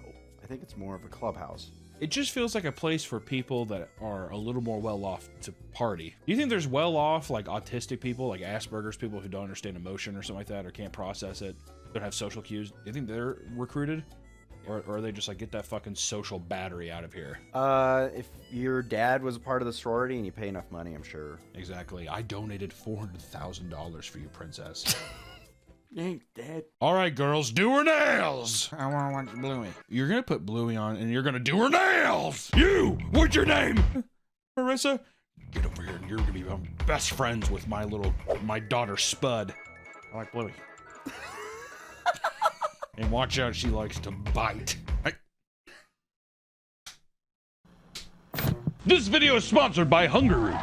Let Hungerroot be your personal shopper on your path to eating healthy. Hungerroot takes the stress out of grocery shopping by only filling it with good stuff. That means anything you like that falls under your specific dietary needs. Hungerroot is the easiest way to eat healthy because it holds food to a high standard and screens out over 200 additives like high fructose corn syrup and preservatives. Plus, with the kids going back to school, Hungerroot has great kids snack options that are perfect to toss in for lunches and backpacks. Hungerroot can also tailor items to your needs. Soon, it'll fill your cart with personalized items that you're sure to love. That's because when you get started, they ask you questions to see what you like to eat and how much you want to spend per week. And when I'm stuck at my desk, I'll sometimes reach out for snacks that I end up regretting later, am I right? But Hungerroot has helped me find healthy alternatives to keep stocked in the fridge so I can keep it healthy while I keep working. From smoothies to salads and everything in between, Hungerroot has got you covered. Take advantage of this exclusive offer. For a limited time, get 40% off your first box, plus get a free item in every box for life. Click the link below or go to hungerroot.com and use code PAPAMEAT at checkout. That's 40% off your first box and a free item of your choice for life at hungerroot.com with code PAPAMEAT. Thank you, Hungerroot, for sponsoring this video. Go back to the video. For their bid day, a Tri-Delta chapter of the University of Arkansas spent thousands of dollars on balloons and other Western-themed decorations to welcome in their new members. Imagine this, thousands of dollars for balloons, Nick. You gotta look pretty. I don't think balloons make you look pretty. You're gonna, you know, I bet it is. They're like, I like cutting the strings and watching them fly away. Be free, genie. Probably some shit like that. Old Spud's just like, has a giant pair of scissors. No, Spud, no! My dad paid for balloons. You're lucky your dad donates so much fucking money here, you potato bitch. The balloons covered nearly the entire front of the massive home as well as the large parts of the lawn. Throughout the property, they had massive structures like 10-foot cowboy boots and custom banners, all for a couple good pictures. That's a Mormon housewives energy is what that is. At least it's on campus. Mormon housewives is in a neighborhood to everybody. Working a 9 to 5, your boss just fucking yelled at you and you have to see some big goofy tooth bitch with giant cowboy boots outside her house. Spud walking around playing with a sprinkler. You know what I mean? I just got my nails done. It's crazy to imagine that most of these decorations will likely just be tossed in the trash, but it's all worth it because it convinces future sisters that it's worth joining. And I don't give a fuck that we just spent thousands of dollars on balloons. That's the kind of mentality you need to be a part of this sisterhood. Yeah, you walk by, ooh, balloons. Pop! Pop! Not really giving a lot of the sorority members a lot of time. You know why? I bet a lot of them are smart, Nick. Smarter than me. Well, they have a degree in psychology. And nursing, kinesiology. Good kinesiology. Some are doctors. Some are lawyers. Some are OF girls. I always think it's shitty that girls that aren't as attractive have to go into like weird shit for the OnlyFans. Isn't that weird? It's always like some like weird fart poop play stuff, dress up like a clown. Bluey. God damn. Yeah, some Bluey. Some Bluey OF stuff. Well, you know, if you don't got the looks, you gotta be a little creative. Well, see, that's and that's why everyone kind of has that 1940s Hollywood producer kind of thing. If you don't have the looks, you gotta make with what's due. Put on this red nose and start, I don't know, shitting in a pool. I don't. Okay. Without new members, all organizations will fail, which is why they put so much effort into rushing Rushing is the process of recruiting new members. Those interested are expected to meet their current members and attend events at the frat or sorority they'd like to join. On the average campus, you can expect to find anywhere from 10 to 15 different sororities, all competing for their attention. To do this, they not only decorate their houses, they also post all sorts of social media content to hype themselves up. Hype beast! In the mid-2010s, multiple sororities at Alabama posted Pinterest-style recruitment videos. At the time, Pinterest was all the rage with people using their filters and posting their aesthetics, aka white women's heaven, Pinterest. So they tried to capture that lightning in a bottle and turn it into a video. Each post had lots of slow panning shots and colorful filters over pop music. As you expect, many people pointed out that all the women looked exactly the same, referring to them as a bunch of quote-unquote basic bitches. We didn't say that. I said it. Oh. I said it because every girl at a state school looks the exact same. I will say it. Do you remember the trend when we're dressing up as Han Solo? Yeah, the blue jeans, the fucking stupid leather boots, and they had like a leather jacket. They all wore that fucking stupid ass hat. As obnoxious as this is, it's much more tame and harmless compared to the over-the-top thirst trap style videos we see today. Which, you know, that's for the boys. We ain't complaining. Nick doesn't complain. I scroll past them, but you save a lot of them. Just before the wave of Pinterest videos, many sororities were recording rap videos and making their own lyrics, dropping hard N-bombs. But it was cool! I actually don't know if that's true. Ooh, look my pictures. I tagged my sisters. They're in the pictures. I love that. I took that picture. A lot of these videos use their own beats and they're mixed horribly, which, you know, we're not trying to fault people for not knowing how to mix music, but at the same time, if you don't know, why are you doing it? Some involve skits with people dressed up like rapper stereotypes, colored bandanas and all, borderline racism, but it's okay because we look cute. Some of these videos, like the Kappa Rap 2, have nearly 2 million views. Comments under the video are filled with vitriolic critics or gooners. People are either they're up in arms or they're beating their cocks. Either or. Pick a lane. One of the most infamous cringy recruitment videos was released in 2011 and was deemed the Rebecca Black of sororities, which if you don't remember Rebecca Black, it was the Friday girl. Friday. She's releasing new music and it's not half bad. Okay. It wasn't solely focused on recruiting for one sorority. It was a video intended to get people interested in the entire Greek community in Alabama. A lot of this video, I think, is going to take place in Alabama. I don't know why women gravitate towards Alabama. It's the only thing to do out there. You can't get abortions out there. I'm just saying, it's a very anti-woman state is what I would say. Better go to Bama. This video is filled with horrible lyrics, bad filters, and criminally bad rhythm, which we have to say because, I mean, it's just, if we have to critique something, right? Doesn't get me hyped. Gets me. Time of its release, it got the Panhellenic community in trouble because it made the university donors, who were the parents and grandparents of the girls, look terrible, which you can't mess with daddy's wallet. That's why Spud never, you know, I never complain about Spud. She's not in the videos. She's holding the camera. Yeah, she's the boom operator. You look great, girls. Next up is maybe the most insane trend in recent years, synchronized chants. It almost seems like a Klan rally. In these, sorority presidents will open the front door and reveal rows and rows of women stacked on top of each other. Literally stacked. That's not even me joking. They are quite literally stacked on top of each other. Big girls on bottom, tiny girls on top. Just the way it is. Those are just physics. That's why they're majors out of college. Then they belt out and sing all together in a way that the public collectively refers to as horrifying, scary. It's so universally disliked that most of the chapters that post these types of recruitment videos have to turn off comments because the intense response is so negative. I wonder why. Because they look like a cult. It looks so beautiful. Those are just such a high, shrill wall of sound. Like it's like if 1,000 hornets are flying at you. It's also, you got to open the door and show it. It's very uninviting. Isn't that the opposite? If they're opening the door, they're inviting you in? I mean, the first thing you see is a bunch of women on their knees screaming at you. Got a couple vampires in chat just being like, open the door and invite me in. Well, I guess I can stick around for a while. The chant video for Alpha Delta Pi in Texas was one of the first to catch the attention of the public, and it has since been associated with fear. Those who have watched it are quick to point out how cultish and intimidating the chants are. It's made worse because the video's resolution has been degraded over time, and many of the girls' eyes and mouths are just black voids. This has resulted in the video being referred to as a portal to hell. Dad, you see our cute video? He's like just frozen in fear in his lazy boy. Did He grabs his wallet out of his back pocket. Thanks, Dad. In recent years, chants have moved away from front doors and are now out on the campus for everybody to see. However, it's still hellish in a brand new way.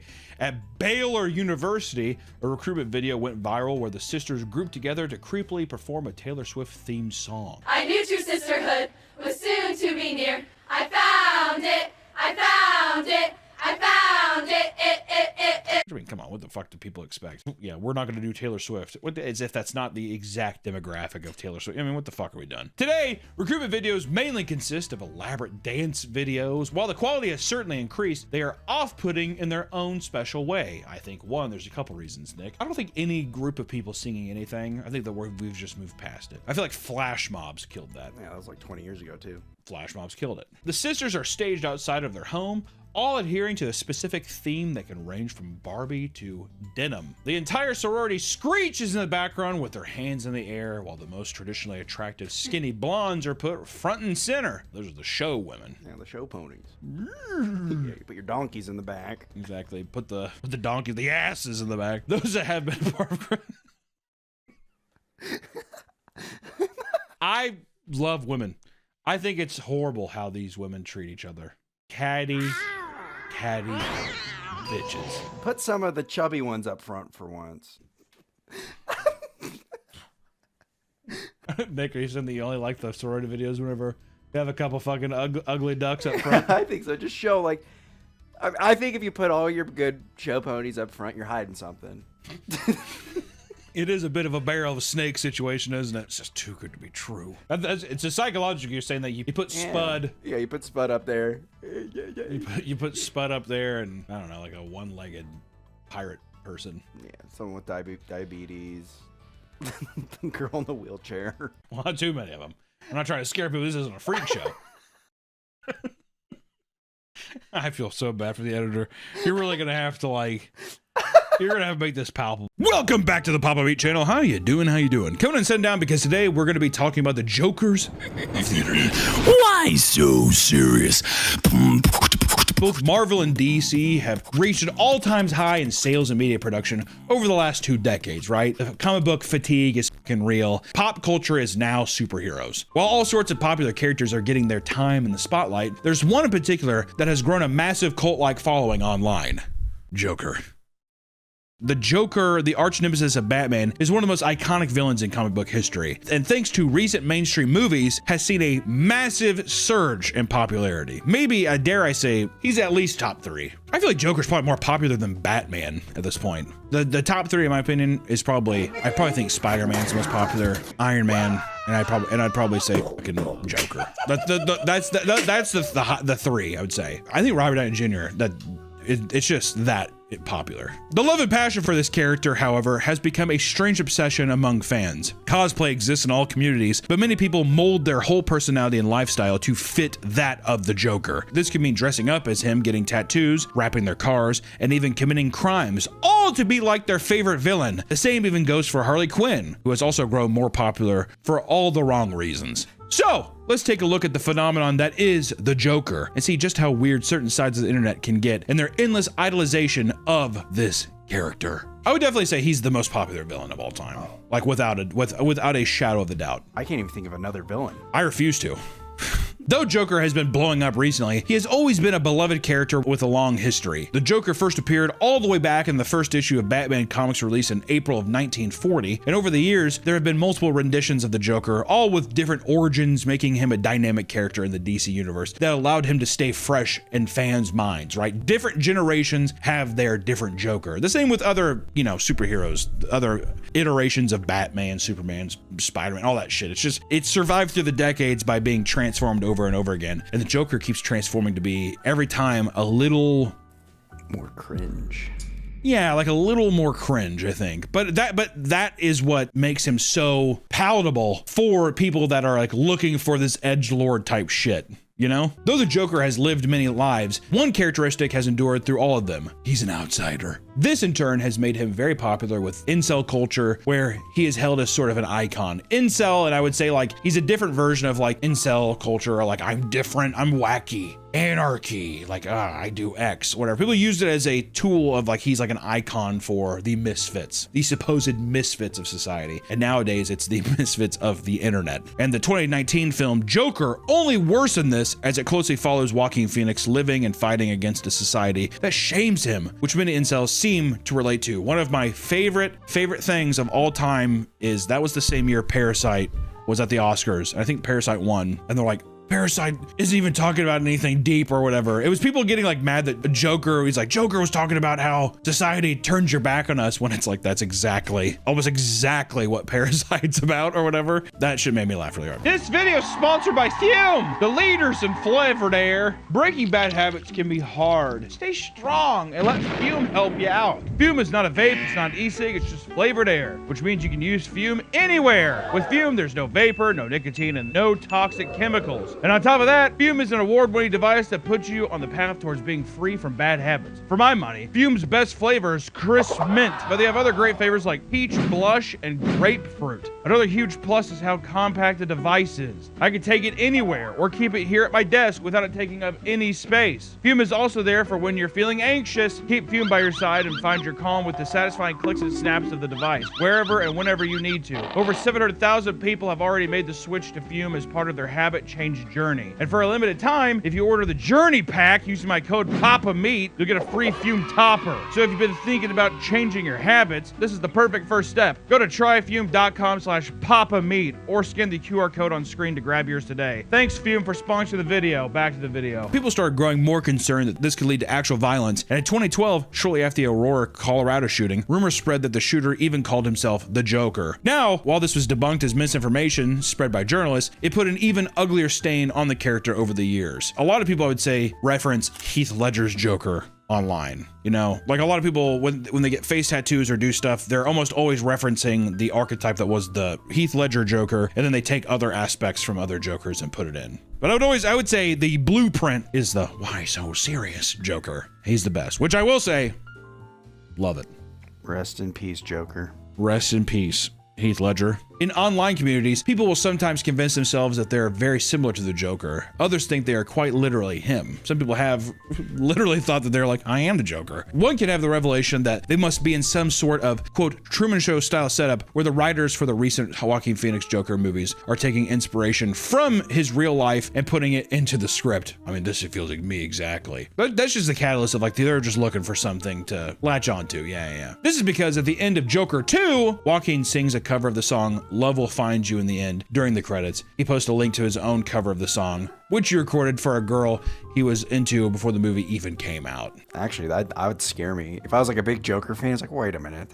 What the hell? Yeah, that's bullshit though. That's like at the end, fucking Joker sings Psychosocial, and everyone who did a cover singing on Psychosocial back in 2008 or 2009 on YouTube would be like, is the fucking Joker based off me, bro? You never had that like moment where you're watching a movie, you're like, oh my God, this is me. No, never. They were quick to claim he is out of his mind and has serious main character syndrome, and he responds by saying, I don't want to be the Joker, man. I just want some privacy. As if Hollywood writers are following him around to steal details from his life. Write that down. Could you imagine if someone actually fucking did that? Here's the thing, I'm gonna say it. I legitimately believe they will do that. I believe they have done that. And they try to make it seem cutesy. There'll be a thing where, yeah, we'll watch this guy and he'd take a bagel out of the trash can every day. And you're like we're watching some mentally ill person and they like turned into a movie. That was the basis for the character. And it's like supposed to be cute when you're like, that's kind of fucked up that you like watch this guy grovel in the trash for whatever days. It's like your little thought experiment. You know what I mean? I could see it totally happening. In 2016, Jared Leto's version of the Joker was covered in tattoos, which inspired many others to do the same. This was the inevitable evolution of the Heath Ledger Joker. Can you believe that was 10 years ago? Holy shit. I can't believe it's been that long. It is crazy. Well, if you think about it, Joker, the Dark Knight, that's almost 20 years old.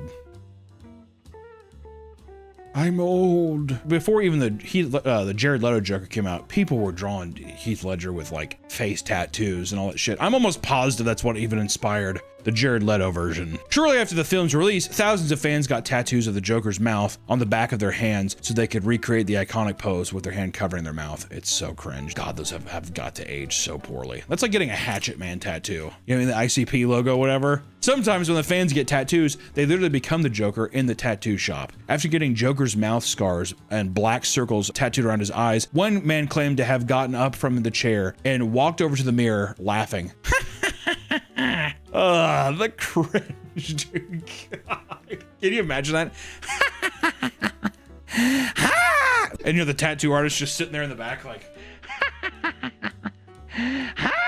my immediate first thought is being, the motherfucker's not gonna pay me. Be like, lock the doors. He's gonna die. He's gonna dart. My first thought is this guy's gonna kill me. You're my first victim. Yeah. Actually, yeah, give me your best Joker laugh. God, no. Give me your best Joker laugh. I can't do. Give me your best Joker laugh, Nick. Come on. How does Joker laugh? Well, that's up to you. What do you think Joker laughs like?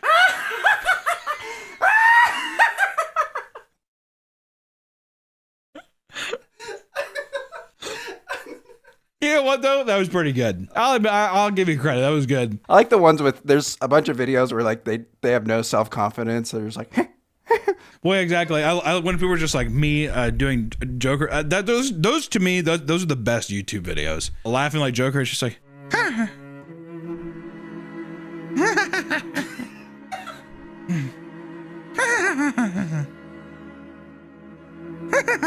Also, the amount of anime influence they put into this stuff too. Someone definitely had a kid in the back of the class practicing his Joker Oh laugh my under God. his breath.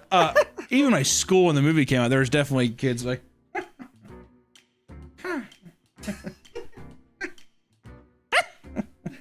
Thomas, what are you laughing about? Society's rules. Wearing a trench coat. I had a feeling my school was just like, you cannot wear trench coats to school. Oh, we had a kid who had a trench coat. He was badass. He'd jump up on like the concrete pillars and run like the Matrix. I don't know why there's always some. We had one kid that had a trench coat. We called him the Dark Lord. We dubbed every kid who was like that. Each year you got a new Dark Lord. Just like as they graduated, there had to be a new Dark Lord that came out. That was our big thing. It was like, you're the new Dark Lord. And you always wear it like with pride. Thank you. They always do the hand thing. I don't know what it is. What is it with, and they always have to look at their hand. They can never just be like, oh, thank you. They do. Thank you. Oh, God, yeah, I want to know what the origin of that is, because it's so like... It's anime to some degree, but I don't know. And it's just weird that they all gravitate towards it. It's fascinating. That's an anthropological... Fuck the Stanford prison experiment. That's the anthropological thing we need to look at, is that. I never felt better. You'll never understand.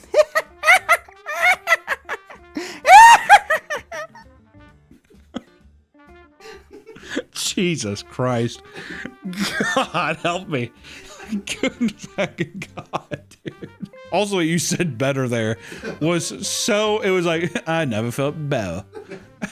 The next level of fans are all wrap their cars in Joker PNGs, baby. You think it would be rare, but there have been multiple vehicles spotted wrapped with Joker colors and others that just plaster his face all over, right? Not even the colors, they're just like fucking just put his face all over it. It's not just small vehicles either. One person found a truck with Heath Ledger's Joker plastered on the passenger door, followed by a trail of green flames spanning the entire length of the vehicle. All right, that was kind of badass. All right, credit where credit's due. Kind of sweet. Come on. To truly be the Joker, however, some people put their money where their mouth is and attempt to go out in the world and cause some fucking chaos. In 2017, 31-year-old Jeremy Putman put on a Joker mask and a cape before walking on the streets of Winchester, Virginia, holding a sword.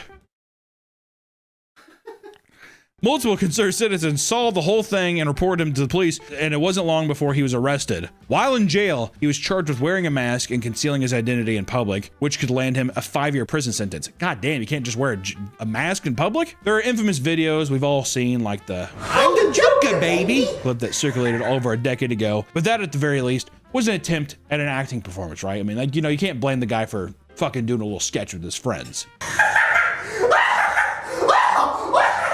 Or a play, or whatever the fuck. I don't know what he was doing, but it's a great clip. We love him for it. This video is undoubtedly beaten by another famous piece of Joker cringe, the Joker Caught in the Act, which is one of one of the hardest watches I've ever seen online. It really is pretty brutal. It was uploaded by a college kid who would exclusively post videos of him doing Joker performances in front of his webcam. For the first time, he filmed himself doing it while wearing Joker makeup, only for his roommate and his friend to walk in on him. He asked, "What the hell's wrong with you, man? What are you doing? What is Making a video. You making a video? Yeah. Why you paint your face, bro? Because I'm being the Joker. It's brutal, dude. One of them asked him to do the laugh.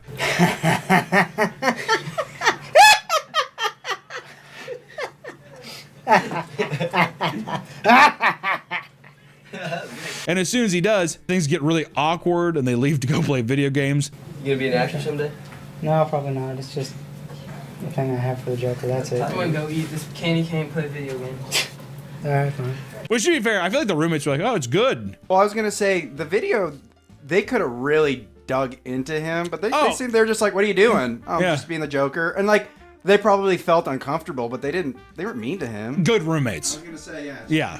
Because the context, like the reason the video. Here's the thing too. If you want to do fucking Joker shit or whatever, upload. I mean, what you do, you. You know what I mean? But the silence and like it's just a thing too of like they're walking in on something that they shouldn't be. The guy obviously he has his fucking makeup on. He didn't think anybody was gonna walk in. It's just the whole context of the video is just oozing with uncomfortable cringe. It's such a devastating watch through, but I gotta say it's a gem. Like I love that kind of video. It's so good. Other newer cringe videos consist of people dressing as the Joker and recreating the stair dance scene from the recent movies, whether it's in their parents' house or out in public while people are trying to pass through, which is always, come on. One woman named Evelyn filmed an awkward conversation she had with one of her coworkers at McDonald's that began with him stating, quote, "I have been told that my laugh is very reminiscent of the Joker."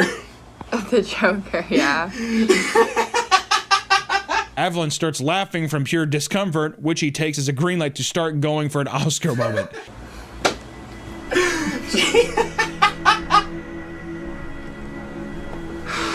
I hear it, I think, yeah.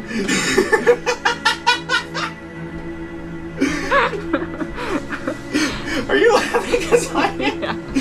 Yeah.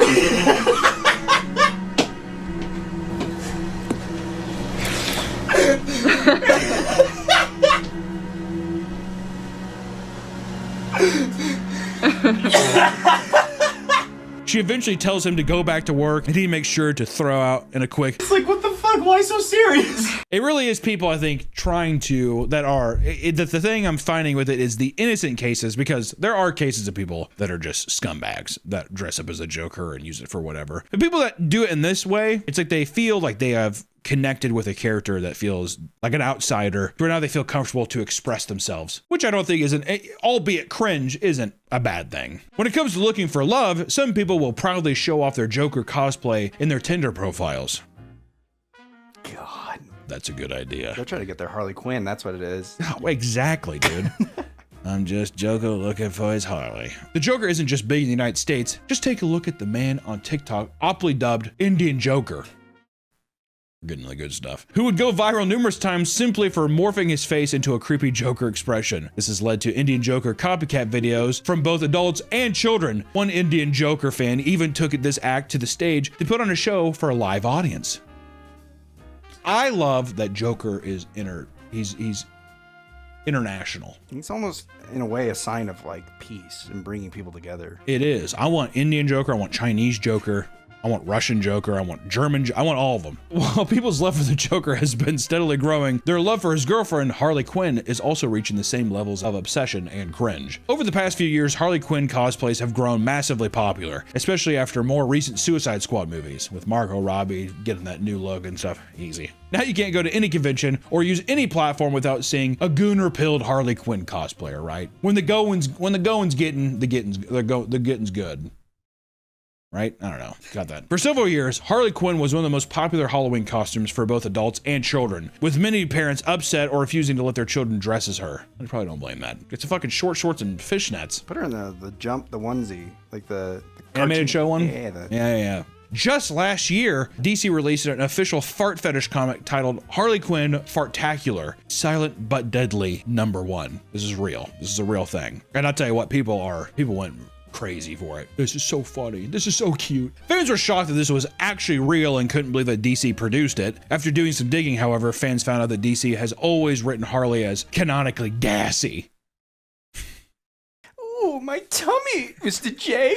Yeah, Mr. J, I got IBS. In 2017, DC released an animated comedy called Batman and Harley Quinn, which showed both characters teaming up. In one of the scenes, Harley Quinn repeatedly farts in the back of the Batmobile until Batman is forced to pull over to a gas station from the stench.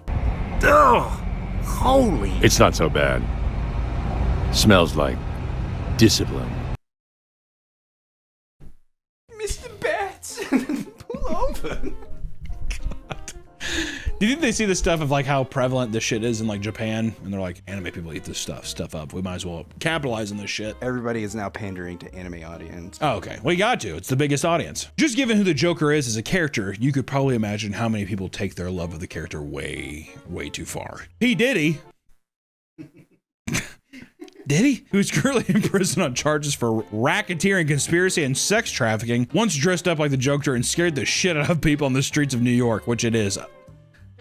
Ironically, Diddy just so happens to do a very good Heath Ledger Joker impression and nearly ended up getting in a fight with another known actor. Warner Brothers had such a problem with his portrayal of their character, they had the lawyer send him a letter telling him he is no longer allowed to dress up as the Joker. Probably because they fucking knew what was going on. Yeah, they knew what. They're like, Diddy.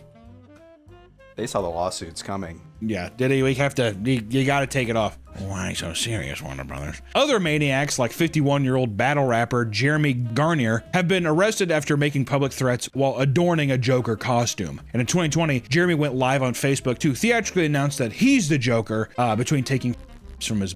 For some reason, he mentions wanting to bring awareness to opioid addiction, claiming, quote, "Opioids aren't cool and heroin's for fools." He then explains he's going to start killing people until the stream reaches 1,000 people. Start off strong and positive.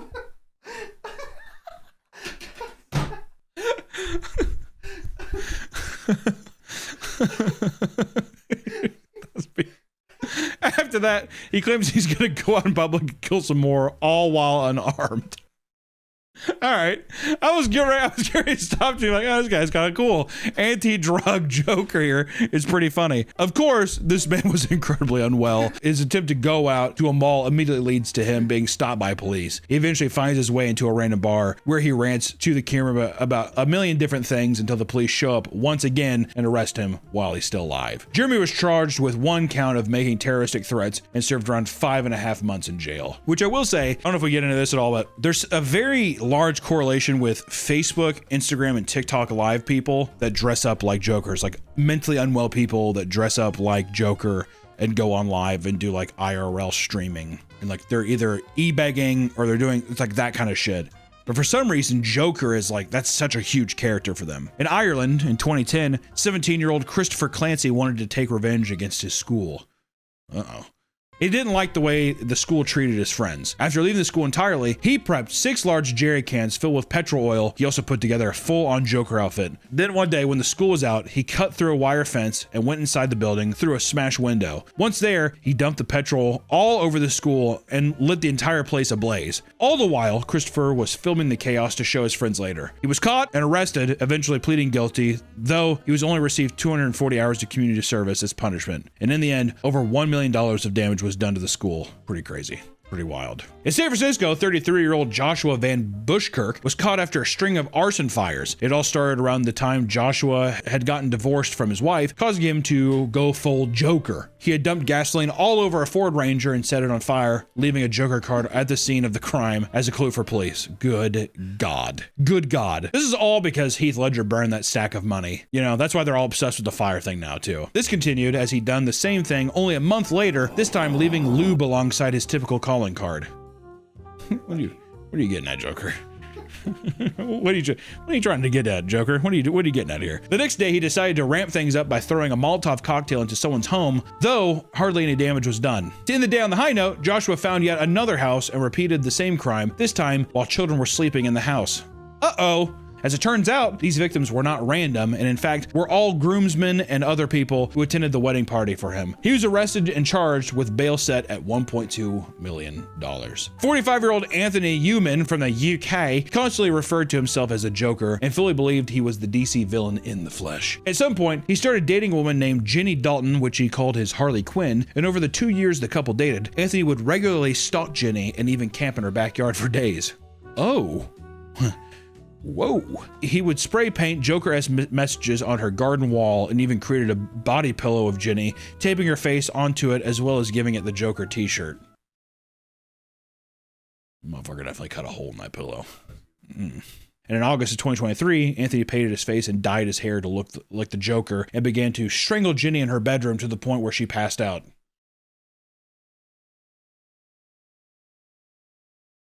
What? Why do we always have to go here, Nick? Why do we always have to? God damn. Anthony claimed that Jenny